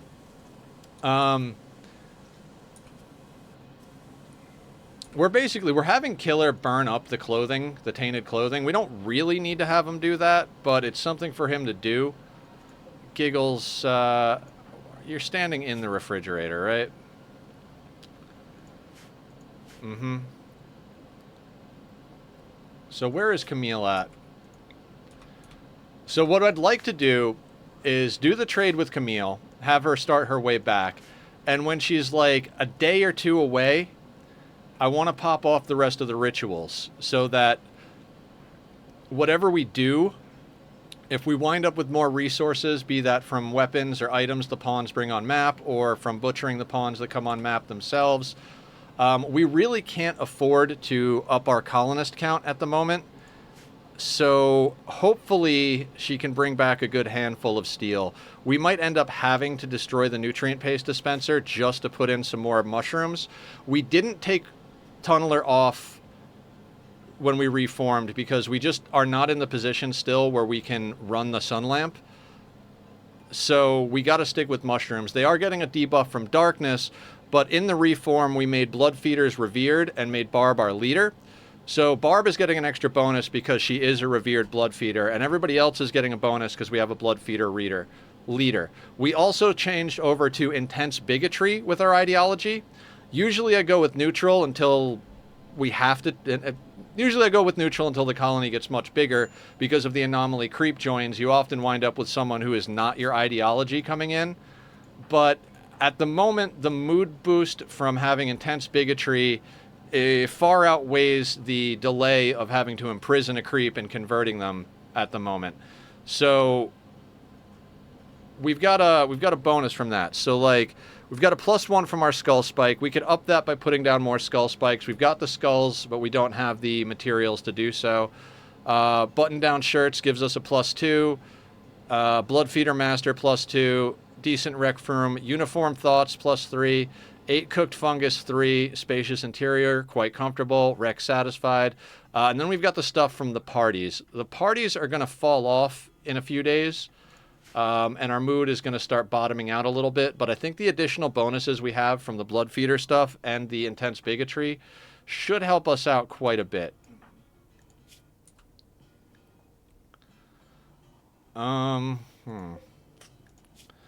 I'm thinking we might actually want to lower the amount of food we keep on hand, now that I think about it. Normally I multiply by 3. We've got 5 colonists and 2 prisoners, so 7 times 3 is 21. But given that the metal horror happened, I think we're going to just drop this down to 12 and 8.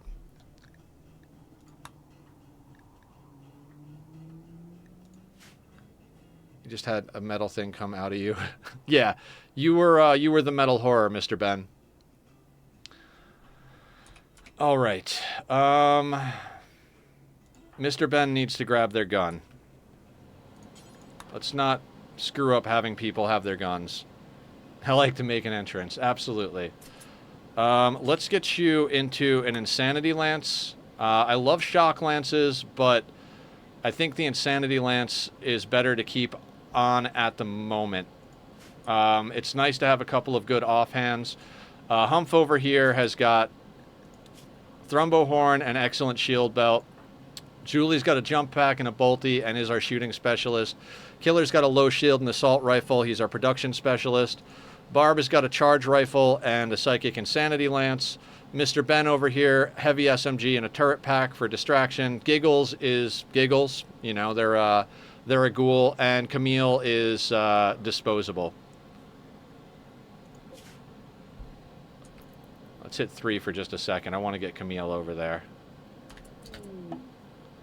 Okay. Trade.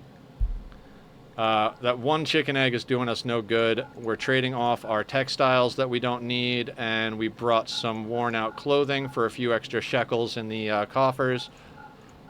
Throw some of that away. Get rid of this. Couple of bucks. We don't want to get rid of our bedroll. We've got 1,600 as... And we got to have her drop the dread leather when she leaves here. So...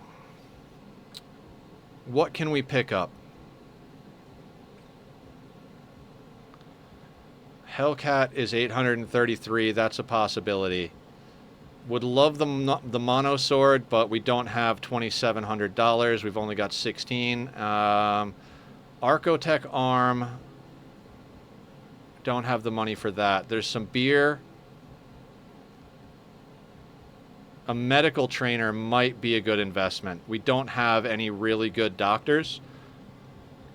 Also, putting down a second mortar might be very practical. Okay, so Top of the list at the moment, reinforced barrel and medical trainer.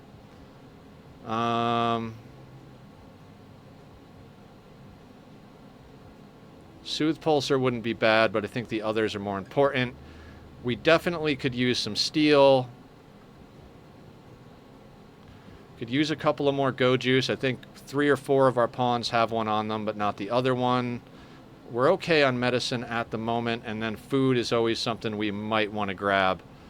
They have raw fungus, which is something our people like, and we're growing on our own. We might want to buy some raw fungus. Okay. All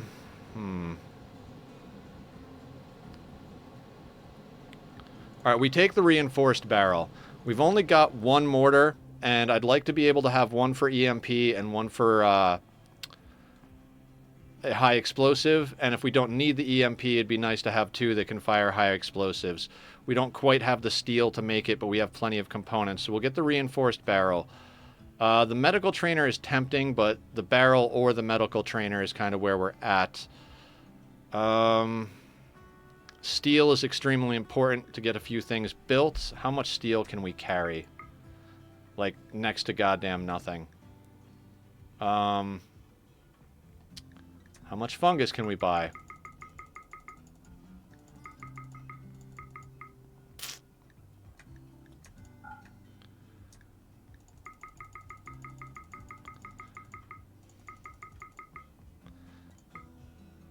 Man, okay, so we would be coming back with the barrel and some fungus. I don't think that's the worst trade in the world. We do have to get them a couple of meals for the return trip home. So that means we can't carry all of this.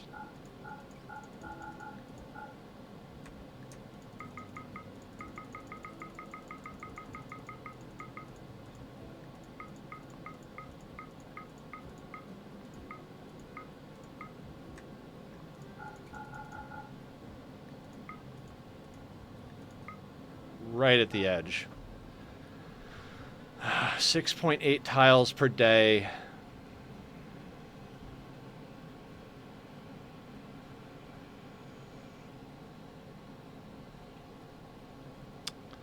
$326 raw fungus, cut with the human meat we have, gets us a lot of pemmican or simple meals.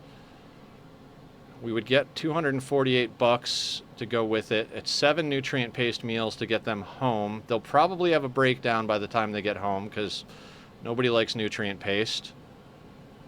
6.8 tiles a day. Do we take 1 more nutrient paste meal? I think we got to take 1 more meal.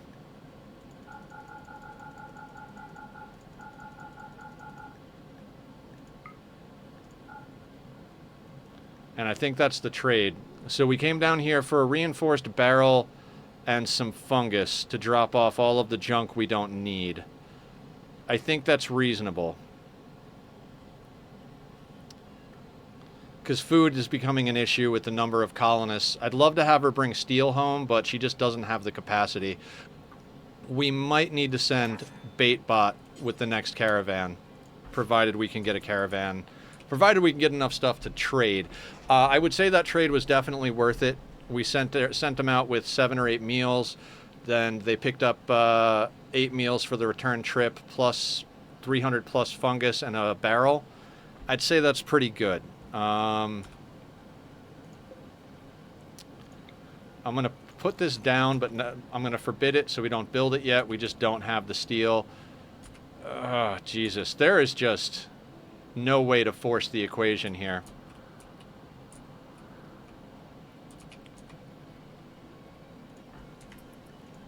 All right, let's get this going just a little bit faster. Keep an eye on everybody's food level.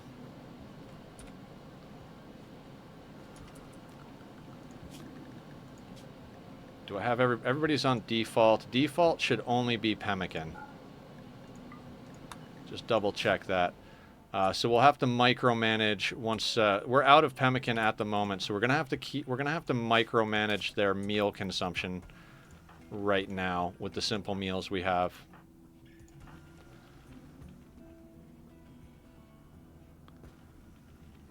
You know what? I'm going to take a sip of water. Cheers, everybody. And by sip, I mean chug the whole glass. Ah, it feels better.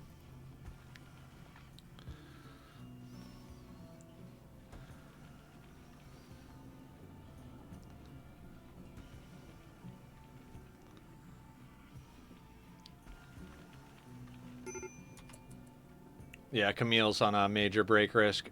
That's all right. It is what it is.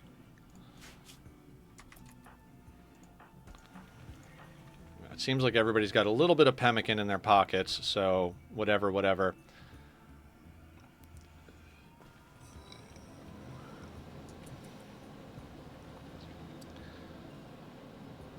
I kind of feel like we really do need to break down the nutrient paste dispenser and get a couple of more a basin or two up. I don't think we'll even get enough for a basin out of it, though, is the problem. So, all that nonsense. All right, we're gonna put a little bit more juice on it now that I'm a lot more comfortable here. Like I said, we're just gonna keep an eye on everybody because there's not a lot of pemmican left floating around, and that's what they're set to automatically feed themselves. And we don't want them to automatically eat meals when we're this low on food. The ghoul definitely came in handy with that metal horror, but it is going to be a bit of an awkward situation to feed them. So now I don't want to get Sparta excited, but it might be time to do a tox gen real soon. Because now I kind of want to trigger insects with a ghoul blocker, melee vampire, and 4 other pawns with guns. We could probably handle some basic insect infestation, and that actually works out to be more meat that everybody likes because our ideology actually likes insects. So if we could get some cooked pemmican with insect meat and mushrooms, go get some sleep, Mr. Ben. Thank you for coming. Thank you for raiding in and trusting your community with me. Appreciate it a lot. You're officially part of the run now, so never going to forget you. And let me double check, make sure I got you followed real quick. Follow. Bing, bang, boom. That way when I see you on, I'll come and hang out. When I'm looking for people to raid, I'll know you're there. Have a good one. Sleep well. May you dream of... I was going to say something about Rimworld. May you dream of not Randy or something like that, but can't quite get there with the joke in my head, so just have a wonderful evening.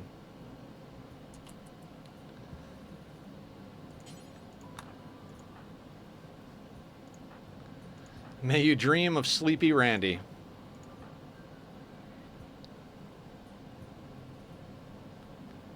May you dream of Phoebe. That's a good one. That's a good one. We'll go with that.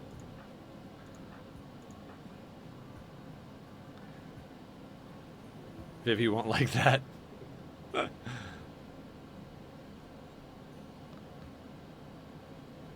Alright, is there anything on the map I'm missing? Like, is there any pieces of slag? Or, like, a downed shuttle? Or something that I'm missing? No, right? Like, we legit don't have any scraps of steel around.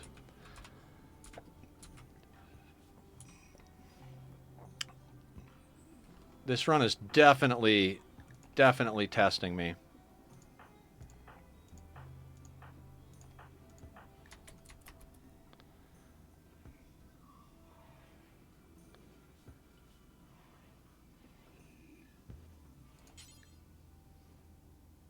May Randy sleep with you. That sounds wrong. Oh, the number of wrong-sounding things that we all say when playing Rimworld is amazing to me. All right. And anybody else coming in, feel free to ask questions, make suggestions. I am by no means an expert at this game. I've pulled together a good handful of tricks and have a pretty good handle on some things, but I've learned a lot playing this playthrough with the new community members coming in and suggesting things. I don't mind a little bit of backseating or spoilers. At this point, I know most of the stuff realistically, so there's no real spoilers in theory. My only caveat with anybody suggesting or making backseat gaming, as long as you understand at the end of the day, I'm going to make a decision based on the information and not follow other people's advice blindly. As long as you don't get upset if I don't do what you suggest I do, then I'm perfectly okay with it. I don't have any notes. I'm fascinated by how you think you're going to feed the ghoul, but you know that. Yeah, the ghoul has come in handy. I would love to be at the point where we could stick a nuclear stomach in it. We were talking about possibly occupying a combat tile. That's...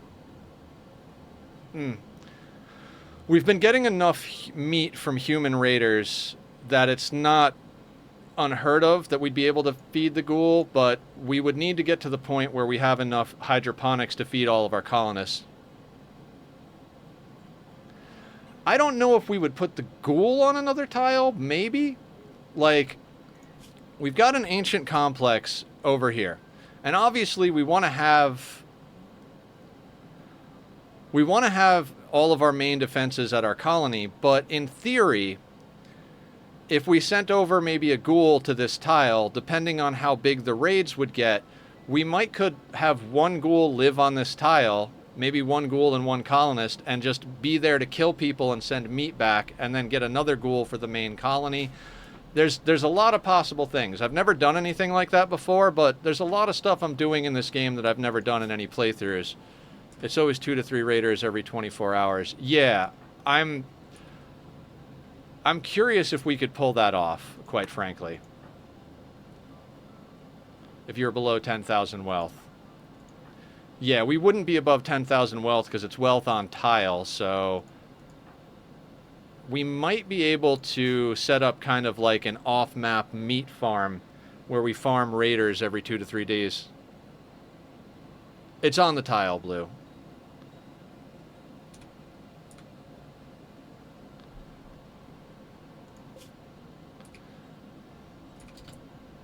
Oh, shit. I have her on default. That was the wrong thing to do. She's supposed to be on everything. Sorry, Camille. My fault. Her food should go up considerably now. Her recreation is going to be bottomed out the entire time. There is not much you can do for recreation on a caravan. I think Chocolate used to do it, but I don't think Chocolate provides recreation on a caravan. I think the only way to get recreation on a caravan now is insect jelly. If anybody knows better, correct me if I'm wrong. I'd love to know a way to keep our caravans more happy. Wanted to play a bit of TF2? Ooh, sorry about the sirens, everybody. One ghoul and one pawn wielding a shotgun is more than enough. Butchering people in a caravan every 3 to 4 days to get the goods. Yeah. It's definitely something we're considering. Chocolate or weed. Okay. We have tea. We don't have smoke leaf yet.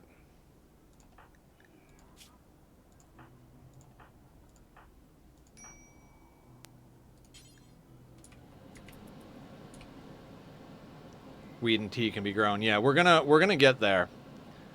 We're gonna get there. Alright. Camille is on the way back, so I think what we do now is we pop off our other rituals.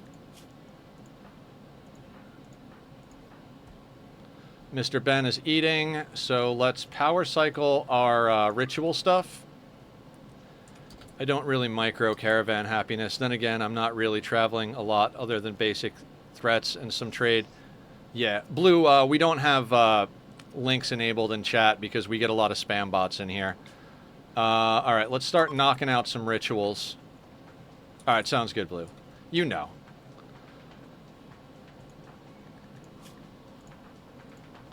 And Asiak, how you doing? I know we just went right into having a conversation, but how the heck are you? Welcome in. What's good? Tell us about your day if you feel like it. What's the good word in your neck of the woods? Yeah, she's not nearly as upset now that she's not starving to death.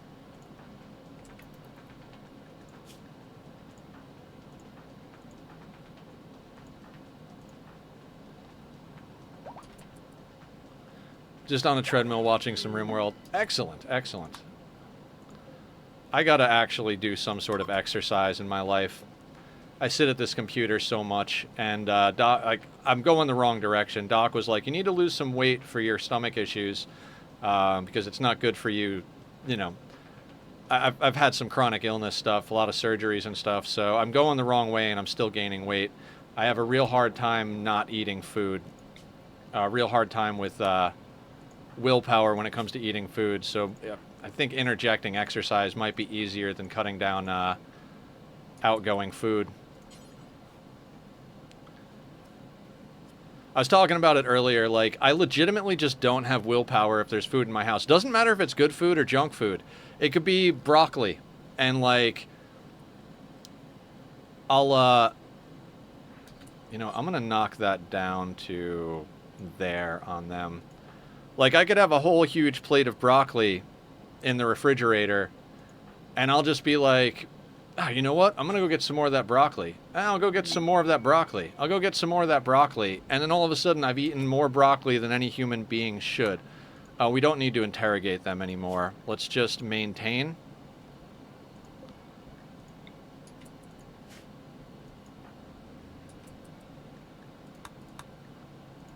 All right, Barb is getting food, and then we'll go to the next set of rituals.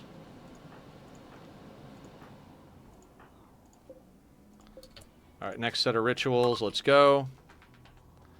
No, 0 mods on this run, Asiak. I got to update my my mods command, but this is no mods, no killbox, no traps.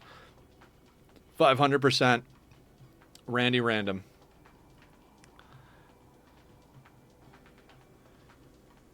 To do a push-up? I do, kind of. Yeah, that's not bad. Maybe, yeah, you know what? Let me do exercise redemptions on a post-it, and I'll put that together.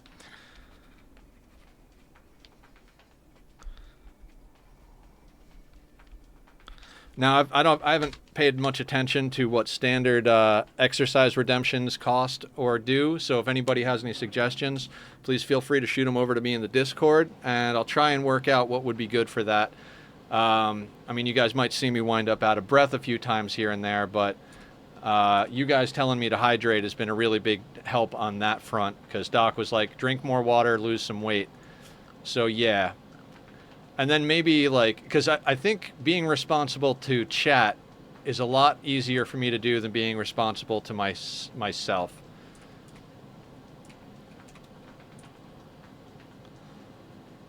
Maybe we'll put it at the same level as hydrate. I think hydrate is 1,000 points. And then maybe, what should we do? Should we do one push-up, or like 5 push-ups for 1,000? Squats are way easier. None of it's easy. Every single one of them is going to hurt me, but that's okay.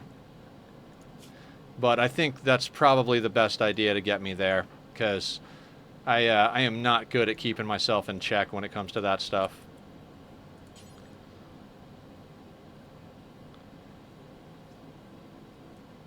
Squats. Yeah, I think squats are probably a better one for the space. You guys probably wouldn't be able to see me do it much, but I could, like, do it right behind her. Just move. Actually, I just move the chair back. You see my head dip down and then come back up.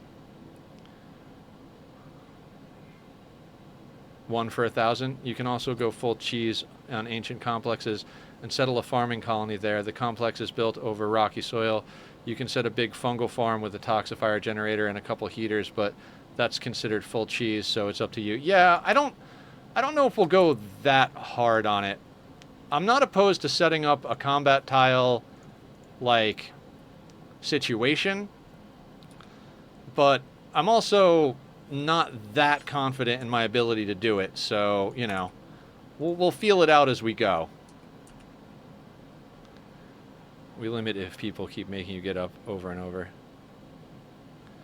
I don't know, I feel like occupying another tile, especially a combat tile, even if it is cheese, that is some well-earned cheese, because that is not an easy thing to do. But like you said, a ghoul and a pump shotgun might do the trick. Your bread and butter. Butter and cheese are similar, right? Maybe we farm it until building breaks too much.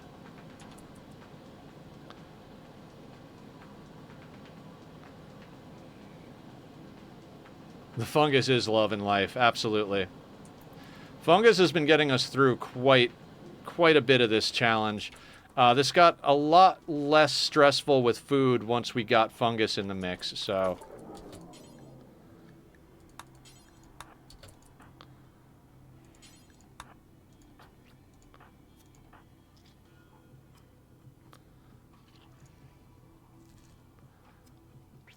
Do an all fungus, insect meat, and cube colony.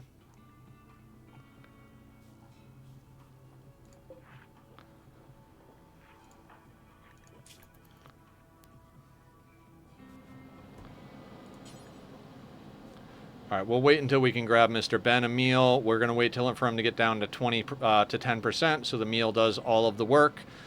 Meals provide 90% nutrition, but they will eat it at 80% unless you micromanage them. Sparta taught us that, I think. Right, Sparta? So let's give Mr. Ben a meal. And now we're into this. Fungus. Yes, I already read that. I keep rereading the same comments multiple times. Okay. We've got one join that's 10 hours away. This is how I should have done it last time. Just stack all of them and then see what we get at the end.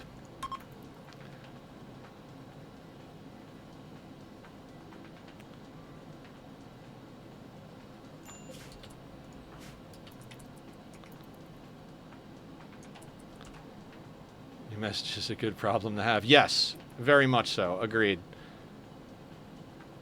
I'm so thankful that you guys are all here hanging out and chatting. Okay. Let's see what Lumpy's about. And let's see what Blur is about. Blur is a child. I don't know if I want to do that. It's a lot of investment. 15-year-old undergrounder, good at construction, mining, and animals. And a 4-year-old child who's good at nothing. So this sounds like execution into the meat grinder. Right? Yeah, I can't see a reasonable use for these people.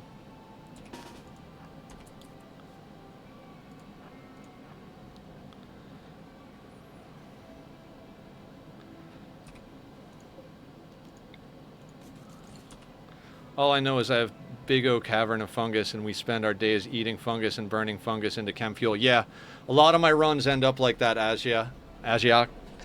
I keep wanting to call you Ashiok, because there is a character in Magic the Gathering called Ashiok, and she's like some sort of necromantic style, dark, twisted mage planeswalker.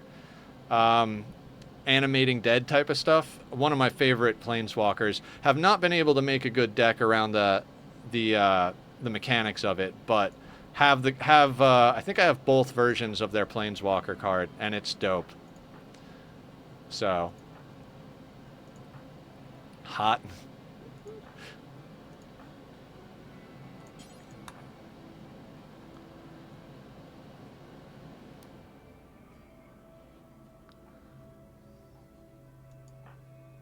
Hello, Lumpy.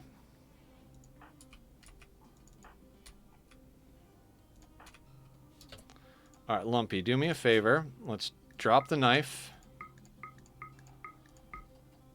We'll forbid the meals.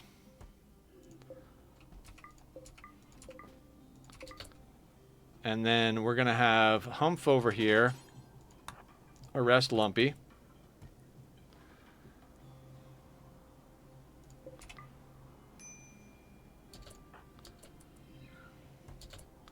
Now, Lumpy,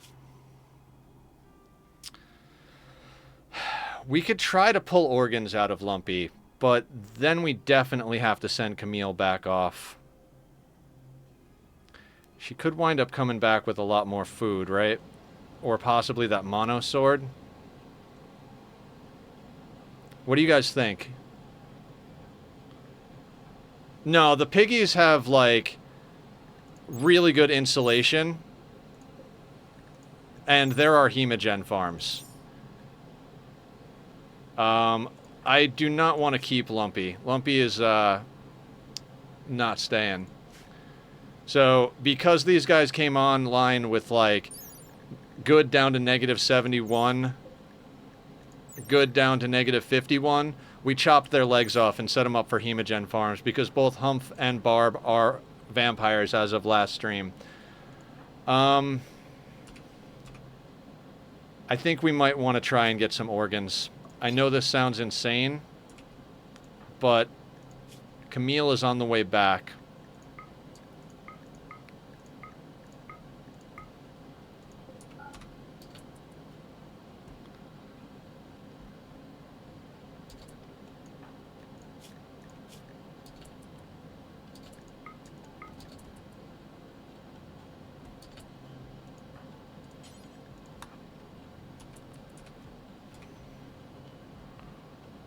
Okay.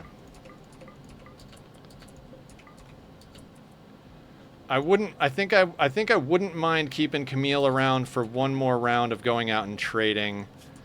It's a risk, but I think we got to do it. We'll use the industrial tech medicine because we don't have a lot of anything. Actually, let's use herb. Yeah, we'll use the 2 of the herbal first. Like 8 blood bags right now for 2 vampires. Yeah, I have 2 blood bags for 2 vampires, and it's they're kind of just barely keeping up with it. Someone in chat did the math, and one blood bag should theoretically feed 1.68 vampires or something like that. So you need at least 2 to keep 2 of them going.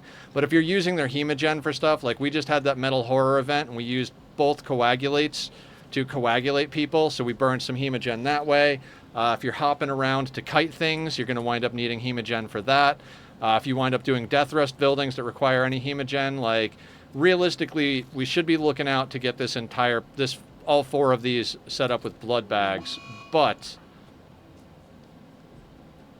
it is so good. It's worth keeping 3 or 4 blood bags around, just so you can do those things.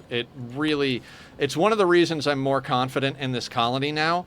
Last stream from this colony, we didn't have any vampires, and the first thing that happened when we got on was a quest for the vampires.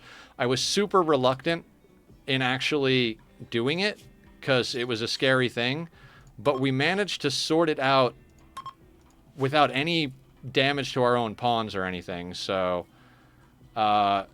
worked in our favor. We're saving people we couldn't save. We're baiting enemies we couldn't. Yeah. Coagulate is one of my favorite things in the game, hands down. So, like,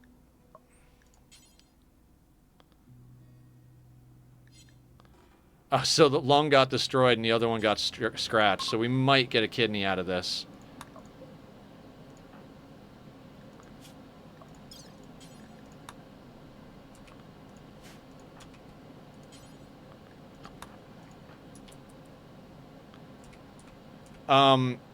Vampires are very powerful. I don't think there's any question about that. Anybody who plays the game knows that vampires are very powerful.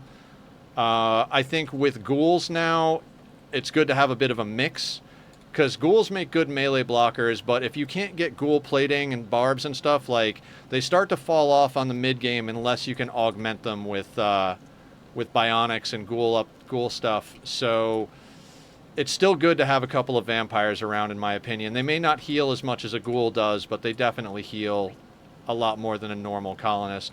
And when you need to kite something,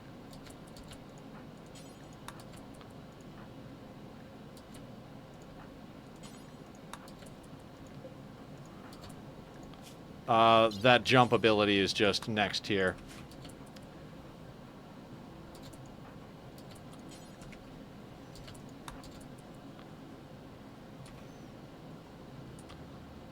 Now, harvesting organs right now is very nerve-wracking because that's wealth that's going to be on map that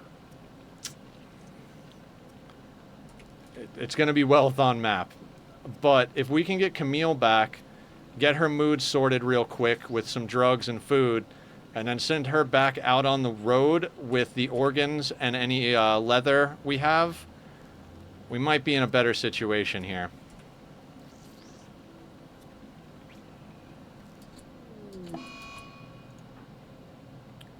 Surgery failed.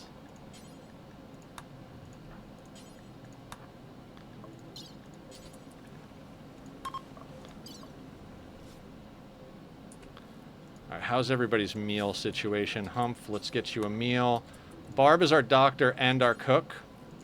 So we can't have her doctor non-stop, but we can have her chill for a minute. No, Julie. Simple meal.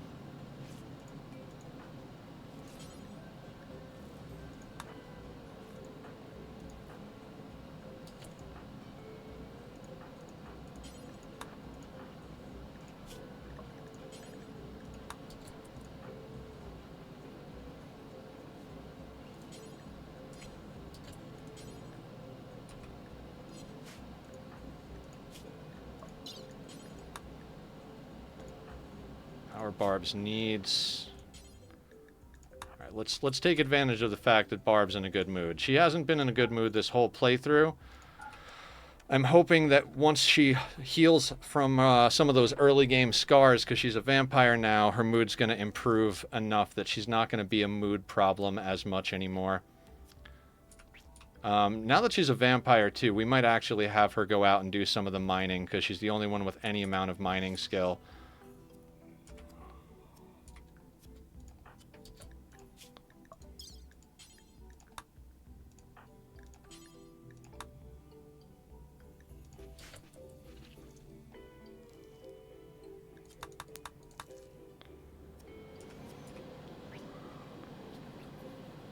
See, I was hesitating to send Barb out to do much out in the world, like out on the map, because she's always been one of the slower ones. But like I said, with the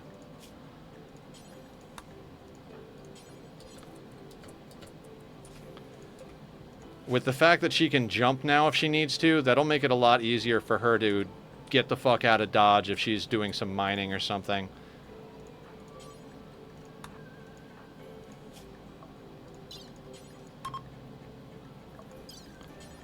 I don't want to burn through too much more medicine, but at the same time, if we get the organs, they're going to get us, we'll be able to snag more medicine, so should be a net profit as long as we can get Camille down there.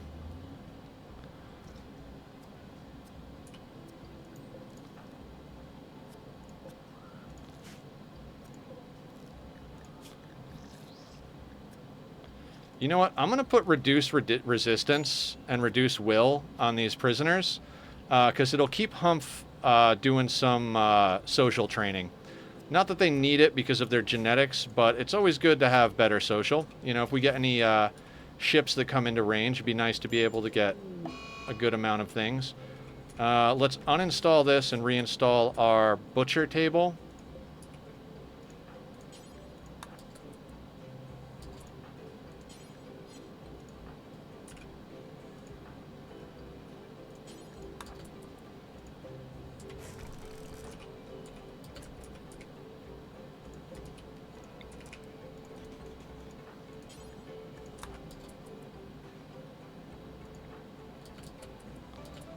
Alright, this kid has got the operations queued up.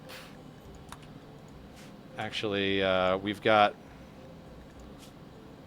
I'd rather use the herbal medicine. I know there's more of a chance to... Oh, wait. You know what we don't have in here is light, right?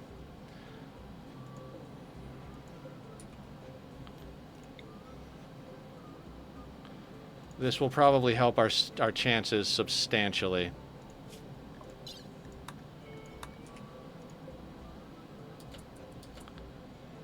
Mr. Ben is hauling heart to stockpile. Barb is doing that. After you do this, let's get you to put the work lamp in place.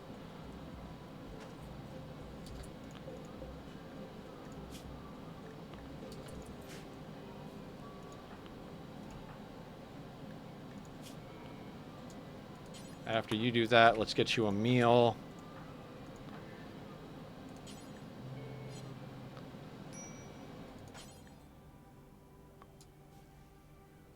After you relax socially, let's get you to do that. That's getting cleaned out.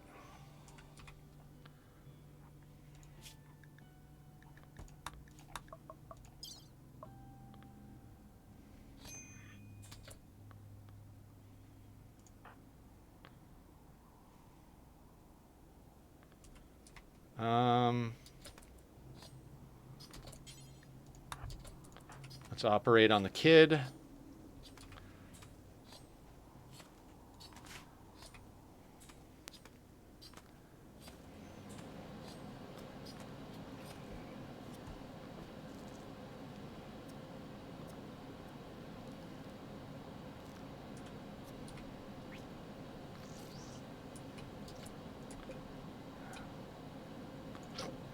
We do not have anything in the way of steel. We need like 3 more basins pretty much immediately. I think I might send Camille out with Baitbot and risk Baitbot because the amount of carry weight means that we could probably bring back a decent amount of stuff if we do that.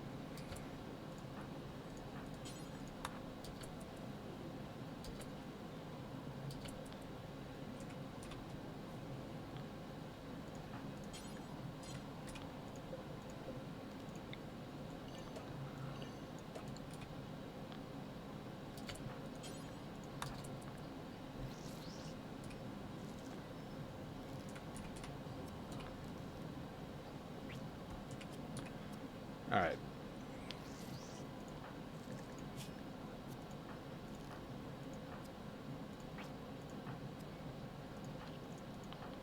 Giggles is taking care of themselves as far as food goes, which is good. It's not a super great food situation, but surgery failed.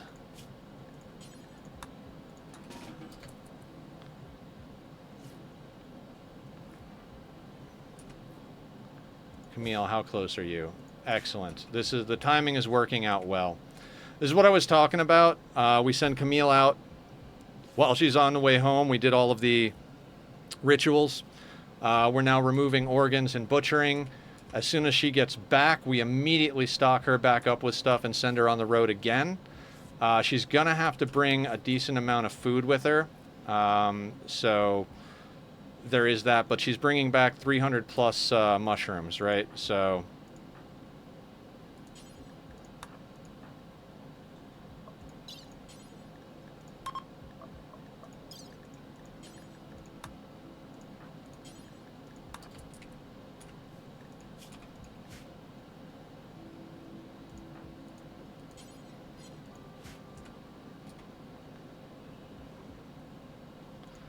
these simple meals came in with the prisoner that's already dead, so we can be reasonably sure that there's no metal horror in them. So we can put those into our stockpile here. Fridge is still good. Outside is below freezing, so even if we had stuff out there, that would be all right. You know, in any other run, having 5 shards, I'd be fucking stoked.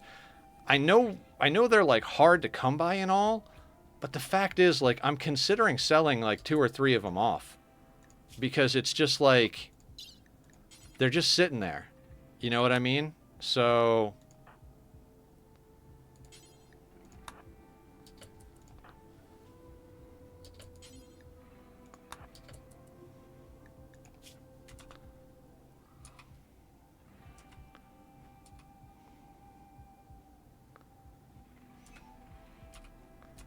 organ harvesting on the North Pole. All right, we're a little over 4.5 hours into stream. I stream for swine. What's up with swine?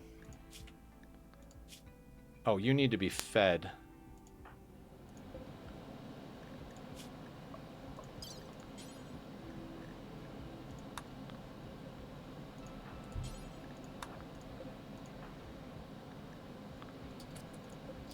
You probably need to be fed as well.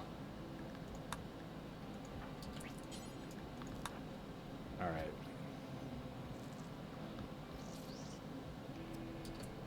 Fine meal. No, why would you do the fine meal? Oh my god. Okay. Let's do another food policy. Everything lavish, nothing.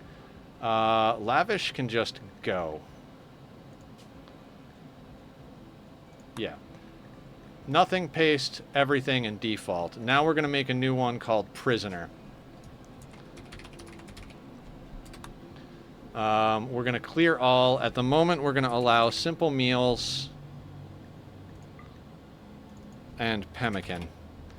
And that's it. And then you guys are going to go on the prisoner diet. Now.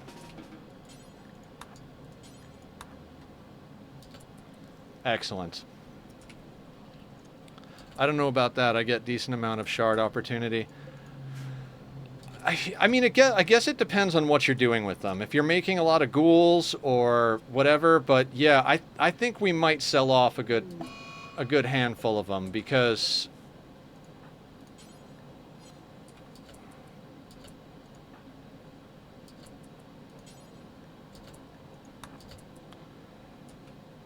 I don't think it's worth just keeping them there for the fact that we might not get more. I think by the time we need a lot of shards in general,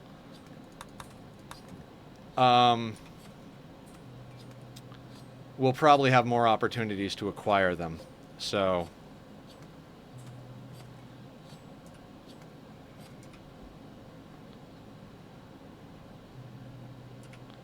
right, where's Camille at? Camille is 1.2 days until the destination.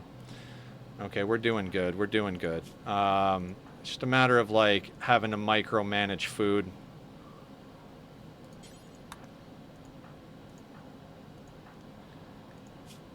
Oh, one of her scars healed.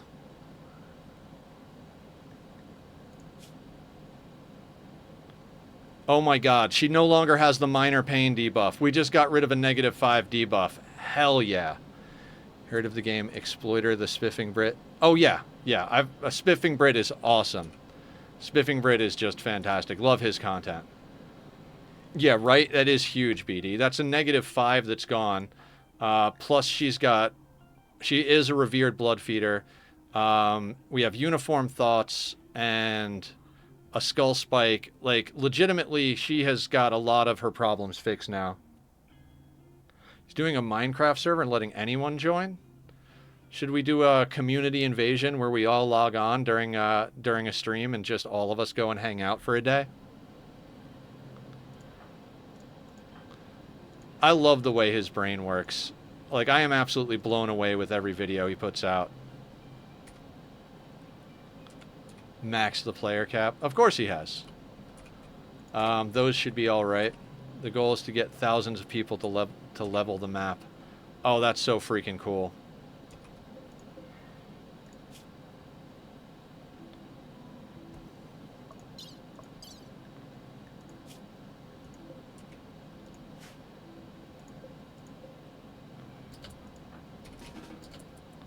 All right, Humph is going to do some harvesting of some shrooms.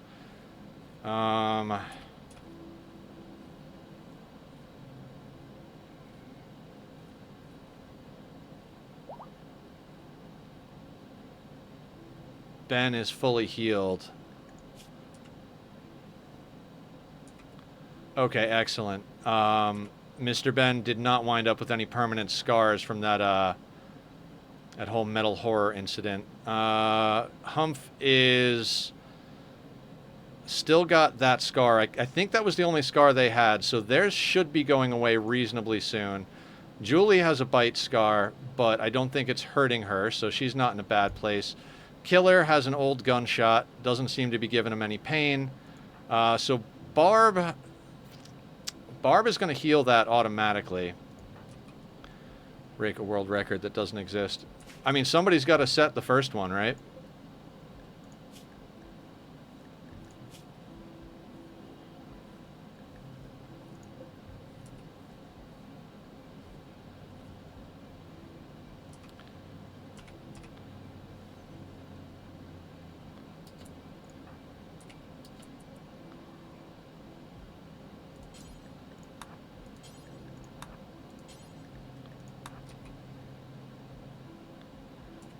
Mr. Beast's turn next. Yeah, Mr. Beast does some crazy stuff. You know, the first video I saw by Mr. Beast was the Orbeez in the backyard. And, you know, I was looking at it and I'm like, I don't know, this feels kind of dumb. Like, not trying to disparage anybody, but I was like, this is a little... I'm like, I don't know. I don't know why this is so popular. And then I started watching more of Mr. Beast stuff, and I realized how much of a philanthropist he is, and how he puts so much money out there in the world to take care of other people, whether it's his friends, his family, homeless people, all the cool stuff he's done for, like, different, like, programs around the world. Like, I'm like, oh shit. He can do the dumbest shit in the planet. If it makes him money to help people, that's fucking amazing. I just think it's so cool that he does that. I think that's one of the coolest things I've ever had. I think Mr. Beast was the first person to get thousands of people on one Minecraft server. I wouldn't doubt it. I wouldn't doubt it. I mean, Minecraft's been popular a long time, but, you know, organizing and consolidating things can be a difficult task. So I wouldn't be surprised if he got it sorted first before anybody else. Where is Camille?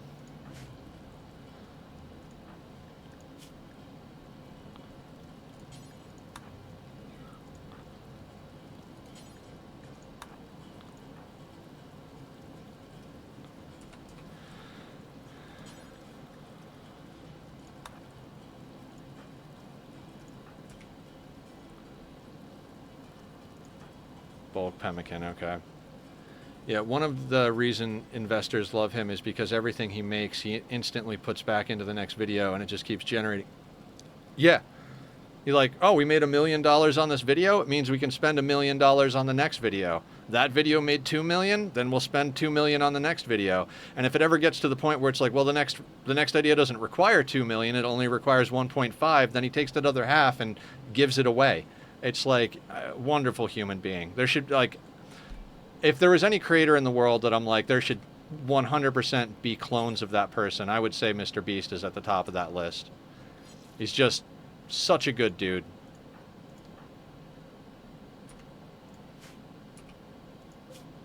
Okay, Camille is almost home.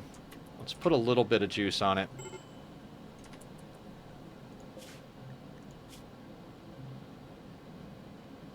Recreation starved. Yeah, that's going to be a problem. They're going to come back and wind up drinking beer. All right, we can put a little speed on it. Like I said earlier in the stream, I like to take things slow and steady, especially on a challenge like this where every moment counts, every calorie counts. So, you know, I was in a situation where I was always apologizing to everybody. I still apologize for just even existing. So I'm going to try not to do that. You know, apologize for playing slow. This is how I like to play. So I think a lot of people here like the fact that I play slow because we take the time to explain everything and help each other out and, you know, keep everybody in the loop as to what's going on.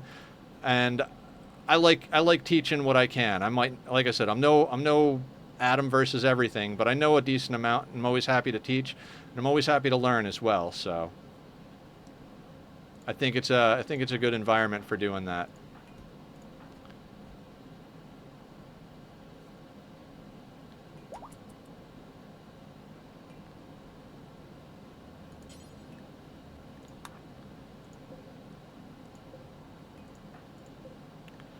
Okay, Sam's will is broken. We only did that because we wanted to be able to keep training Social up on Humph. We'll let him keep lowering the resistance on Swine. We'll have him break the will on Swine when he gets there.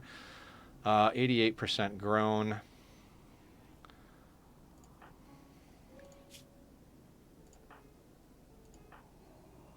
Part of the cost of making so many videos must be professional therapist. Oh yeah, you have to have... I think therapy is important for almost anybody on this planet. I know that when I had a therapist, it helped me a lot. I've been looking for a new one for years now and just haven't been able to find someone. I have some pretty specific criteria that I won't go into because of how I am with my mental health and stuff like that. Anyway, we won't go specifically into that, but it's taken me a while to find someone new but at least a lot of work got done with the last guy. He helped me let go of a lot of my anger. I came from a very angry family, a father who liked to smash things and flip tables and throw stuff through windows. So being able to let go of that was very helpful for me.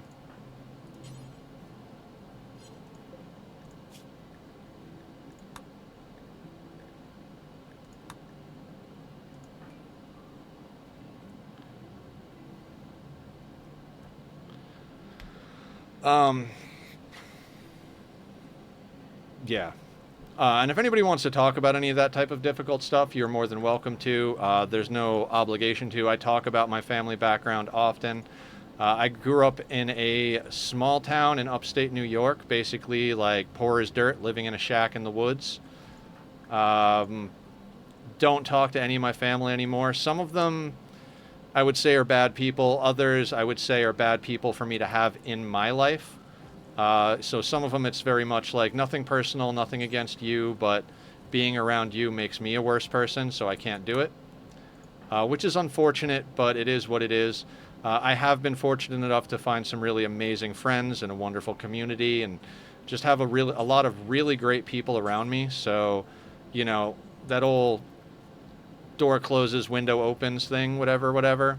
I'm very happy with who I am now and the people that I have in my life. So everything is working out for the better. One of your exes was like that.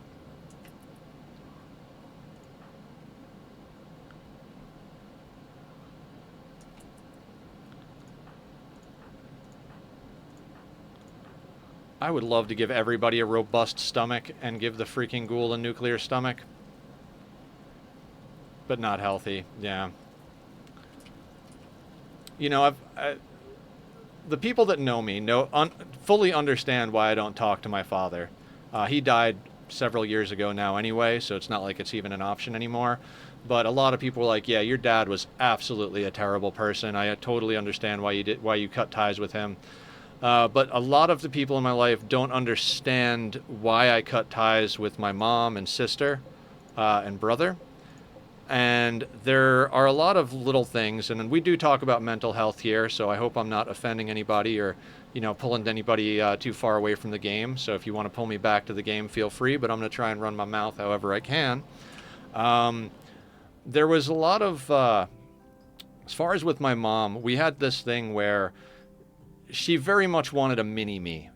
And she always looked at me to the point where it was like the children were kind of divided up. Myself and my younger sister were my mom's kids, and my younger brother was my dad's kid. And they were so bad at seeing us only as extensions of themselves and not as full and complete people that they didn't know us as people.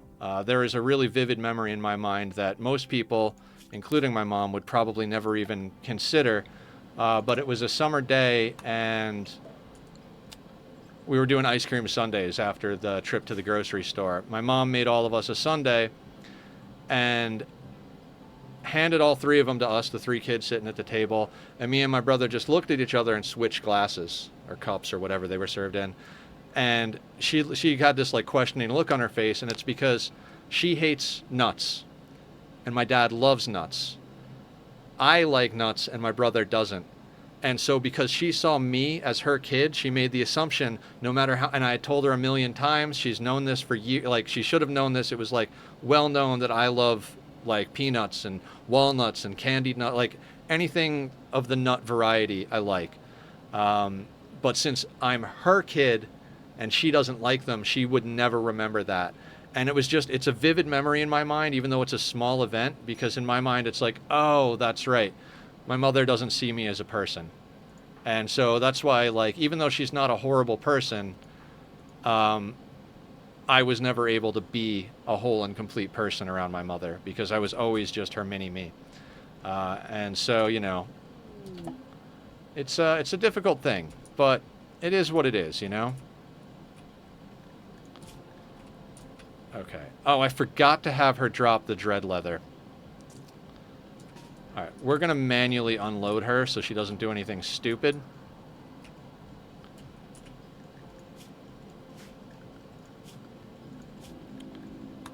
We'll get her back on default. I just think it's important to know where your boundaries are and establish them. And regardless of who people are, whether you're biologically related or whatever the case may be, if someone is bad for you, there's no shame in not letting that person be a part of your life. It's just, sometimes it's just not good. And that doesn't mean that they're bad or you're bad or any of that stuff. It just means that you don't work with each other, you know? Not to get too heavy on a day where we're playing Sea Ice in Rimworld, but you know. Yeah, Camille. Alright. So Camille, let's have you drop the silver, drop that, drop that, drop that, drop that. Let's do that. No, let's not have you wear a Psychic Shock Lance. I don't want that. You want to wear a parka. That's cool, but please drink some tea first to get your mood sorted out a little bit. Cool. Just stand in the corner, of course. That's what you should do. When else? I don't know. I don't know nothing. You know what? Let me do a quick playlist change over here, right quick. Gonna get over back into Bitter Rune. Love this band. Not my normal style, but really do enjoy their stuff.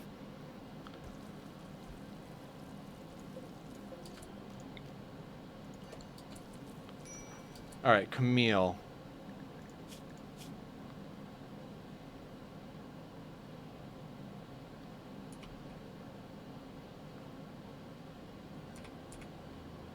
All right, so we gotta actually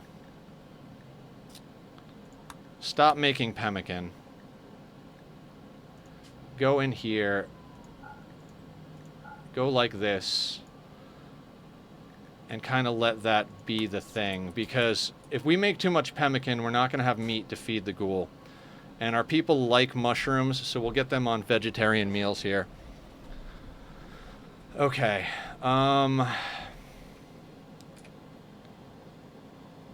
Camille, did you come back with any food, or did you finish everything on the road? I think you finished everything on the road, right? Okay. We'll let Camille make the clothing swap she wants to make, because we definitely want her to go out there into the world. So, my current game, I've gone fungus preferred, which is normal for me. Yeah, same thing, Asiak. We are fungus preferred status, so we're having Barb cook up fungus meals for us.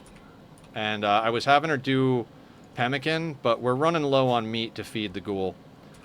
Hoping we can kind of balance that out a little bit. What are you doing? Relaxing socially. That'll get your recreation back up, right? I think we're going to have Camille eat one of these fine meals when she's done relaxing socially. Oh, I held shift, but I guess she wanted to interrupt that to go get food. Good for you, Camille.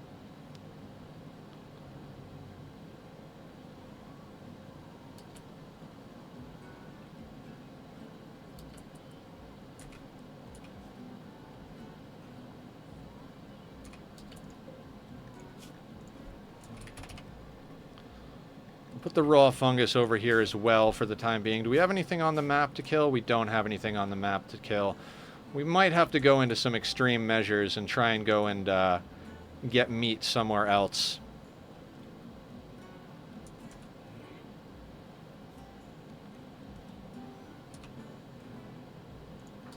Alright, what are you doing and what do you need? You're not in a bad situation. You're reading Trigger's book. Alright, let's let Camille recreate just a little bit more, and then we're going to send her back out on the road ASAP. Actually, there's no point. Her recreation is going to bottom out the moment she leaves anyway, right? So, let's send a caravan here. We're going to grab Baitbot. We're going to grab Camille. We're going to go in here. We'll finally get rid of that dread leather. Actually, you know what? It's only 7. We'll stick it outside. Let's have you take 2 Psychite tea in case you... Well, no, it's fine. Her mood will be what it is. We could sell the ovum, but I kind of want to keep it. Kidneys, lungs, hearts, those are going for sure. You know what? Let's sell the ovum. We can always collect more ovums. Awful and poor toque. Let's get this gas mask off the map. We could smelt it down, but you know what? Actually, yeah, let's smelt the gas mask down. Sash, this thing, you can go, you can go, you can go. You can go, you can go, you can go. You're gone, you're gone, you're gone. No, we should ditch some shards. You're absolutely right. I was talking about that. You know what? Screw it. Let's sell all of them.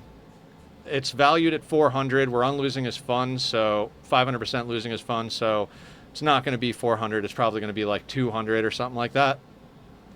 But that's money that we could get off of map. If we're getting 1,000 wealth off of that, we might as well sell that because we haven't seemed to have a problem getting stuff. Let's have you take the packaged survival meals.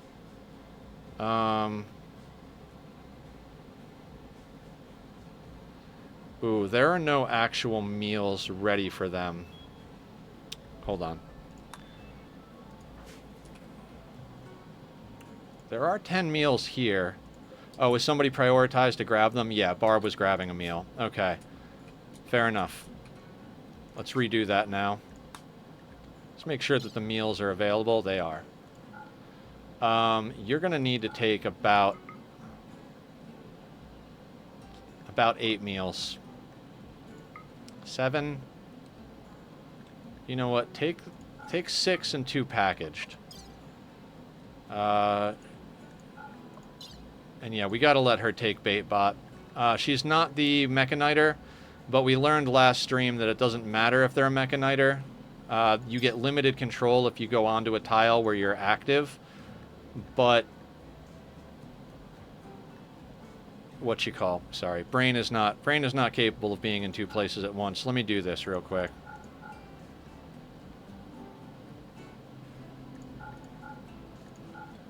If you have it on a caravan, we'll keep the light leather vest. No, you know what? It's worth it to sell it. I'm not stressed about that. We haven't had too hard of a time coming up on clothing on this playthrough, so we'll keep the normal alpaca wool. I never remember that about the mechs. Yeah, they add carrying capacity, and you don't have to have them have the mechaniter with them, so you don't expect your suitcase to fight for you. Nope, nope. Okay.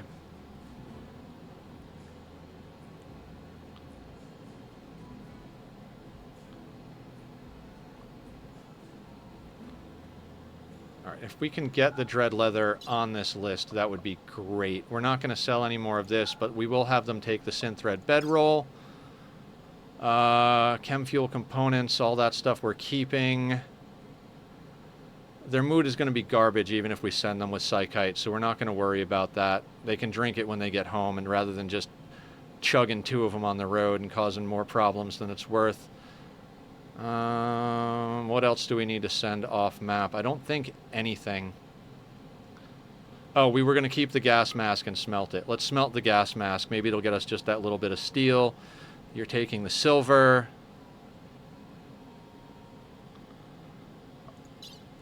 Alright, let's send it.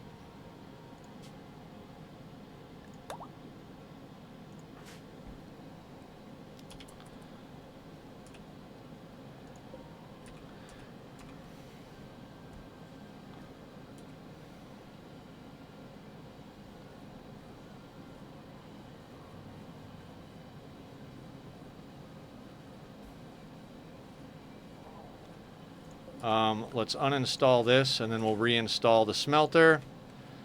And that will get us, you know what, for now, let's flick this light off.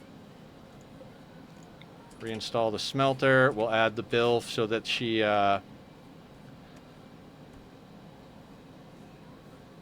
smelts up the gas mask.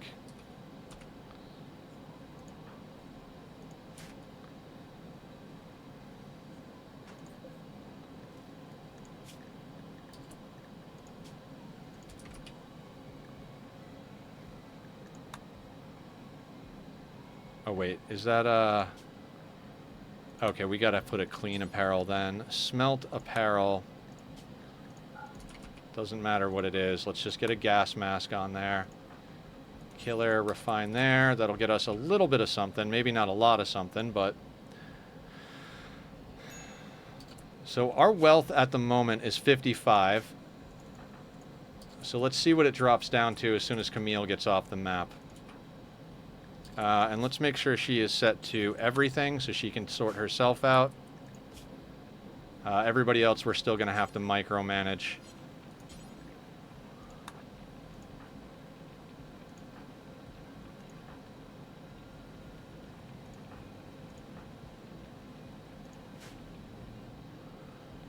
You don't expect... Oh, I already read that.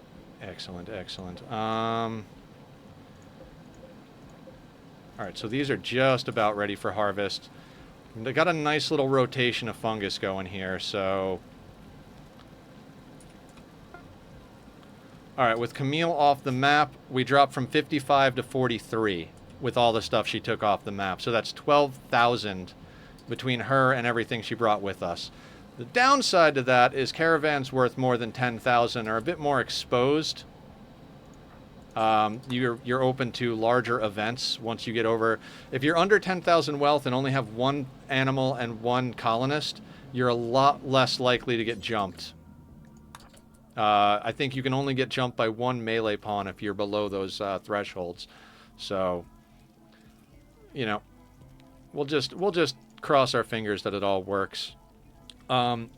Guys, I am going to take one last restroom break. I hate to do it this many times, but I've got to pee already, and holding it for an hour is not a good idea for any of us. I will be right back. Check out Bobby if you like the music, and we'll get more done here. See you in a sec.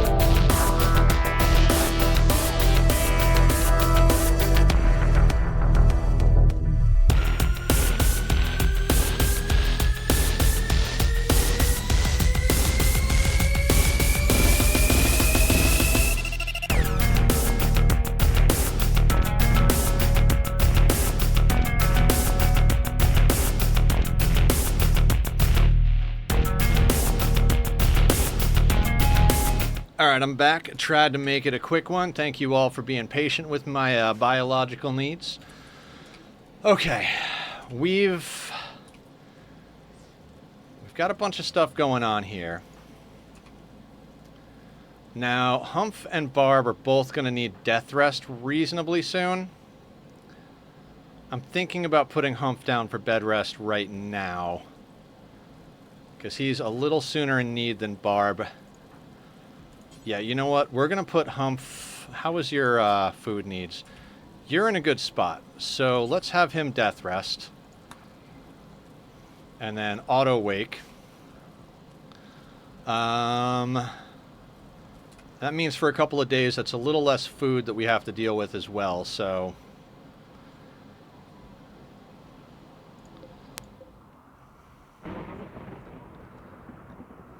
Need miner. Did I set some stuff to harvest? Oh, that was still set to harvest at one point. Okay.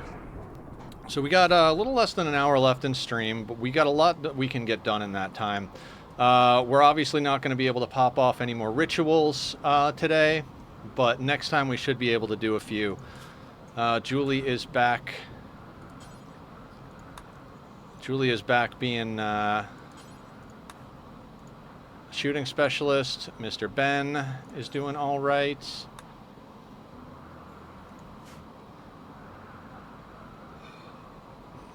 All right, let's put a little juice on this. With Humph down, we've got less to keep an eye on. All right, we're almost through summer. I can't believe this whole stream has basically been one season, but that's more or less where we're at.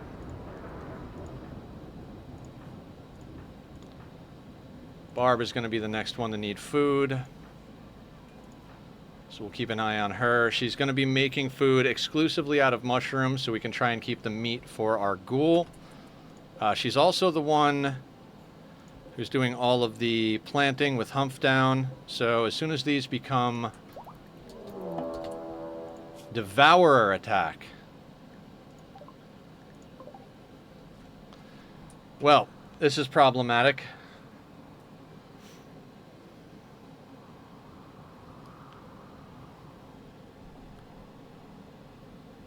No, they don't die. They take a lot of damage.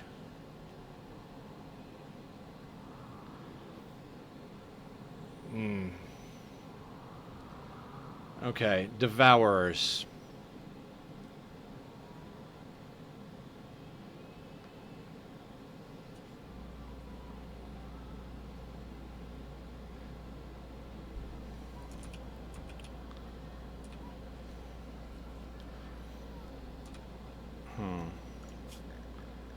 I think we're going to have to use our normal, our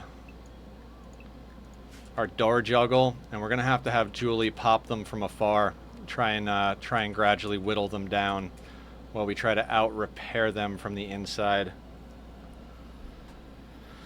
Okay.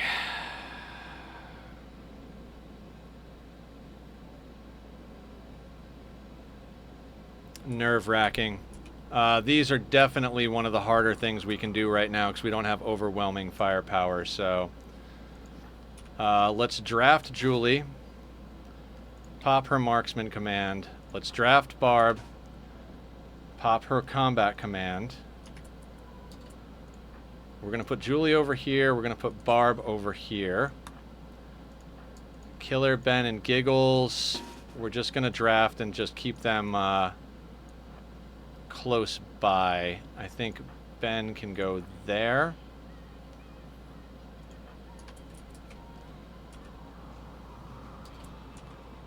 Bleed them and outlast them is probably our best bet.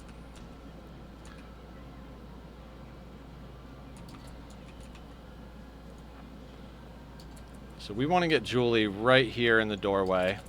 We'll get Killer behind him. We got Mr. Ben there. And our ghoul is just here. Okay, that's a good tidbit to know. Sorry, I've been lurking and listening while looking for a new career online. Yeah, no stress, no stress.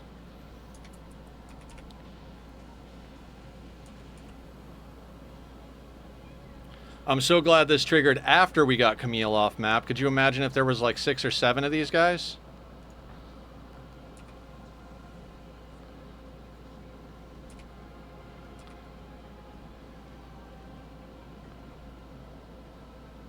Okay.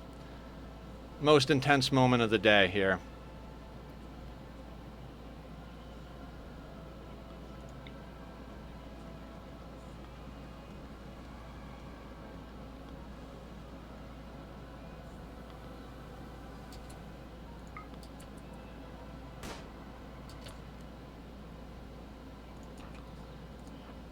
Giggles, I want you to go over here because you're going to open that other door. Okay, that is probably the best we're going to be able to do. So Giggles, open that door. And then everybody else come in.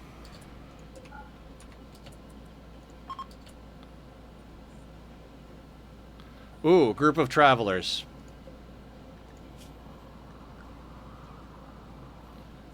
No immediate damage. No immediate danger. Okay. Put Barb in front of the door. They're a little bit confused. Where are these travelers coming from? Up here. That might provide enough of a distraction for us to achieve something here, so...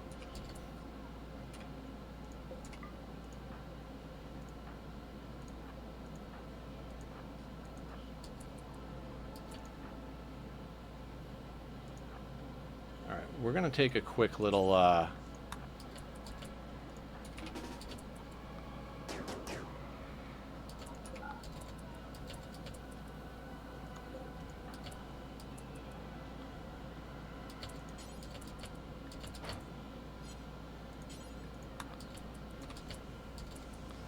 Now, they should switch aggro over to the ghoul on the other side.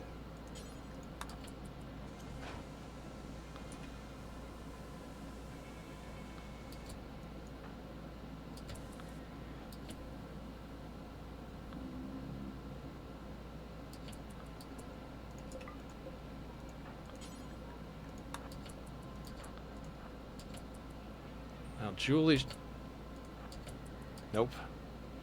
Too fast. I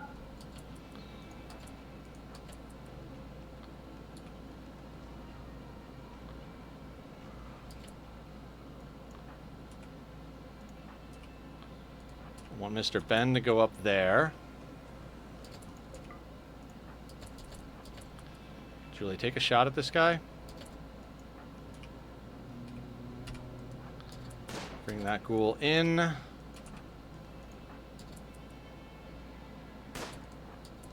Move, move, move, move.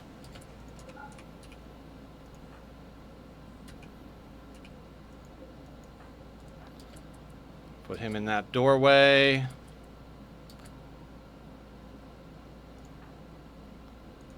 Giggles can go back over here.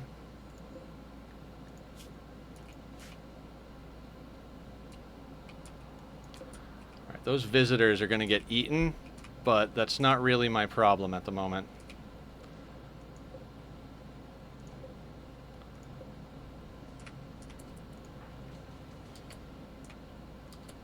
They seem to be going up here for Mr. Ben.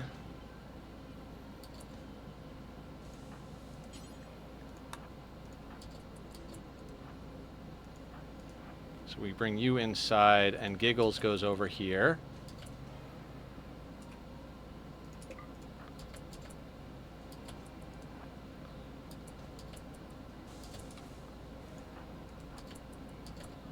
Bring Giggles inside.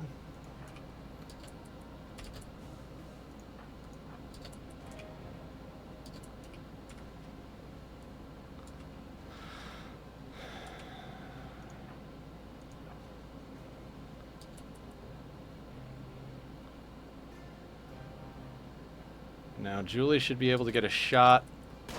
Yep. And then in.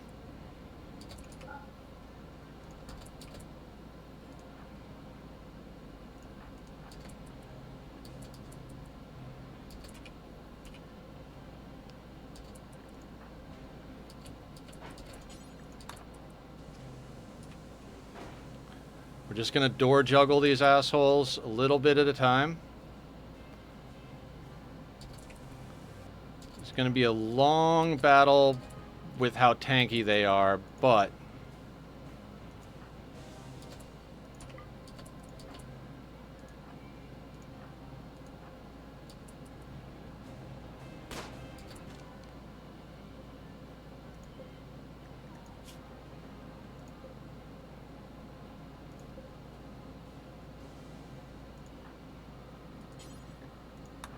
I'm gonna have Mr. Ben come over here because they're one of our builders. Get out of the way, Julie.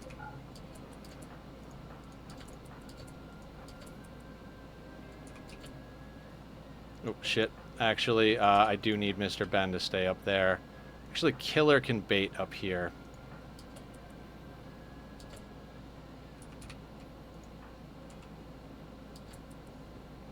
Never fully close the doors, because then they'll start banging on the walls. Actually, looks like they're going for the, looks like they might be going for our friends over there. Yeah, they're definitely going for the visitors. So let's try and take advantage of that. We're gonna get a few people over here. Because we're gonna poke our heads out and shoot when their backs are turned. We're gonna get Julie to come over here and pop this guy.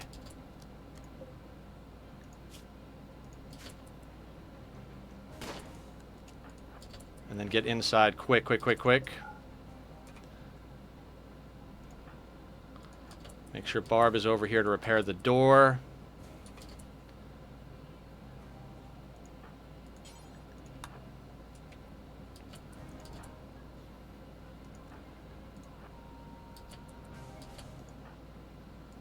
Let's get Julie over here.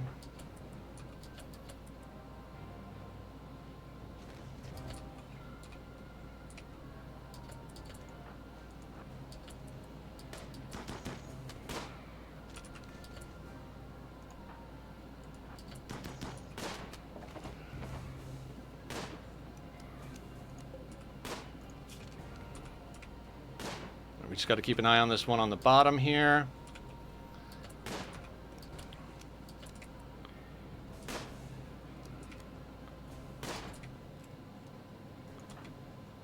Giggles, I'm going to need you to come over here to bait them.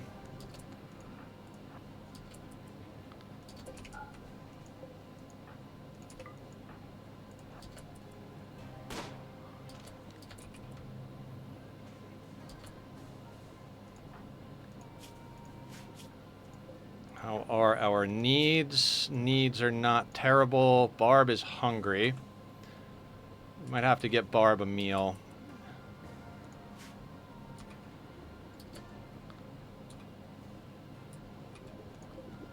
So this guy, no immediate danger, but this guy is now down to bleeding out in 15 hours.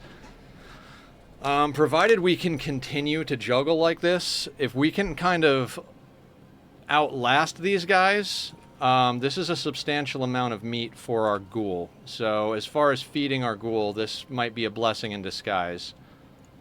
I'd like to get Julie back over here.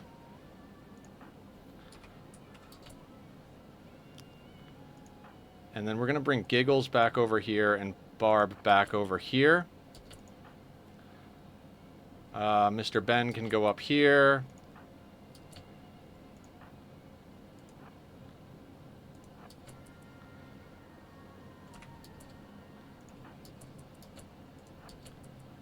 Now when that thing comes around the corner, Julie should take a shot at it, and we should have enough time to get in. Nerve-wracking.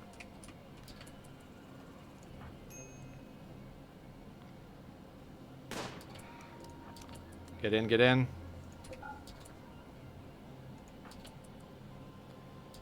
And how is your bleed? No immediate danger, but that's okay. Shit, should have had them open this door first. That's okay. They'll probably smack on this door. Okay, walking right past it.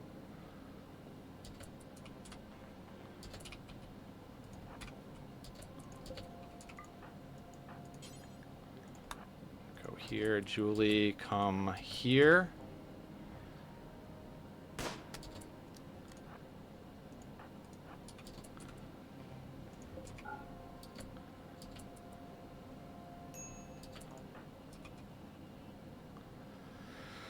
Barb is not happy. I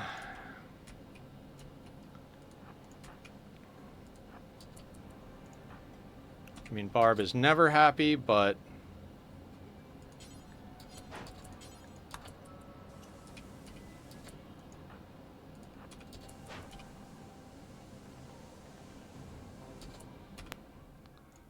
Alright, Barb, what I need you to do is consume a fine meal and then drink Psychite real quick. And...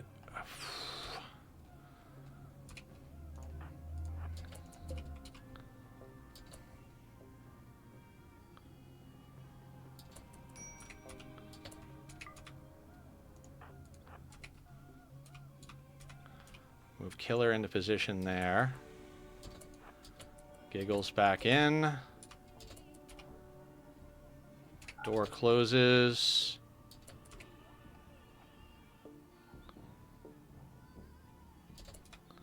Everybody's going back around to Killer. We should be able to get a shot on this guy. Excellent. Killer duck back in for a hot second. Julie take another shot. Excellent. Killer go there. Julie go in.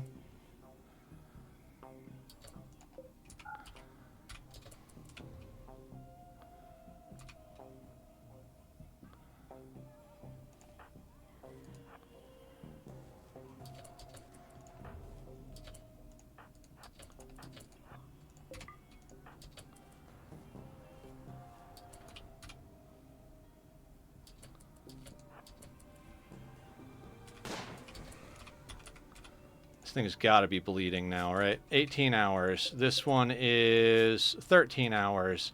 So once we get a bleed on this guy, we're basically just here to outlast them.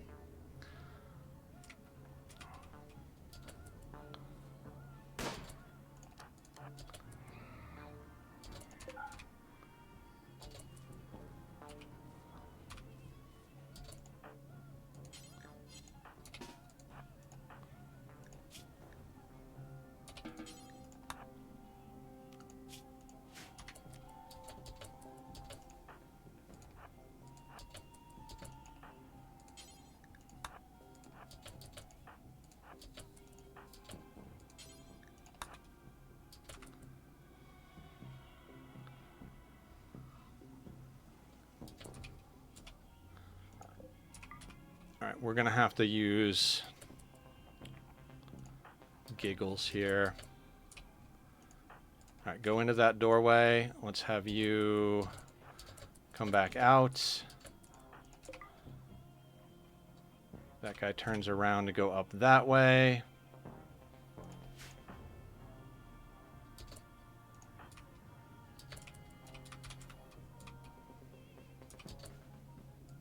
Julie goes in the doorway. Giggles goes in.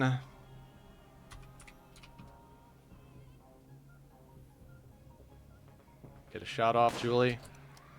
Wonderful health on this guy. No immediate danger. This guy is 15 hours. This guy is 12 hours.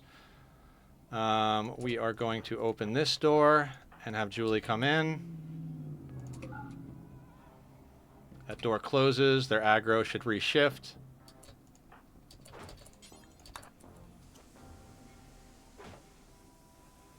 Barb should be able to out-repair it.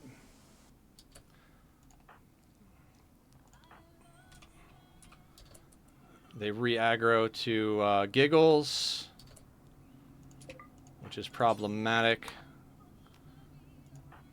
So let's try and do this. Swap Killer and Giggles.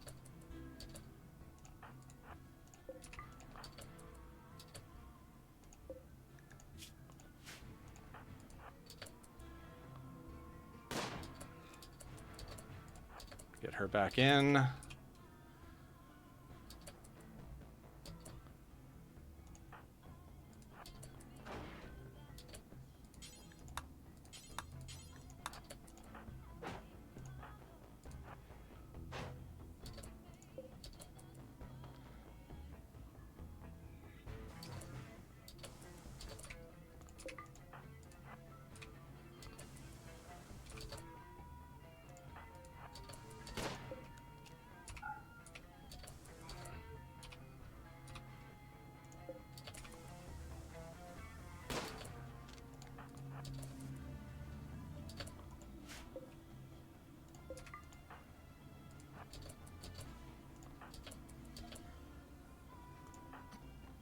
Barb down here.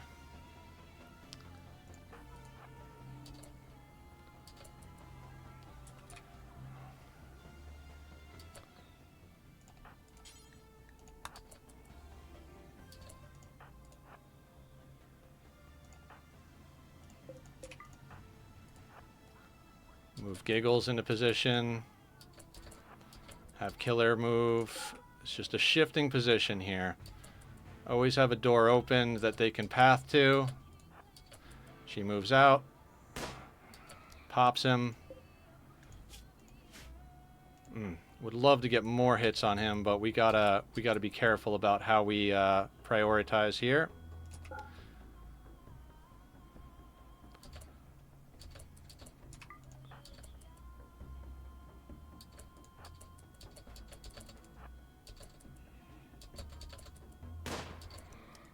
Get back in.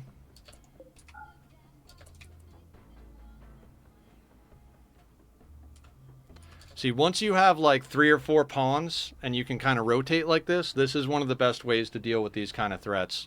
So they'll always aggro to a pawn. So as long as you get someone into a doorway before the other doorway closes, they should immediately re-aggro as soon as the door closes. Now, every once in a while you don't do it quick enough and you got to repair the door, which is why it's important to have a good builder on the team. So now they're re-aggroing to Giggles. That one's going up to Giggles as well. So we now need to employ a third bait. Put Killer there, move Giggles inside. And that door should close and they should re-aggro to Killer.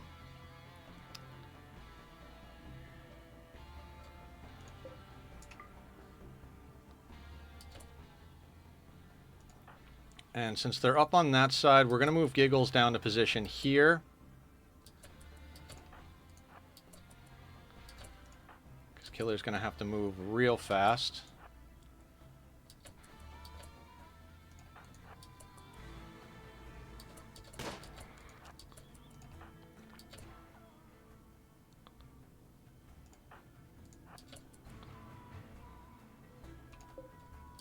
Now, we didn't have a door open, so they're probably going to aggro to the doors. Mr. Ben is asleep, but is our second best builder at a 5. Barb is at a 15. Dangerous situation here.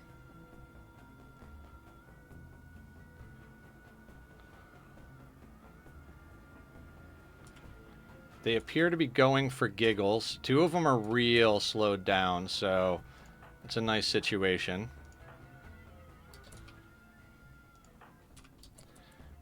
We need them to move. Oh, the difference in their speed is making it a little difficult.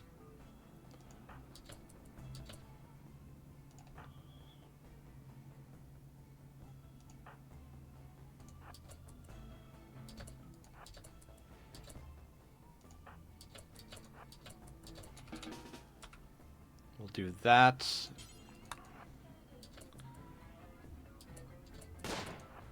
Quickly, Julie, move. Let's rotate Giggles up here.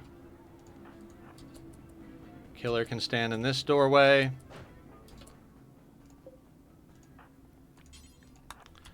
Repair the door.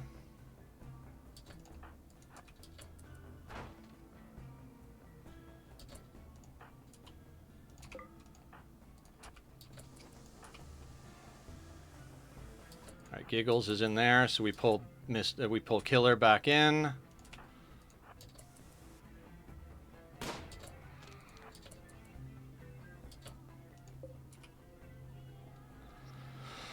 Oh, slow and steady wins the race. Slow and steady wins the race. This is not something that's easy to do if you're on no pause. It's still doable, but it is definitely not an easy thing to do if you've got no pause. So, not sure how you would deal with this with no pause, other than maybe having enough turret packs to aggro them so you can get a good push on them. We got 7 hours till death on this guy, no immediate on this guy, and 8 hours till death on this guy. If we get a couple of more taps on this guy and just keep door juggling a little bit, we should be able to make pretty quick work of this situation. See, this one is downed now.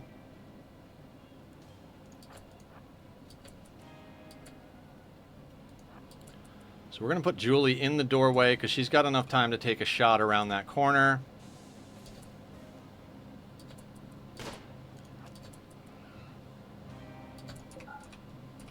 Giggles is still holding that door up there. Barb is here to do repairs. How is our food situation on everybody? Not great. I'm going to have Killer eat a meal.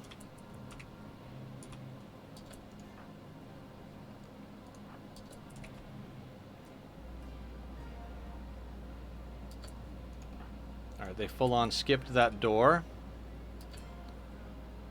Julie could really use a meal, but she is our best shot, so we're going to push her just a little harder.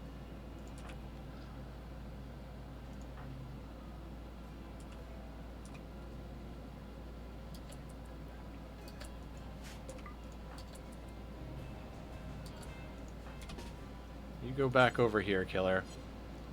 Actually, I might put Killer down... No, good to have a team. Julie goes here. Giggles goes in.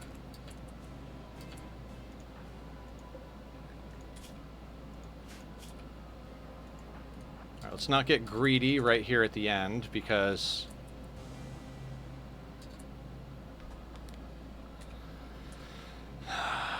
Okay. Julie, let's get you a meal. I think we already did Barb's meal. Okay, good.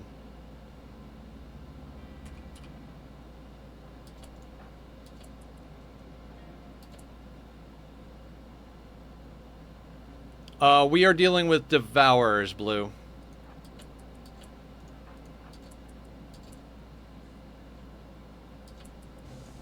So we're pulling a slow and steady over here. We already have one bleeding on the ground. Another one is going to be downed in 7 hours till bleeding out. Welcome back, Parker. Welcome back, Blue.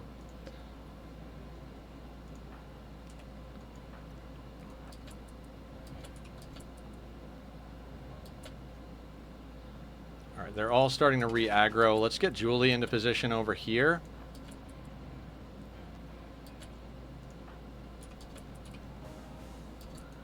Pull in Mr. Ben. Their aggro should shift back to Julie. Alright, the other one is downed. So we just gotta kite one back and forth and let the others bleed out. Ooh, steak. Sounds amazing.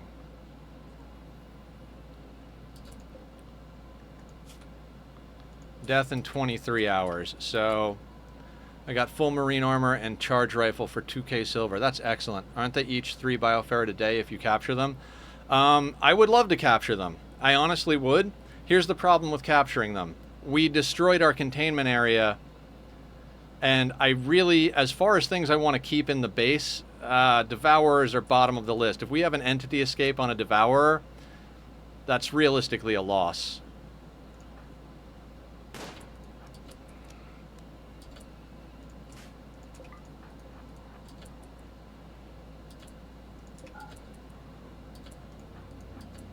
So what I would like to do is chop them up for the twisted meat to feed our ghoul.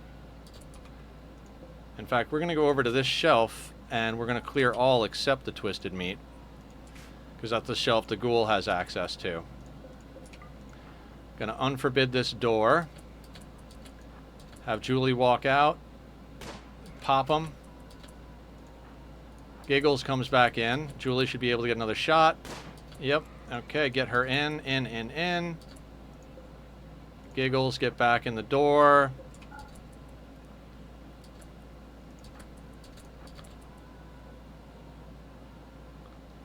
Monkey in the middle all day long. And right about here.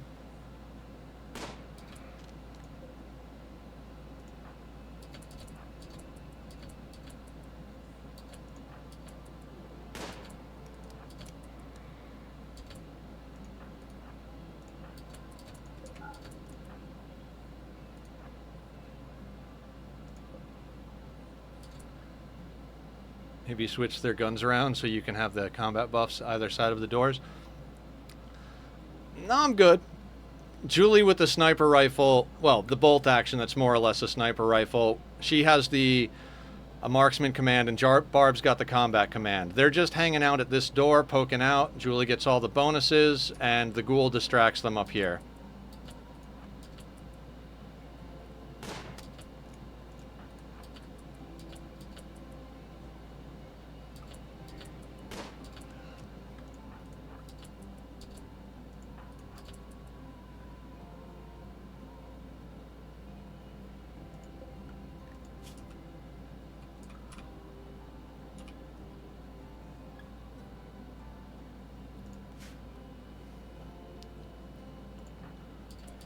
It's like I always talk about, like, I know losing is fun is the moniker of the genre, but sometimes that really does have the implication that winning is boring. And this might be boring to some people, but this is the path to victory here. They haven't smashed any of our walls. They haven't swallowed any of our people. The guests that they swallowed, they spit their corpses back out. They brought pemmican and our corpses, and they brought steel ikwas. So we can smelt down their ikwas, eat their pemmican, chop them up for more meat. We can chop up the devourers to feed our ghoul. And, yeah.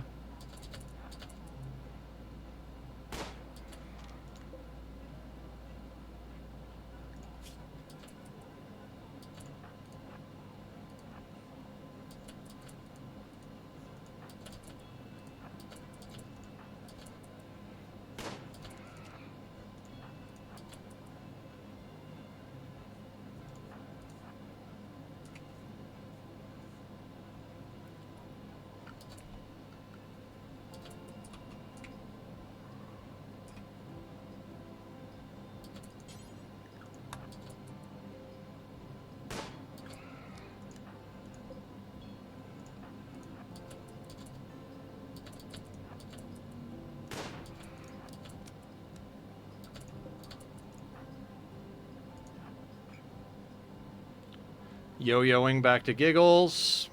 And downed. Okay. I've only seen 2 when you zoom out. 2, 1, 2, and 3. Let's have Giggles punch them to death. And then how's everybody else doing on food and whatnot? Not too bad at all. Yeah, we downed these 2 guys and then just had to kite this one back and forth.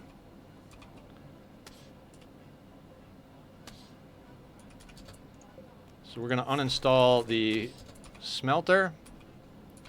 Actually, let's leave the smelter there, because we could just butcher over here and it's not a big deal.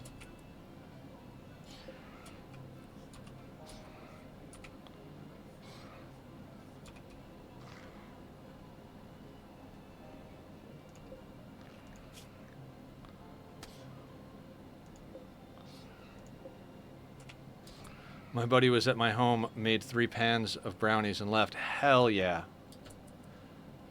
Gotta love some brownies. If Barb is there, she's gonna say, Nether, when are you gonna make my brownies? And the answer is, when I remember.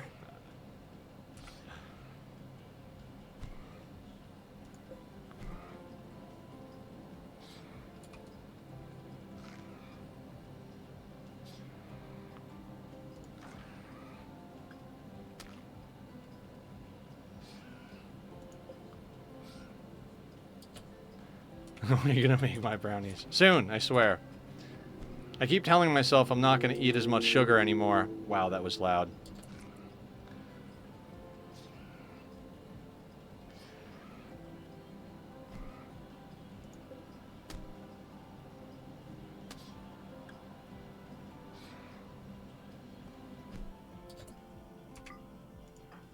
Alright, I want you to eat twisted meat, and then we're gonna send you out to punch the other ones to death. And we'll get everybody back on work.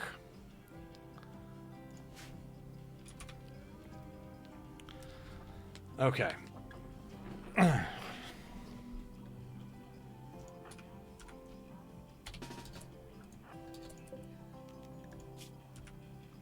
got 9 cats, 3 adults, 3 kittens. Aw. Real life are we talking about? Oh, IRL. Hell yeah. I've got 1 adorable kitty cat. He is my little boy, and I love him.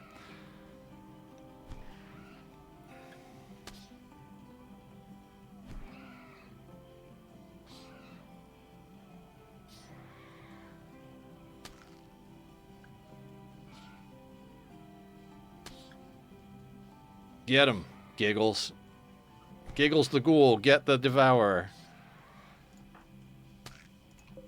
That one's already dead.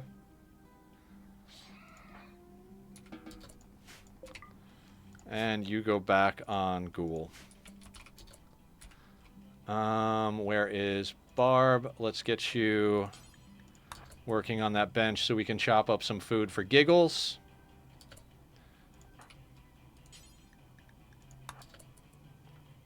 Get Julie to haul that stuff. Humph is still on death rest for 2.9 days.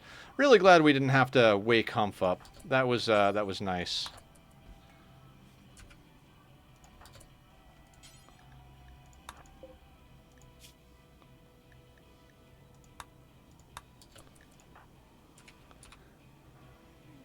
This steak looks so good. Oh man, I do love me a good steak. Where's Camille? Camille's on her way. How much meat do we get out of this? 145. Excellent. I'm actually going to go in here and suspend that. We're going to go in here. We're going to clear all. We're going to do corpses not rotten. And let's get the mech corpses. I don't know why I cleared that. Ugh. Fungus can go on there as well. Meals can go on that other shelf.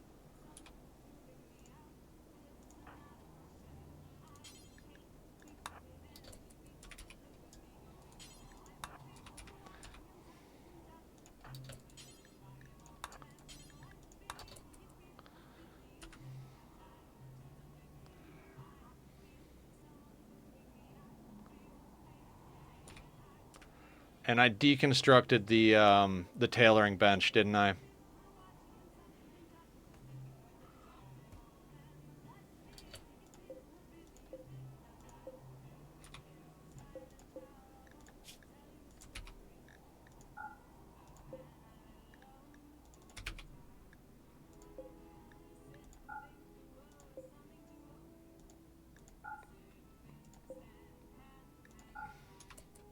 I want all the twisted meat on this shelf. Looks like someone is painting red outside the box. Yeah, Dag. We just had to deal with 3 devourers. So we just kind of did the monkey in the middle door shuffle. But now we've got a decent amount of food for our ghoul. So I'm pretty happy. We basically just had a repair person and our best shot standing next to this door. And then a person here and here. So we could just kind of like loop their aggro, you know. Oh, stand in this doorway, take a shot as they come around the corner, jump back in while somebody else opens this door. They re-aggro, go up there. Pretty nice, actually. We took 0 damage. They did eat our friends over here. So let's actually get that in the mix. Our friends brought us some stuff. I don't know if that really fucked things up or not, but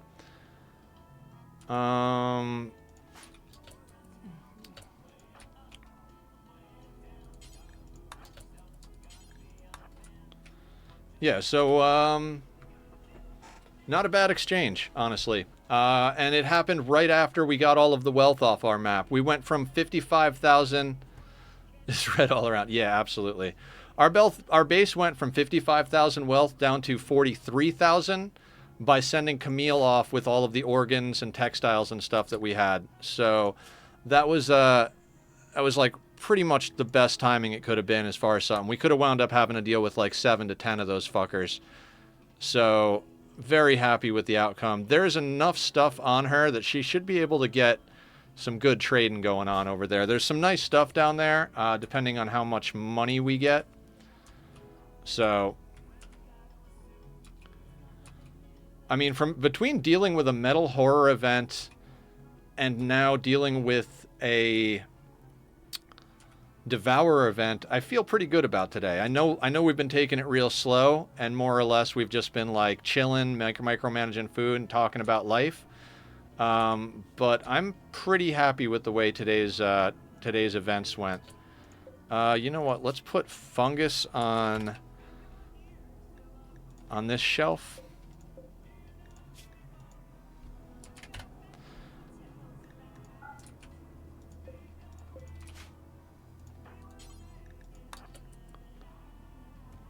That way you can haul... Actually, strip him and then haul him. Should have done that with this guy, too. We can shrink this outer zone nicely now. This is the thing about playing with pause, is you can kind of... You can get away with a few things.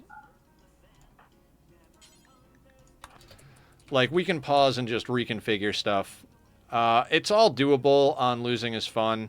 You just have to be a bit better about all of your zones and all of your priorities from the beginning. If I was doing no pause, I wouldn't be playing the same, but a lot of the same tactics, but not a lot of the same implementation.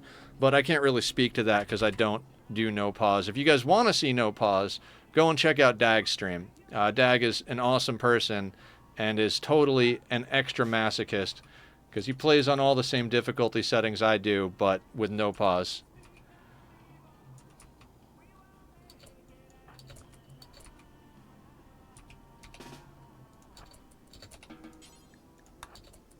Haul the pemmican, then you can eat it.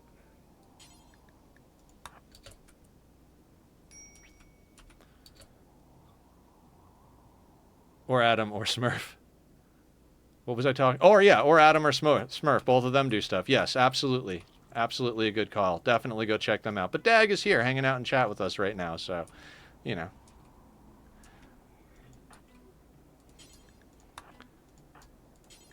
When you're done, grab those. Dag does have music in his streams. I gotta pick your brain on that one too, Dag, because I don't know how you get around the DMCA thing.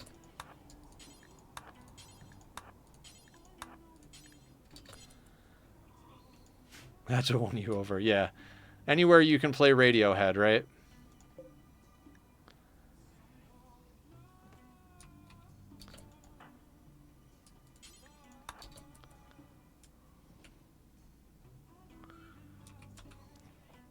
Okay.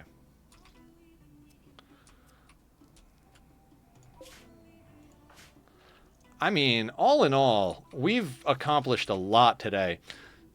6 rituals, Devour Attack, Metal Horror Event, did a full trade caravan, harvested organs, have another trade caravan out in the world on our mule. We've got food for our ghoul. We didn't start with a ghoul, we made a ghoul, so that was helpful. Geez, all in all, I feel like we did a lot of good work today. If we could get a little bit more in the way of steel, so we could... you know what we could do? And remind me about this, because we're just about at the end of stream. We've got 36 bioferret. We should replace a couple of wall segments with bioferret so that we can get some steel back and have sturdier walls. Because that's 5, 10, 15... That's 7 wall segments.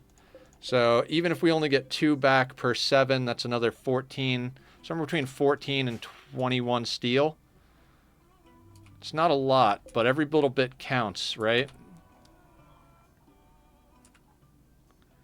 Someone tries to peel at a camp and get a TV and 2 flat steel sculptures. Do it. If you can handle it, I would say so. I mean, tribals are not the hardest thing in the world to deal with, so if you've got the resources, I say go for it. After you haul that, eat that. You're good on food, you're good on food, you're good on food. Giggles is good on food.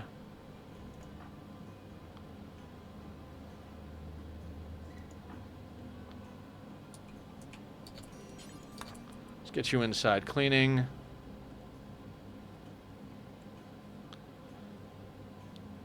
Got 4 men with LMGs and charge rifles or full marine armor. Oh, you should be able to do it then. Just, you know, just don't go in guns a-blazing. Make sure you check out the tactics of what's going on while you're there, and you should be fine. Okay. I think this is probably a good place to call it. I know it's a couple of minutes early, but we just finished a Devourer attack. We cleaned up the mess. Our trade caravan's not coming back anytime soon, even if we put it on a 3X. I think we call it on a W. Go raid out to someone, see if we can find one of our friends or a new friend playing Rimworld, and go say hi. Tomorrow we're going to be back playing Oxygen Not Included. Of course, thank you for coming, BD. Appreciate it.